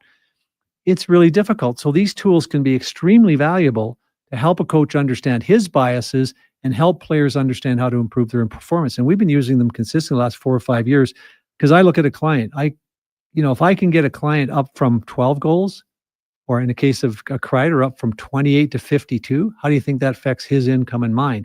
That's what we should be doing. I have an interest in assets that if they perform at a high level, we all do very well. The old days of buying a guy dinner, doing his contract and texting him once in a while, that's absolutely useless to the player who's pursuing a goal to become the best of which he's capable. Yeah. So I think what we're trying to do now is create an environment where we can help players become more valuable, because ultimately in a short career, that's what's in their family's best interest. And certainly it's in mine. Rich Winter joins us. And the other factor in all of this, so, you have lots of different players, and certainly, like, you can practice till you're blue in the face. Some guys are better shooters than others. Some guys are better skaters. Mm-hmm. It's like there's certain DNA factors that are just going to be better. So when we talk about the high danger areas, right, the highest probability of scoring, if I put Austin Matthews there, and then I put Adam Henrique, who's a pretty good goal scorer, but he's not Austin Matthews, does your calculation factor in on who the player is? So I can want to sit down and explain to Austin Matthews to go there, but because Henrique can't shoot like Matthews, do you have to change your approach, and does he have to go into a different area? Have you guys dove into those type of numbers? It actually works better for lesser talented players because they need to rely on positioning because they don't have the skill. Austin Matthews or Jack Hughes or those types of players can get the puck in low danger scoring chances and produce, right? So it actually has a larger impact on the player, because if you're in the right position and the probability of scoring high, that means you have some net to look at, basically, right? So yes, whatever player you're thinking, Adam Henrique may not convert that quite as much as a Jack Hughes. He may only convert it 35% of the time when Jack is converting at 43%. That 32% is dramatically higher than what he'd be doing in the wrong position. So it's critically important, probably for some of the guys you're thinking of, that this positioning might be the difference between them playing for 10 or 12 years and being a 10-12 goal scorer on a second line, or sorry, third, fourth line, right? Yeah. It's critically important. Sometimes I think it's like certain guys, getting a skills coach, and because that to me is, we had goalie coaches for decades, right? Really, the goalie position kind of dominated. I think for a while it helped. Like, they really worked on their specific position. This is how I'm going to be. I don't really care what our breakout is as a goaltender, right? Like, it doesn't really matter, right? Like, now it matters if I know on the penalty kill where my guys are going to be, so I can not necessarily cheat, but I can say, okay, this shot in theory shouldn't be available because we're going to be covering that shot. So I can jump a little earlier, push off earlier. So that part matters. But they didn't do, like, there used to be, hey, once you get across center, I don't coach my guys, I let their creativity come on board. And I'm like, okay, but that's kind of dumb. Like, so we're seeing it more skill set, like how guys, I know, and we had Adam Oates on the show for 2.5 years. Yeah. And he talked specifically about, like, a simple thing about measuring your stick properly, Rich. And I know you guys have gotten into that, but it's amazing. Like, you golf, right? You've probably no, I don't like golf. I think it's a stupid sport. Okay, but have you ever golfed? Yeah. Okay. So did you ever get your clubs fitted? No, I didn't. No, but most of your I buddies. worked with PGA players who would go to the moon to get their clubs fitted because the errors in calibration can kill their game. 100%. So hockey players don't understand. Like, so I'll ask a hockey player. There's only one player that's ever given me a pretty interesting answer. Have you ever had your stick calibrated? No. Why? Well, it's the only two you have, man, to score a goal. And what happens, there's a couple things. The easiest one to understand is if a stick's too long and it takes you out of your natural body position to move the puck, you go into the wall and you have to lift your body up just a slight bit to retrieve it and then return to a set position to make a pass. Well, high danger scoring chances in the National Hockey League last for about 3/4 of a second on average. So if you took half a second because you have too long a stick, you're probably not a playmaker because of your stick. Right. Yeah. So I asked Marian Hossa once, I never get a good answer for this except when, except when Marian answers. Usually I get the no, I have never had it done. I should probably have it do like I'm using the one Mike Babcock told me to use, or I want to use in junior or whatever it was. So Marian said, well, yeah, I've had it looked at by some engineering friends of mine, and I use a shorter stick in the second period than I do in the first, and a little shorter in the third than I use in the second. And I said to Marian, so how much you cut off? He said, about 1/8 of an inch. And then I asked him, is it noticeable? Is it noticeable? Right? Yeah, it's because he gets tired over the course of the game. And I asked him if he notices 1/8 of an inch taken off his stick. He goes, oh yeah, it's huge. Now that tells you that the guy's pretty in tune to what he's doing. But the coaching thing is really important to understand. Where personal coaching developed for me as I started watching Michael Jordan and Kobe Bryant, both of them had a coach named Tim Grover because they were smart enough to recognize that Phil Jackson, maybe one of the best coach, if not the best basketball coach, certainly professionally that ever lived, doesn't have time for them. He's dealing with the group. So if you don't take it upon yourself to learn about getting your stick, I have a player in the league who's young 22-year-old. He took 1.5 inches off his stick. It's changed his game. 1.5 inches. His stick was too long by 1.5 inches. It's unbelievable. And nobody provides these services. So I think as an agency, my job is to, I'd like to believe if someone knows that we have stick calibration experts and they've never had their stick calibrated, maybe we'll get a call, we hope at some point, because those are the kinds of things I think agents should be doing. What they did in 1970 and 1980 by just calling and dropping in is about the same thing that the telephone repairman was doing at that same time. It's just different now. Expectations are higher. And I don't think players who are held accountable every single time they go to work for every single second that they're at work deserve a little bit better from us. Jason Gregor, Rich Winter on the Business of Sports. When we come back, I want to talk about, the live games to digital devices, kind of how the viewing thing is going to change here soon for fans from a tech side. Maybe. We'll talk about it next on the Gregor Show on Sports 1440, Oilers Nation, YouTube, and Facebook.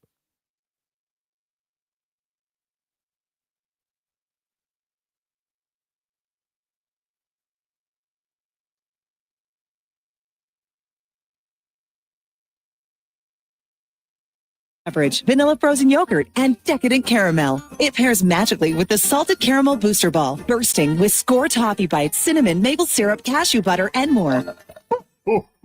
Happiest of holidays from Booster Juice. Download the Booster Rewards app today. Black Friday continues at the Brick. Hurry in and save up to $3,000 off big screen TVs. Plus, save up to 65% off genuine leather sofas when you buy the matching Love Seater chair. Save up to 40% off mattresses and up to 25% off bedroom, dining, and home entertainment furniture. Plus, the more you buy, the more you save, with up to $300 off select brand name major kitchen appliances. Some exclusions apply. See thebrick.com for details. The Brick, saving you more.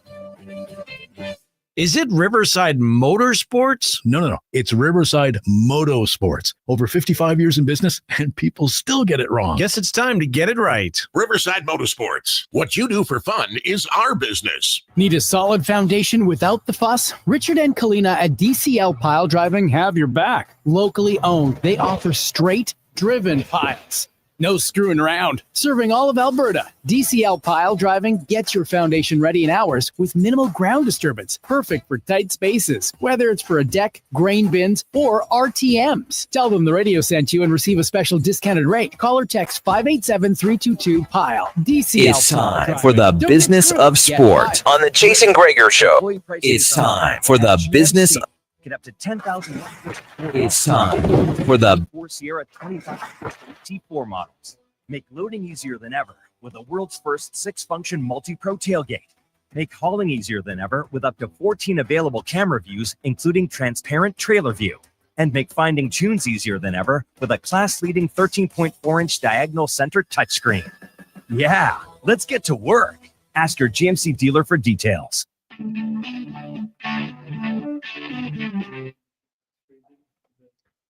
Portions of this hour brought to you by Culligan. For all your residential water needs, your local water treatment company, more than just big bottles, Culligan.com. Look good, feel good, play good. It's the Jason Gregor Show. Thanks for listening to Sports 1440. Presented by PlayAlberta.ca, Alberta's only regulated online gambling website. 447, a lot of text fun. Guys, fascinating conversation. I love it that you guys always come up with different angles to discuss the game I love so much in hockey. As that one comes from Doug. Well, we appreciate that. Doug, 833-401-1440. Hey, Rich, what about the other side of the equation for the triangle offense is can you not punch in an AI algorithm to play the defensive side and then the stats even out? That one comes in from Jam. Well, yes, yeah, and no, but because ultimately you have coaches and you have coaches playing the AI role now. And at the end of the day, you're going to need, if your team is using AI, and see that on the defense side, what you need to do is understand exactly where the high danger scoring opportunities are going to come from so you can defend against it. So it depends. I mean, if both teams have AI, it depends on who executes well, but they're never going to have that. And it's like no individual player, they're not going to be similarly talented, and they're not going to absorb the AI as similarly, like some guys just aren't absorbing the system and playing it. So what it is, it's a competitive advantage that will put you so far ahead of those that don't have it that they may never beat you if the talent's similar. But on the other side of the coin, yeah, maybe people are getting it, but this is complicated. This isn't like hiring a stats guy, hiring an analytics guy. This is like understanding a technology that is changing as you and I are speaking, right? It's mind-numbing what's coming. It's just unbelievable. And the other thing about the high danger chances on the ice, your personnel in certain situations does change, because if you have Thomas Holmstrom and Ryan Smith in front of the net, or Joe Pavelski, right? And you can take, well, this is maybe a low percentage shot from the point, theoretically, but it increases when you have a guy who tips the puck at a much higher rate than others, right? So those are factors that have to come into play too. And I would assume as a coach, and I know they are, we see, like San Jose used to be the best at it. They had for the longest time, everybody on their team got good at deflecting pucks because the players made it mandatory. Look at Joe Pavelski work on it. Young guy would come up, Kevin LeBanc, anybody else in the organization. I remember visiting Chris Chelios. He was injured. We were going to go for lunch one day in Detroit, and Thomas Holmstrom was there. And so Chelly's shooting the puck from the blue line. Yeah. This is two of them. I'm sitting on the bench, which I would never be in a regular practice. And Homer looks at me and says, "Where?" And what do you mean where? Just tell me where you want me to put it. Every single time now there's no players on the ice. It's not as intense as a game. He top shelf, bottom right. Mind-boggling. Oh, it's a skill. But because he practiced it. And that's what sometimes kids don't understand. Like Thomas Holmstrom didn't become good at that because it was a natural skill. He became good at it because, like Kobe Bryant, he took 1,000 reps regularly to learn it. Right? Yes. So an AI will tell you things like, it's interesting when I did the search on the Phil Jackson triangle, that in the particular team involved, it told us where particular players should play and why in the triangle. Now, maybe it's not right. And the thing you have to be very careful with, AI will hallucinate, what they call it, hallucinate at times. It won't, you'll answer the wrong question. You won't ask it right. So you can't just take it for mana. You have to really look at it, no different than an internet search. Does that make sense? Geez, I don't know if that, I think I better look some more. And so it's not perfect yet, but to your point, it will become more perfect as the machine begins to learn more, because it's getting feedback from me when I say I need more, right? Because it's a conversation on ChatGPT. Yeah. You'll ask these questions, then you'll say, "Do you need anything else?" And I'll say, "Yeah, I'd like more details." And they give you more details. And then you'll ask a different question slightly based off what you've got.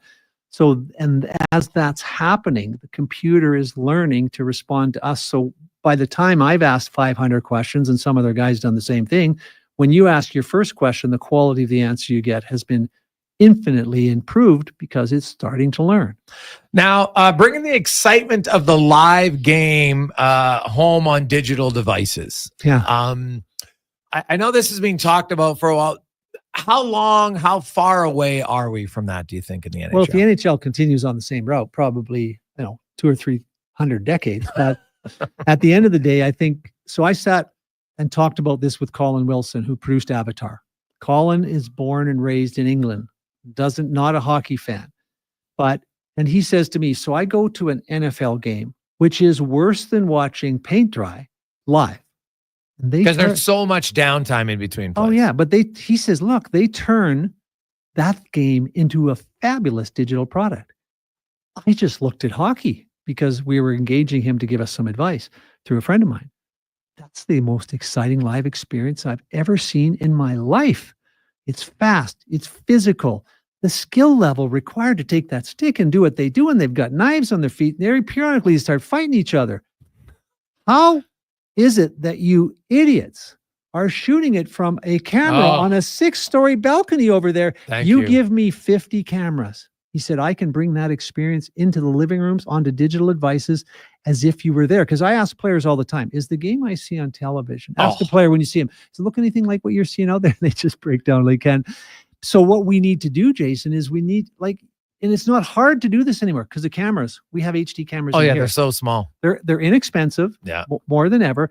It's the algorithms to operate them so that the excitement is not blurred, because you can do certain camera angles and it'll just be a mess.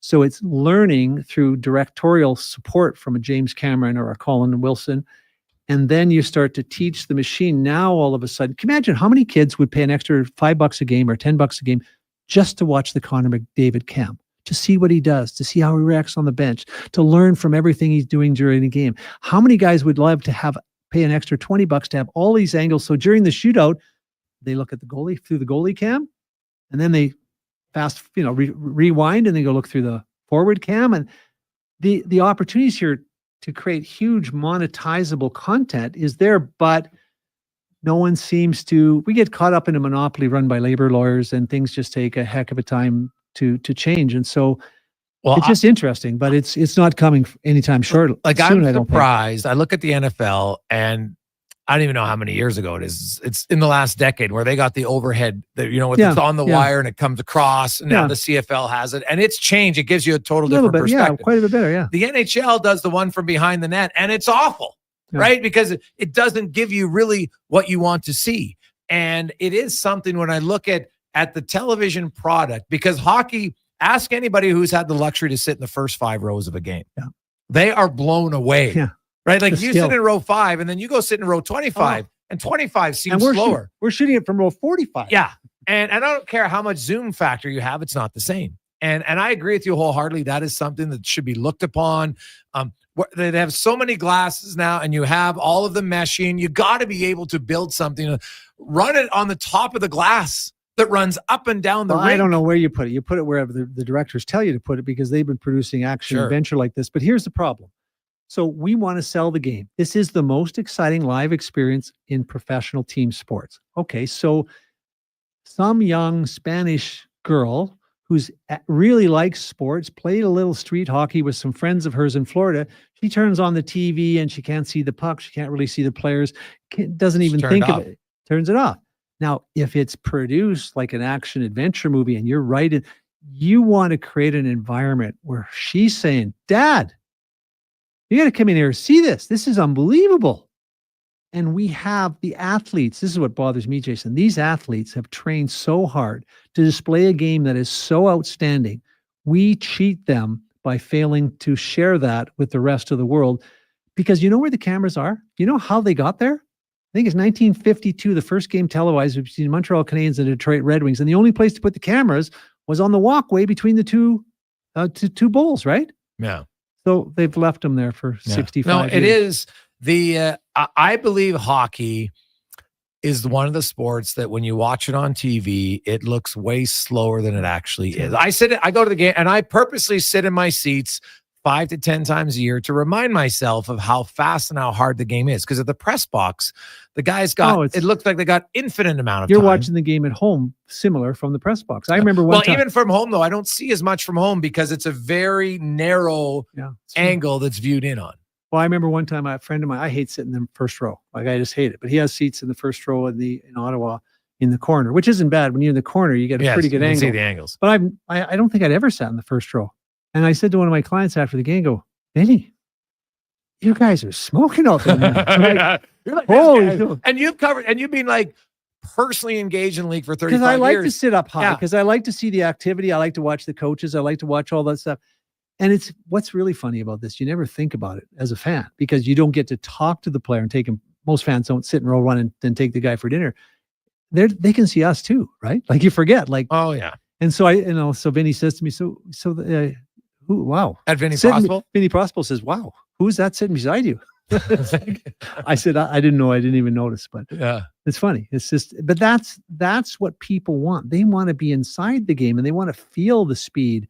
I mean, just even having a Connor McDavid cam on Connor to see what he's seeing. I mean, I don't know how much people play for that, but if it's $5-10 extra a game and multiply that by the number of games and number of viewers, but more importantly, if we do all of this. Well, you start out at $20 a year, even, Rich, and think about how many fans would pay the $20 a year to do it. That's revenue that you've never had. Yeah. And you're going to get, let's just say in Edmonton, let's just go $500,000 just as a low number. Like that's a significant amount of extra revenue that you're making, that the cost of the camera to do it is easily about $1.5 million to outfit an arena, Colin tells us. And so $1.5 million should be able to recoup that almost instantly. Oh my goodness. And then, and then it's not like you have to, once you have it equipped, right? you've got to replace the camera every now and then. It's not $1.5 million. And anytime you can generate more revenue without asking a player to do something, because the always question I get is if we have a marketing deal or no, they the first thing they want to know is how much money. Fair. How much time? How much time? Yeah. And they don't have much time, whether people like it or not. Yeah, they only work 4 hours a day, practice stuff. But by the time they go pick up the kids and do the stuff they have to do, they're stretching and working. And they have to have a nap things. every once in a while because they're, this is an exhausting game. And then they go and they have a game and they don't go to bed or sleep because they're so wired till 3:00 in the morning. So they're not going to practice till 11. And then after practice is over, quick bite in the room. And then, kids are ready to day pair. Like, it's not like they have hours of time. We used to work on this. Like, I remember Mark Giordano had a deal with ATB years ago, and he felt the same way. He's got young kids. So we ended up doing a deal where the 4 appearances were dinners after the game. After the game with Johnny Winwick, who he came to really like, from ATB. Well, that's actually genius. So the fan would go to the game, and they would get to go out for dinner with the player right after the game. And genius. The player, whose wife was home, didn't really want to she have didn't anything wanna go. prepared. She didn't really want to go out. She took the kids home early after the second. And he gets friendly with the sponsor's contact. And then, all of a sudden, he's going out for the dinner anyway. Yeah. And he's excited. Like he, after he gets to know a guy that he's working with and gets along with him, he just feels like he's going out. So there's these kinds of things that we talked about around camera angles are really important because it can drive revenues, and it can drive revenues without taking any time. Right. So that's pretty critical. Rich, we only kind of got through half the stuff. We got so much. We'll get more into the tech side and AI and, the combinations of, developing players and different things. And I know obviously you're not going to give away all the secrets on, but I do have an interesting question about how we take some of these things and get them involved into the grassroots levels of the game. And that's an untapped market, I think, that is too focused on just systems rather than actually the things that you've talked about. And I want to get into that next week. Have yourself a great week, Rich. It's always fun to have you. That's Rich Winter, of course, a longtime NHL player agent for over 35 years. It's the Business of Sport, Jason Gregor, Rich Winter on Sports 1440. Let's get to the Con Man Sports 1440 update brought to you by your Alberta GMC dealer. They were in town last night, all of them from all over, big meetings, many of them Oiler fans, and they just want to say shout out to the hospitality that they had last night from your Alberta GMC dealers. Thanks for everybody. They want to say a big thank you to everybody who purchases a GM vehicle. Here is Connor Halley. This is the Sports 1440 update. The Edmonton Oilers reclaimed defenseman Alex Regula off waivers from the Boston Bruins. He's yet to sit up for a game this season. Last year played in the AHL with the Providence Bruins, scoring 4 goals and adding 26 points in 55 games on the ice. Tonight you got the Sabres, Rangers, and the Ducks. Then, first, the Oilers back in action tomorrow, taking on the Minnesota Wild in the association. The Knicks host the Hawks in about 5 minutes' time. Then at 7:30, the Warriors taking on the Rockets. That is NBA Cup quarterfinals. From the AJHL, Bonnieville in Devon tonight, taking on the Extreme. That gets going just after 7 o'clock. And at the collegiate football level, 6-time Super Bowl winning head coach Bill Belichick heading back to school, joining the North Carolina Tar Heels as their new head coach. It's a reported 3-year deal worth $30 million. Playing in the ACC, the Tar Heels went 6-6 this past season. Coming up next year on the Jason Gregor Show, we'll hear from Mark Spector of Rogers Sportsnet and a former member of the Double E, Andrew Noaki. I'm Connor Halley. This has been a Sports 1440 update. Sports 1440 in West Edmonton Mall and Wetaskiwin. CKJR is a Stingray radio station. Download the free Radio Player app and listen wherever you go. Hockey is back. And Play Alberta, Alberta's #1 sportsbook and official partner of the Edmonton Oilers, has you covered with bigger offers, boosted odds, live betting, player props, and more. New to Play Alberta? New players now receive $200 in free bets just for signing up. You already play? Get a $10 free bet for every $100 you bet. Every week, all season long. Visit playalberta.ca and make your picks today. Bonus terms and conditions apply. For years now, we've been warning Edmontonians on the hazards of our stormwater facilities. While they may appear to look like still ponds, there is moving water beneath the surface, which makes the ice dangerously.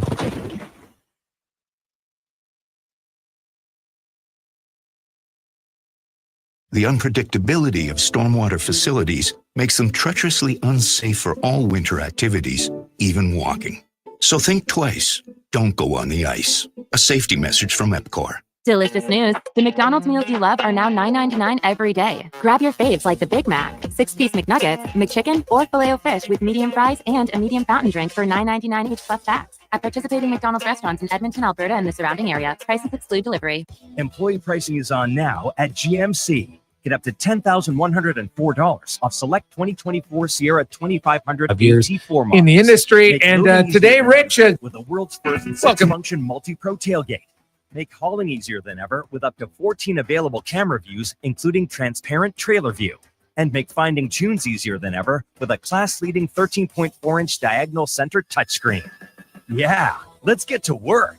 Ask your GMC dealer for details. What keeps Alberta business moving? It's pallets, whether you're shipping, manufacturing, or looking for in-house storage solutions. Hi, it's Andrew with the Pallet Recycler here in Edmonton, and we've been providing reliable, affordable, recycled, and custom pallets for local businesses for the past 30 years. Contact the Pallet Recycler at 825-474-1981 to find out why recycled pallets are the most cost-effective way to move and store your product. Learn about our recycling program as well at thepalletrecycler.ca. It's the Nissan Winter Ready event. The all-new 2025 Kicks is ready with standard heated front seats to keep you toasty on those winter drives. And with standard wireless Apple CarPlay, the playlist will be hot too. Right now, lease the 2025 Kicks for the equivalent of $78 weekly for 39 months. Plus, qualifying Nissan owners may receive up to $500 in loyalty bonus. Edge front-wheel drive for $336 monthly with $2,499 down at 5.99%. Conditions apply. See Nissan.ca for details. Visit your local Edmonton and area Nissan dealer for more information. I'm Rick Showers from No Bull RV, along with two very special granddaughters wishing you a Merry Christmas. I'm Saxon. I'm Goldie. There's something beautiful about the holidays, the warm feeling of being with family. It's why we love camping so much. Camping with Papa is why I love to visit Canada. Best part of camping is Goldie Cakes. That's right, Goldie. The great outdoors is a lot of fun, just like your famous Goldie Cakes. And while we don't get to go camping much this time of year, it's fun to enjoy our time together, even if we're stuck inside most of the time. We have to cherish these moments because before you know it, you'll be teenagers. Well, I'm going to be a teenager soon. You just wait. Not if I can help it. My Papa is really old. Maybe like 35. Happy Christmas from Saxon, Goldie, and all of us in the No Bull family. And to all a good night. And that's No Bull. NobleRV.ca. Adventure just doesn't stumble into your life. It roars to life with Riverside Motorsports. Tearing up trails or cruising the open road. Yamaha ATVs, side-by-sides, motorcycles, and dirt bikes deliver the performance you crave. Built for thrills, ready for your next adventure. Yamaha's legendary performance and reliability take you there. Make Mother Nature your playground on a Yamaha from Riverside Motorsports. Located on St. Albert Trail. RideRiverside.com. Riverside Motorsports. What you do for fun is our business.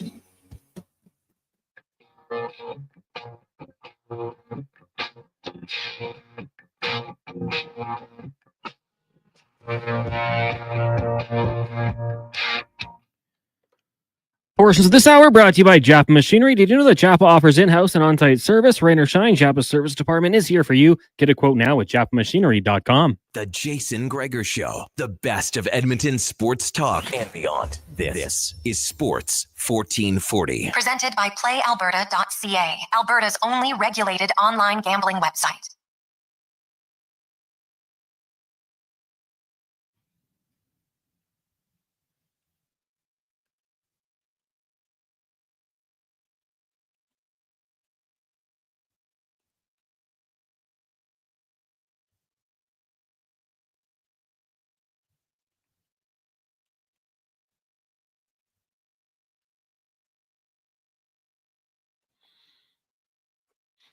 Welcome back. Jason Gregor, Connor Halley, Sports 1440, Oilers Nation, YouTube, Facebook, and X, Instagram. Thanks so much for watching. It's presented by PlayAlberta.ca, where you can get in the game. Only 2 games in the National Hockey League tonight, but a busy schedule tomorrow. It is the Lotto 649.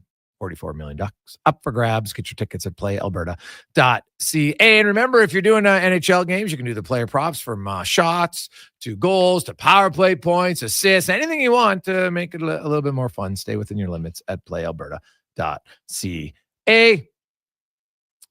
Our month of giving We're into the final hour, and I know this is where it always gets exciting. So we'll rock and roll.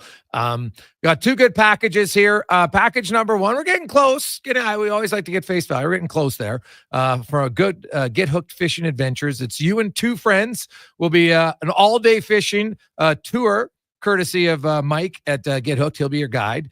You'll be there all day. You get the catered lunch. You're also going to have Louis DeBrusque as your special guest. He's a huge fishing guy, loves hunting, loves outdoors, obviously loves hockey. Not sure which one he loves more, but you'll have a great time. Mike does recommend that the best time for fishing is August to October. But if you want to do it earlier, you totally can. So you have lots of time to plan it for the fishermen and go out there and have a great time. You're likely primarily going to catch walleye and pike and goldeye and sturgeon, but there are 26 different species of fish in the river. So, hey, might get lucky and get an odd one, which would be good. So currently that's at Cons. What are we at, $21.50 still? $21.50 with Frank. $21.50 with Frank. All right, 833-401-1440 in our UL inbox. Package number two, we're at $1,000, and it is the HEPA sterilization and UV air purification system. This is unreal. It helps reduce odors and mold and viruses and bacteria in your home. There's no chemicals or ozone, which is very important. It's continuous protection against airborne pathogens. Also, you got anybody with allergies in your home? Really helps reduce symptoms of allergies, and they'll also install it. So you're going to make sure that it is set up and running smoothly.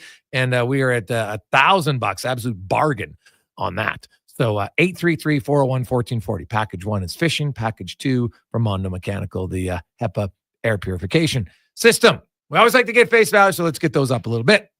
Now we get to the spec report brought to you by GS Construction as underground infrastructure. Hugely important. You don't see it, but you really need it. You see it right now on the Yellowhead. You see it on 104th. You might not even know you see it in your neighborhood to get just simple things like running water. That's GS Construction as Mark Spector joins us. And Spec, just another real professional performance last night from the Edmonton Oilers. They were the better team, pretty much start to finish. You know what? When called upon, Skinner made that save on Kucherov. It didn't fall for his normally sweet, pretty move. He made a huge save with 8 seconds left. The Oilers created, they had 4 breakaways in that game last night. Like, they created lots. Did get the 2 goals, a little bit fortuitous on one. But really, for the most part, didn't give up a ton, didn't make many mistakes, and I think controlled a lot of the game. Yeah, I think when you can play, you go into Vegas and you give up 1 goal, and then you play a team like Tampa, who's a high-scoring team. You give up 1 goal. That means you're playing, you got some things going on. That means your PK is good. That means your defensive structure is strong. There's a lot of possession time for Tampa that didn't amount to anything. They had the puck, but no, it wasn't ending in a great chance. So, we kind of look like this is a little starting. Jay, tell me if I'm wrong here. It's a little reminiscent of last season where they got into a long stretch of prolonged, very strong hockey. Their goals went down a little. Their goals against went way down. And I'm not telling you they're going to win 16 in a row, but it reminds me of that sort of 2.5 month stretch where they were winning 3 out of 4 and not giving up much. No, not at all. And you know what? Now we got 3 straight games for the Oilers against 3 division leaders, starting tomorrow in Mini. Then you got Vegas, and then you got Florida. So, Leon Draisaitl last night talking about that, those are exciting games. They get pumped up. He also mentioned how, Darnell Nurse has been their best defenseman, Spec. And I crunched the numbers, and I've been saying it for a while. But since November 1st, like when you put the numbers together, it is very noticeable how good Darnell Nurse is playing. So here's the numbers, because we can look at now his expected goals is 59. So it's all good. He's got the best goal for percentage, if you love that stat, in the entire NHL amongst all defensemen since November 1st, 80%. He's only been on for 2 goals against. That's the fewest goals of any D-man playing 170 minutes. Sandberg has played 180. He's also been in 2, but Nurse has played 260. He's got the lowest goals against per 60 of every defenseman in the NHL. He's been on for 2 goals against. The next closest is Stetcher at 8, Kulak at 11, Emberson at 12, Ekholm at 16, Bouchard at 17.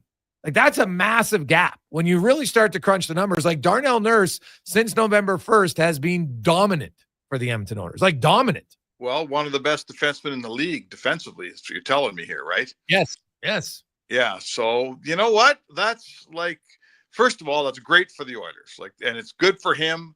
I think everybody in town, and certainly those of us who are a little closer to get to know him, you like the guy. I watching him, I'm never feeling sorry for a guy making 9.25. Don't take this the wrong way. But when he wasn't playing good and he was he was the guy, the whipping boy, him and Cece, I always thought there's probably, if he played better, fans would rather cheer for Darnell Nurse than beat him up every day. And I think people are kind of enjoying the fact that, you know what, you go to the rink and you watch a game and you come away thinking, man, 25 was a really good player. You're supposed to think that about a guy who's a core piece here. He's a big piece of this team off the ice. Like, those guys, they all grew up together. Darnell and McDavid and Draisaitl and Nugent Hopkins. Yeah. Those guys Nurse is a big piece of this thing. And it's awesome I guess I'd say to you, and I'm not trying to be a fan here, but I think it's awesome that he can be part of the solution and part of taking this team somewhere than at times last season, a guy they were kind of dragging along. Is that fair? Yeah, I think Darnell will be I had a really good conversation with him about 2.5 weeks ago. And because I asked him just flat out, I said, don't take this the wrong way. I said, but you seem to be smiling a lot more. And he just kind of laughed and he goes, you know what? Like, I realized I'm not a perfect player. And once I got past that, like, as much as others, like, he reads what people say about him and stuff, but I think at times most players are always harder on themselves than a media person or any fan is going to be, right? Like, Bob typing away in his keyboard on social media isn't really impacting the player's life that much. And I think Nurse was, you got to have fun at the game. It's hard, but you got to have fun. And if you make a mistake, oh well. And you just move on from it. And like, I look at those 2 goals last night, Spec. He doesn't get an assist on either goal, but he started both plays. Yep. Right? The first one, he's coming up the left side. And last year, he might have just fired that one up. He reverses back, then he gives it to Kulak. Kulak over 3 passes, boom, it's in the net.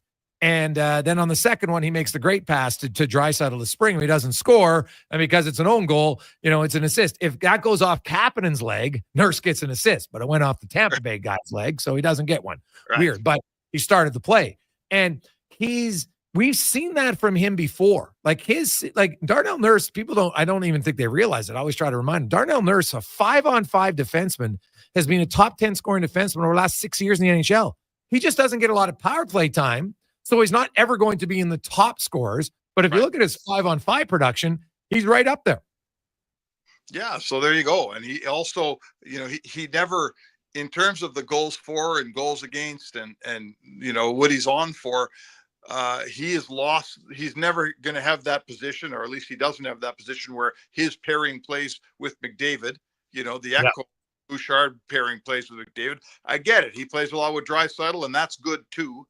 But listen, he's, the part you said about him having a little bit more fun and having a smile on his face, everybody can see that this year. You can see it from a mile away around the dressing room. You can see it when you talk to him.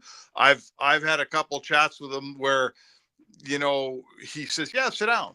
Like, I walk up and say, hey, you got a minute? He goes, yeah, of course I do. Sit down. And that's not something Darnell Nurse has said many times, certainly to me, and the whole time he's been here. He's a guy that's kind of loosened up a little bit, grown up. I'd love to know I'd love to know if there was a turning point. Did he have a conversation? Did he, and I don't want to ramble on, but one of the things that I hope we get from him one of these days here, Jay, like, I've always said this about Darnell. He comes from this sporting family, like sporting royalty, right? Like, his uncle was Donovan McNabb. His dad was a multi-year CFL, one of the better players in the league, Richard. His sisters, he's grown up in this sporting world. He should have a lot of great wisdom, right? He's probably learned lots of great stuff that I wish I hope if he opens up and maybe passes a little bit along and makes for a better story. Like, I've always felt like he's not giving it up, as an interview. And I think there's a ton in there, and let's hope it starts to come out, because I think he should be a very interesting person. Well, tomorrow we'll see, does he get the matchup of Kirill? And the other thing is, because a lot of people have texted in, well, it's because he's playing with Kulak. I'm just going to point out to people. So since November 1st, when Darnell Nurse has the fewest goals against amongst any NHL defenseman who plays, there's 180 of the guys who play 170 minutes. That's basically 6 per team. Okay. He's at 2. He's played 260 minutes 5-on-5. Okay. He's played 60 with Kulak and 200 with Troy Stecher. It's not the even split that I think, like, what we remember isn't always factual. And so when you actually look at the data, it's with Troy Stecher. And hey, God love Troy Stecher. But Darnell Nurse is carrying that pair. Don't give me now that Cody Cece's not here, this is why. Cece and Nurse 2 years ago were unreal. You can look at all their numbers. It was very good. But so I'm not going to try to blame anything on Cece. I'm just giving Nurse credit that he's the one guy who's, he's splitting with guys each game at times, but he's mainly playing with Troy Stecher, who I said at the start of the year was the best fit for him because Stecher skates well and smart guy and everything. But Nurse has to carry the pair because he should carry the pair, and he's the one carrying the pair.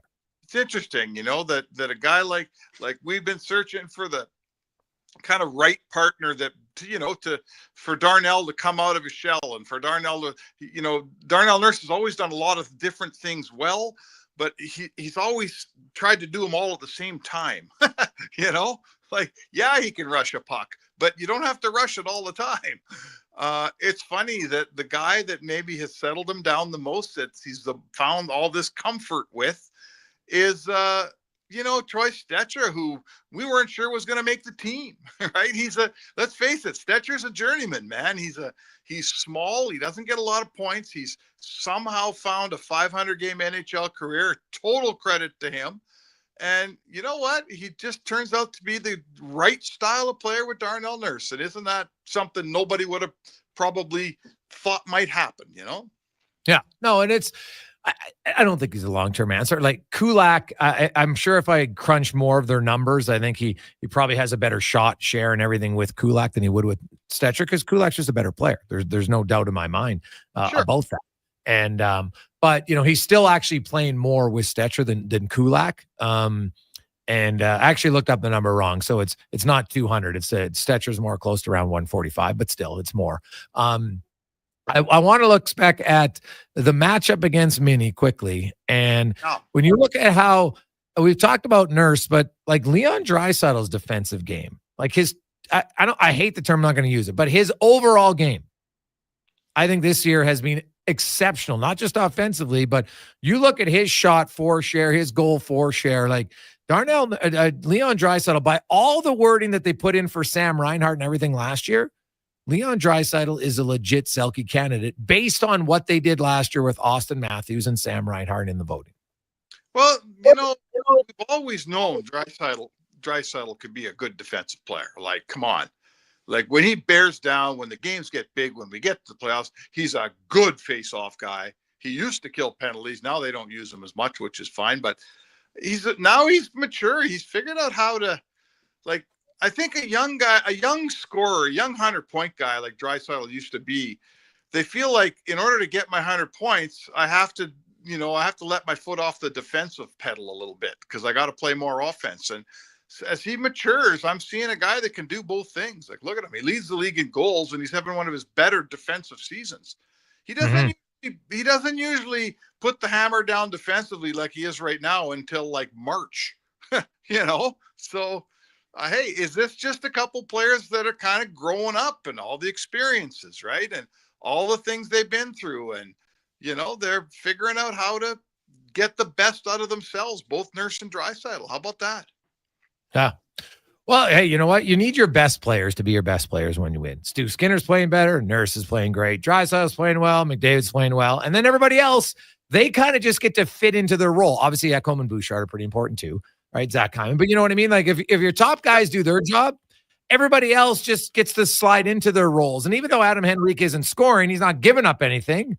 So, he's a very productive player, right? Because since November 1st, he's outscored teams 10-3, 5-on-5. He's only been on the ice for 1 goal against on the penalty kill. And he plays it. I think he's played the most minutes now after last night on the penalty kill amongst forwards. So, Ty Emberson, same thing. So it's kind of easier for other guys when your leaders do their job and everybody just kind of slots in. Well, it's the oldest cliche, the best players being your best players. And you just described why that cliche is what it is. I want to say that, Adam Henrique's a good example. Like, he's later in his career. He's been a top 6 centerman most of his career, right? Generally a good number 2. But here he is. There's no, like, he doesn't come to the rink in this dressing room and say, man, why aren't I playing on the first or second line center?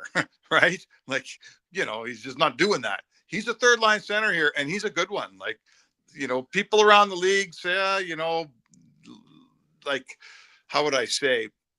I'm not saying that Adam Henrique is a fantastic centerman. He's going to win a cup with you. But if he's your third line center, you got a pretty good team. And I think he's embracing that role. And I see him winning draws, and he's a very good penalty killer, and he plays strong defensively. And when he gets his chances, he knows what to do with the puck. But this is where you have a good team. Every great team has a good, strong third-line center.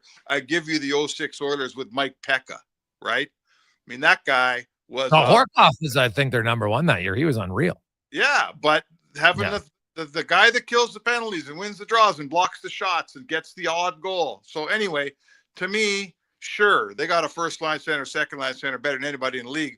I'm not sure their package up the middle, 1, 2, 3, isn't better than anybody in the league.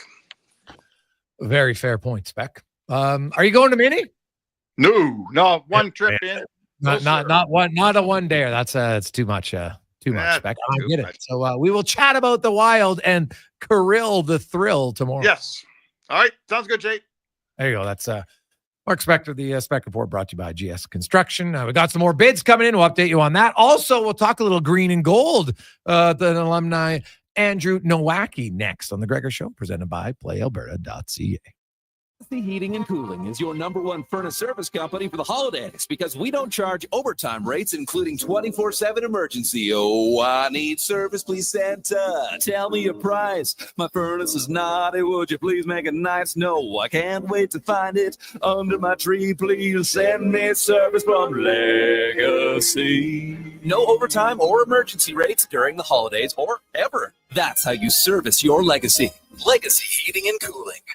New year, new you. Let's kickstart 2025 by making better life choices, starting with quality pizza from Papa John's. Right now, get 25% off any regular menu price pizza with promo code BETTER25. A deal so good, it might just count as self-care. With that ooey gooey, crispy, crunchy taste, fresh, never frozen dough, and quality toppings, Papa John's is a better choice than leftovers. But hurry, resolutions wait for no one. Offer ends January 5th. Order now at papajohns.com with promo code BETTER25. Better ingredients, better pizza, better get you some Papa John's. The Canada-wide clearance is on at GMC. Get a $7,500 cash credit on 2024 Sierra 1500 Crew Cab elevation models. With Sierra's 13.4-inch diagonal premium GMC infotainment system with Google built-in compatibility, available off-road package with hill descent control, plus an available 3-liter Duramax diesel engine, you can take the road less traveled and try new things, like fishing or whitewater rafting. I should have gone fishing. Ask your GMC dealer for details. Black Friday continues at the Brick. Hurry in and save up to $3,000 on big screen TVs. Plus, save up to 65% off genuine leather sofas when you buy the matching love seat or chair. Save up to 40% off mattresses and up to 25% off bedroom, dining, and home entertainment furniture. Plus, the more you buy, the more you save, with up to $300 off select brand name major kitchen appliances. Some exclusions apply. See thebrick.com for details. The Brick, saving you more. Vimy and Donnan Hockey are dedicated to skill development for all hockey players. If you are a student athlete interested in growing as both a person and a hockey player, visit vimyridge.epsb.ca or donnan.ca to register for a free shadow day. Beginner or an experienced player, these programs are designed to nurture and develop your skills in a positive and supportive environment. Vimy and Donnan help student athletes pursue their passion for hockey while achieving their academic goals. Register for a Vimy and Donnan Hockey Shadow Day today. One small step for Schwab, one giant leap for Schwab High. Schwab's has landed the biggest truck sale of the year with Get the Truck Out of Here. Get 0% financing or lease rates as low as 1.9% on 2024 half-ton trucks. You'll be over the moon with employee pricing. Save up to $13,000 on select GMC and Chevy HDs. Plus, get $10,000 cash back. Get the truck out of here. Head to Schwab Chevrolet Buick GMC in Leduc.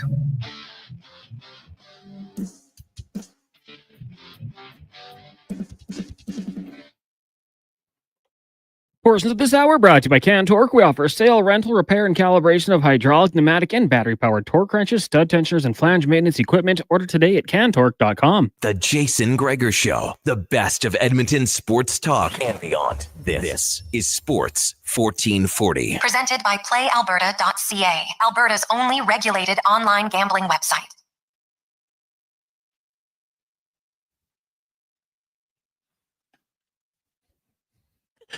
529 sports leader TSN 1260. How you doing?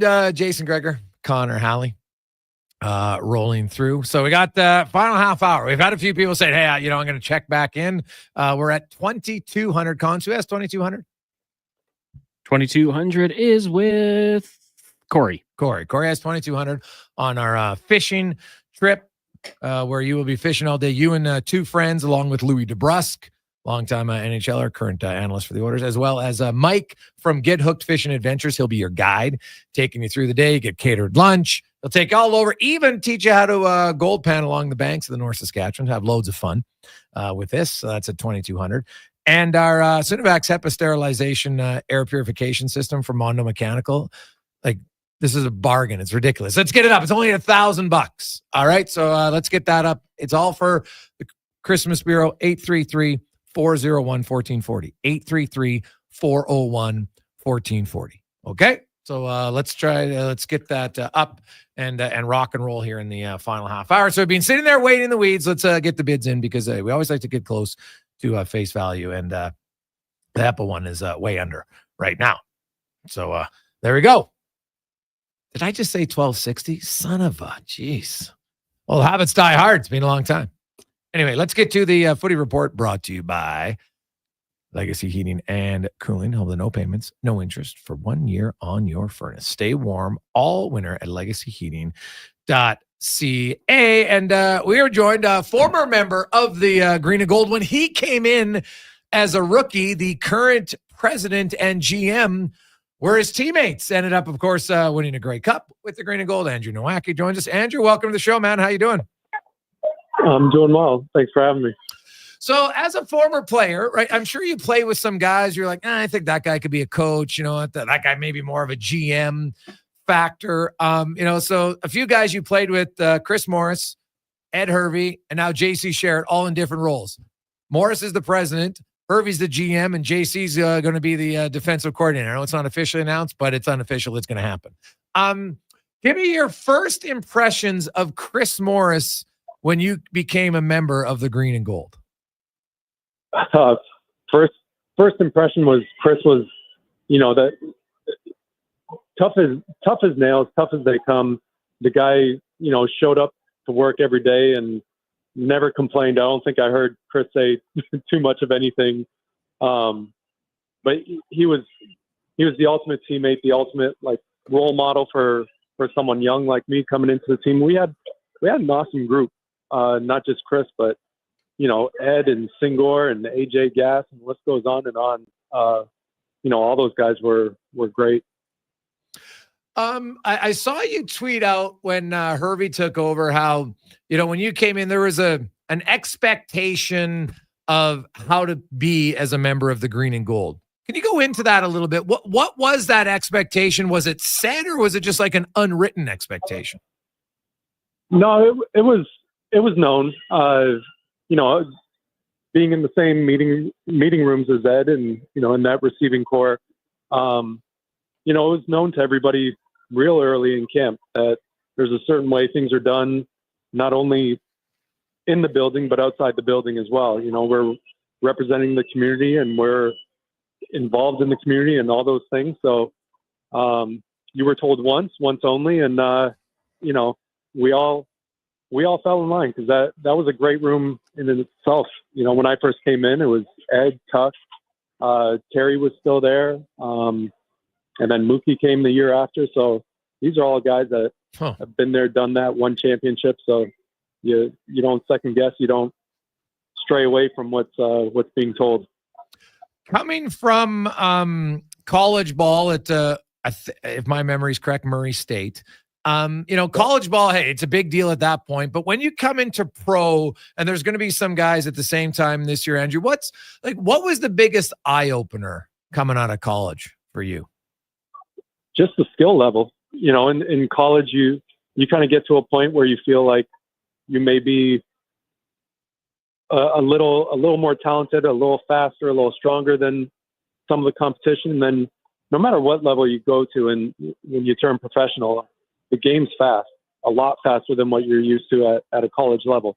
Everybody's fast, everybody's strong, and it's the little details that ultimately separate you from winning and losing and being successful and, or being sent home. So definitely the level of competition was a big shock.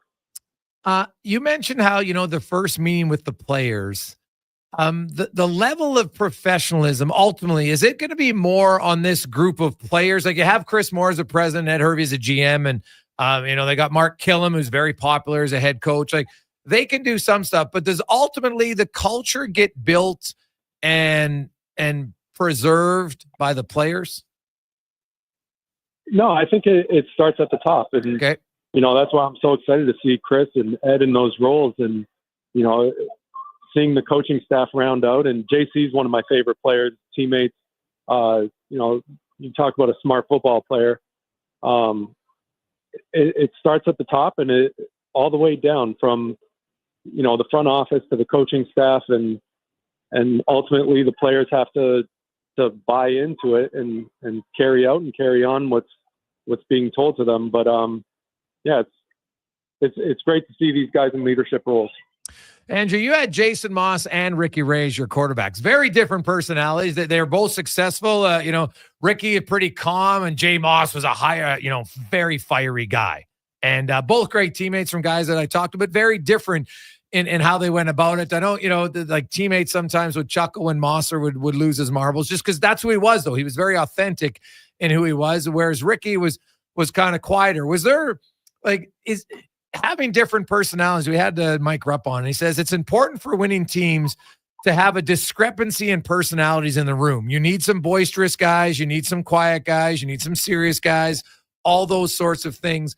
When you're does it matter the personality of your quarterback? Did you find that, guys took on a different role when it was Ricky or Moss, and you had success with both?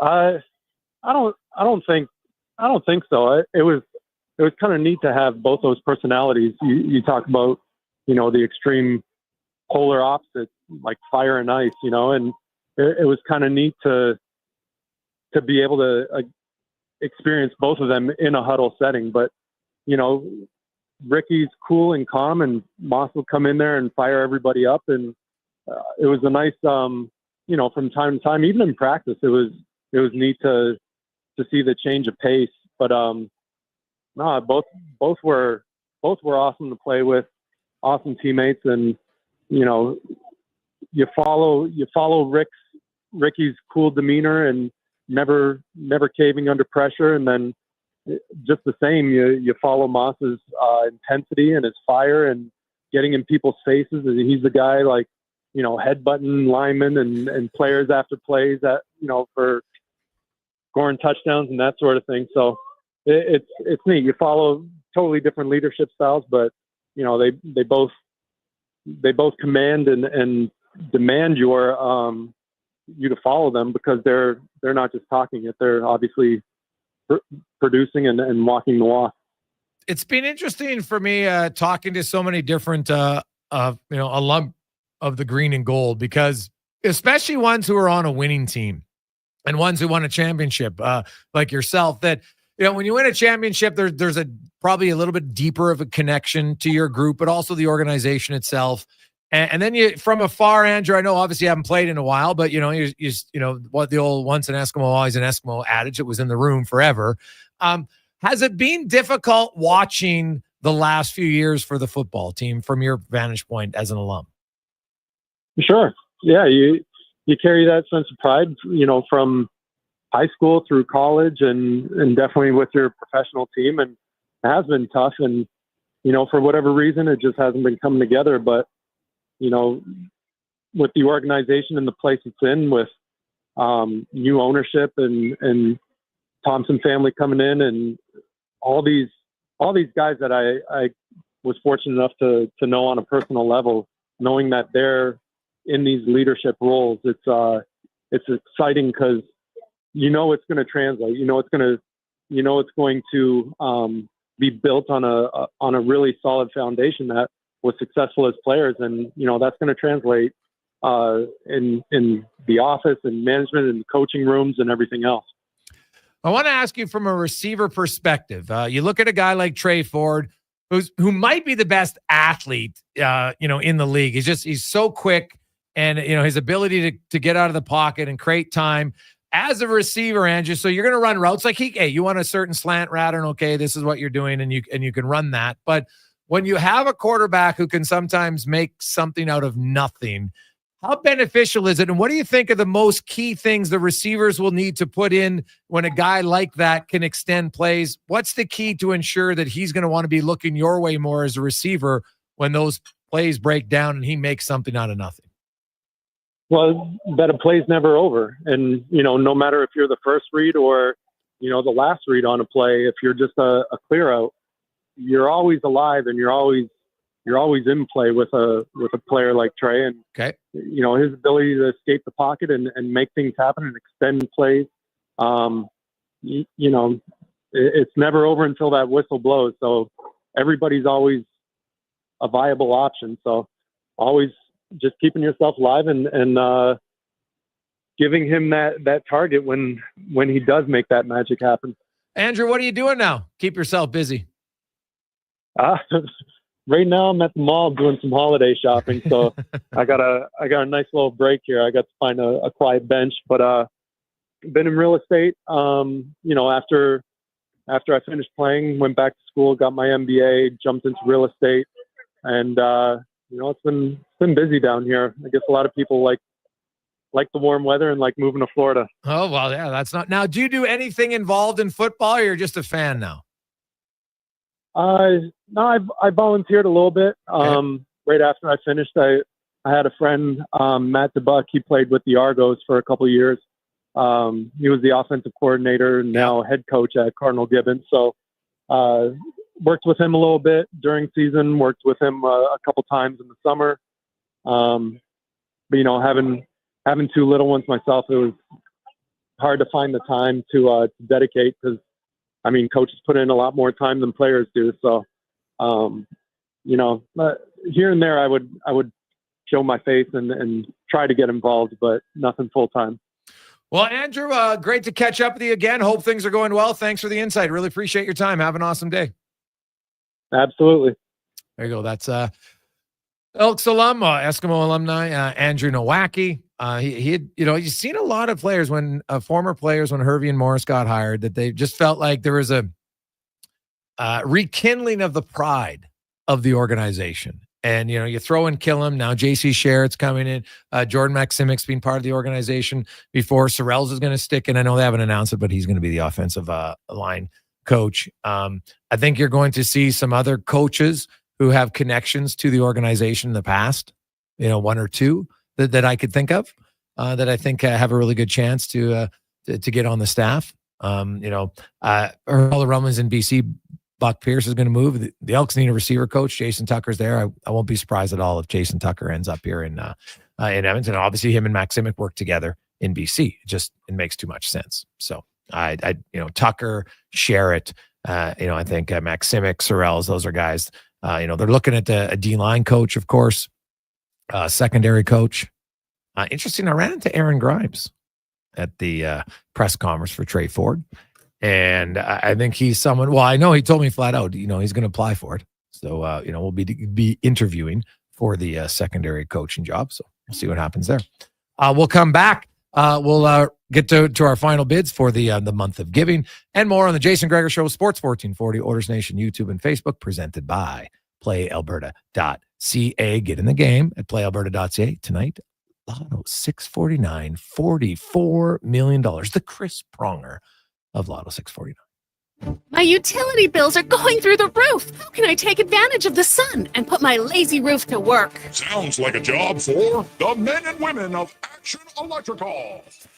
Energy team reporting. When you're ready to make your home or business more efficient, Action Electrical has the power to install solar panel systems and EV chargers. Facing an electrical menace? Call on the men and women of Action. Operating throughout Alberta with supercharged skills and strong family values. ActionElectrical.net. Now for today's holiday special, Legacy Heating and Cooling saves Christmas. Santa's furnace broke down in the shop last night, and the elves couldn't make any toys. That's right, because the HR lady said it's in humane conditions. But ho, ho, ho, golly gee, Santa got a 1-year guarantee, and the elves are working merrily with a brand new furnace from Legacy. Happy holidays from Legacy Heating and Cooling. New year, new you. Let's kickstart 2025 by making better life choices, starting with quality pizza from Papa John's. Right now, get 25% off any regular menu price pizza with promo code BETTER25. A deal so good, it might just count as self-care. With that ooey gooey, crispy, crunchy taste, fresh, never frozen dough, and quality toppings, Papa John's is a better choice than leftovers. But hurry, resolutions wait for no one. Offer ends January 5th. Order now at papajohns.com with promo code BETTER25. Better ingredients, better pizza, better get you some Papa John's. Hockey is back, and Play Alberta, Alberta's #1 sportsbook and official partner of the Edmonton Oilers, has you covered with bigger offers, boosted odds, live betting, player props, and more. New to Play Alberta, new players now receive $200 in free bets just for signing up. You already play? Get a $10 free bet for every $100 you bet every week all season long. Visit playalberta.ca and make your picks today. Bonus terms and conditions apply. Ain't it beautiful? The inventory is unprecedented. Volvo Cars Edmonton is proud to boast an amazing selection of in-stock Volvo XC40s, 60s, and 90s. Visit Volvo Cars Edmonton today and experience the exemplary service you've come to expect and the affordable luxury only found with Volvo Cars Edmonton, Canada's only 12-time Volvo Excellence Award winners. Experience the difference. Volvo of Edmonton. Delicious news. The McDonald's meals you love are now $9.99 every day. Grab your faves like the Big Mac, 6-piece McNuggets, McChicken, or Filet-O-Fish with medium fries and a medium fountain drink for $9.99 each plus tax. At participating McDonald's restaurants in Edmonton, Alberta, and the surrounding area. Prices exclude delivery.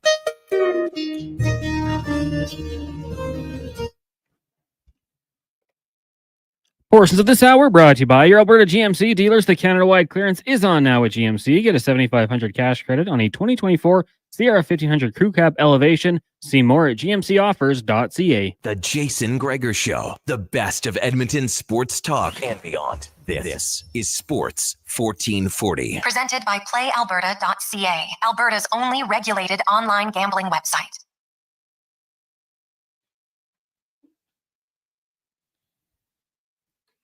Oh, if you.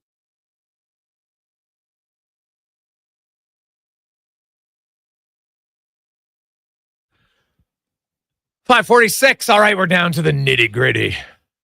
Not the dirt band, but the nitty gritty and bidding for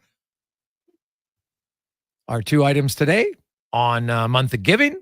Frank from Knotwood Construction is up to 2,500 on our fishing trip. We got a few people in there, so I think that one might keep going. So just in case, if you do get a phone call, answer your phone, because Connor likes to give everybody the opportunity to get in their final bids there. Also, we have $1,000 on the monomechanical deal today, which is an absolute ridiculous bargain. That's like half price on what it's worth. All right. So if you're looking, if you've ordered the air purification system in your home, that's with the installation. It's probably even more if I look at the installation. There's only $1,000. So I know a few of you have texted in saying, hey, you know, what's it at? Well, you're going to get an absolute steal. That's not the goal of this, but sometimes I guess that'll happen.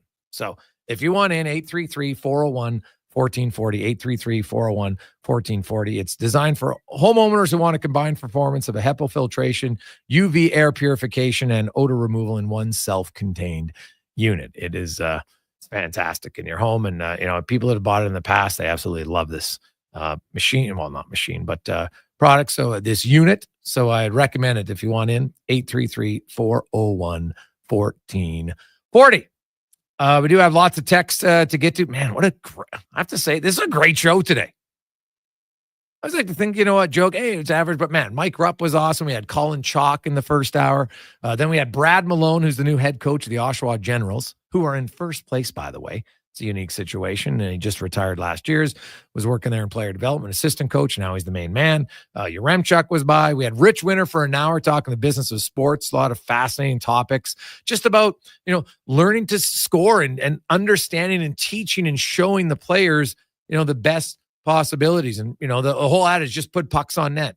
Sometimes it can work for sure. Garbage goals do go up in the playoffs. There's no debate on that. That's a fact. Right? There seems to be more traffic. There's more chaos a little bit. And, certain guys in front, if Zach Hyman's in front of the net, compared to, even Leon Draisaitl, for instance, who's like deflections aren't his forte. It's not what he does, right? Like when Ryan Smith was in front of the net or Al Shemsky, got a better chance of a goal because of Smith's ability to deflect the puck. It's just true, right? So there's certain times it's better. We had Speck and Noaki. We got a lot of text to get to, 833-401-1440, 833-401-1440. Hey, guys, are those numbers, did I hear it correctly? Nurse has only been on for 2 goals against, while the top pair has been on for 16 or 17. How much of that is due to quality of competition? Don't they play way more minutes against the other team's best line? That one comes in from Doug's. Fair question, Doug. So the numbers that I used were since November 1st. And Nurse has been on for 2 goals against. And then Stetcher, 8, Kulak, 11, Emberson, 12, Ekholm, 16, Bouchard, 17. And so Bouchard and Ekholm in 17 games, they played 135 minutes against elite competition. You can get those numbers at puckiq.com. It's a great site. It breaks it down. So elite are normally the other team's top line guys. And not every team necessarily, not all first lines are even. So not every team will have a bunch of first line elite players per se. That's what I like about the site. They don't just say, okay, well, San Jose's first line is even to Edmonton's first line. It's not how it works. So 137 minutes in those 17 games, 5-on-5. Kulak played 116. So in 17 games, it's basically, 16 minutes extra. That's it, right? It's 1 minute a game. It's not a huge amount. Nurse is at 100, but he missed 3 games. So if you look at his average, he would be at around 119 based on what he did in the other games. So maybe even more than that, actually. And then you look just at their overall numbers, goals against, goals for. Nurse in 100 minutes was on for 1 goal against. Ekholm was on for 7 in 134. Bouchard's on for 6 in 136. So it's not actually the elite guys where they're getting. It's the middle and the second to fourth lines that they're getting scored on more, in fact. So yeah, you can't just say, well, Bouchard and Ekholm play way more against the elite guys. It's not really the case, in fact. So they've been on the ice for more. They got to lower their goals against. There's no question. Now Nurse is having a ridiculous run. He's the best in the NHL right now since November 1st of every defenseman who's played 170 minutes. Okay? The best. He's got the lowest goals against. He's got the lowest goals against per 60. And he's got the best goal for percentage at 80%, which means he's on, basically it's been 8 goals on for 2 goals against. So that's 80%, right? It's a total of 10 goals, 8 of them are for. That's how you get to that number. It's been a great run for Darnell Nurse. And I think there's some people who have grown such a disdain for the player, which is shocking to me. Because as I said in the numbers, you don't have to believe me. You can go see it at the Athletic, and they crunch salaries and player values, and they have Nurse at $8.2 million. So he's $1 million overpaid in the past few years. Guess what? Every other year of his career, up until his contract began, his new one, he overexceeded his salary. If he was a $3 million player, he paid way better than $3 million. When he was a $5.5 million player, he was way better. The numbers don't lie. And now this year, he's given them since November 1st, excellent value. Excellent value for what they're doing. He's producing points. He's outscoring the opposition, and he's not giving up much. And that continues. That is huge. Now, I don't expect it to be 2 goals against every 14 games. You do that over the course of a season, and you're talking 14 goals against. This just doesn't happen. right? So obviously it's a little bit of a heater. So even if it gets up to Stetcher's number of 8, that's still really good. And that's a good thing for the Oilers. Be another test tomorrow, man, because the Minnesota Wild, they are good. This should be a heck of a game. I hope it's a little bit more offensive than what we saw last night. A 2-1 game every now and then, sure. Nah, I don't want to see too many of them, just being honest. So we'll see how it goes. Cons, do we have our winners? We do. Frank's getting the fishing package at $2,600, and then Bernie for $1,000 for the HEPA. All right. Well, there you go. Thank you, Bernie. Steal of your life right there. Let's get to the Conman Sports 1440 update, brought to you by the Alberta GMC dealers, and the Canada-wide clearance is on now at GMC. Get a $7,500 cash credit on a 2024 Sierra 1500 Crew Cab Elevation. See more at gmcoffers.ca. Good night. This is a Sports 1440 update.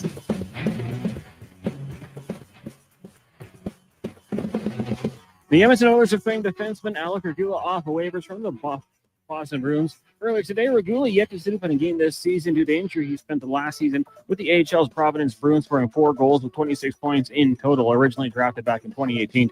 67th overall by the Detroit Red Wings. On the ice, Noah Gregor has the Ottawa Senators on top of the Ducks 1-0 midway through the first. After 20 minutes, Rangers lead the Sabres 1-0. Mika Zibanejad with the goal in that one. In the association NBA Cup quarterfinals, Knicks on top of the Hawks 35-32 in the second quarter. Karl-Anthony Towns, 6 points, 9 boards, 3 steals in that one so far. Later tonight, the Rockets taking on the Warriors. That will go 7:30 from Houston. College football news, 6-time Super Bowl winning head coach Bill Belichick heading back to school, joining the North Carolina Tar Heels as their new head coach. 3-year deal worth a reported $30 million. Playing in the ACC this past season, the Tar Heels went 6-6. And in the AJ, Bonneville and Devon take on the Extreme. That will get going just after 7 o'clock. That'll do it for us here on the Jason Gregor Show. Coming up next week, got Fox Sports Radio all night long. And then tomorrow morning, we're back with local coverage. The Kevin Carrier Show, 7 a.m. I'm Connor Halley. This has been a Sports 1440 update. Yes,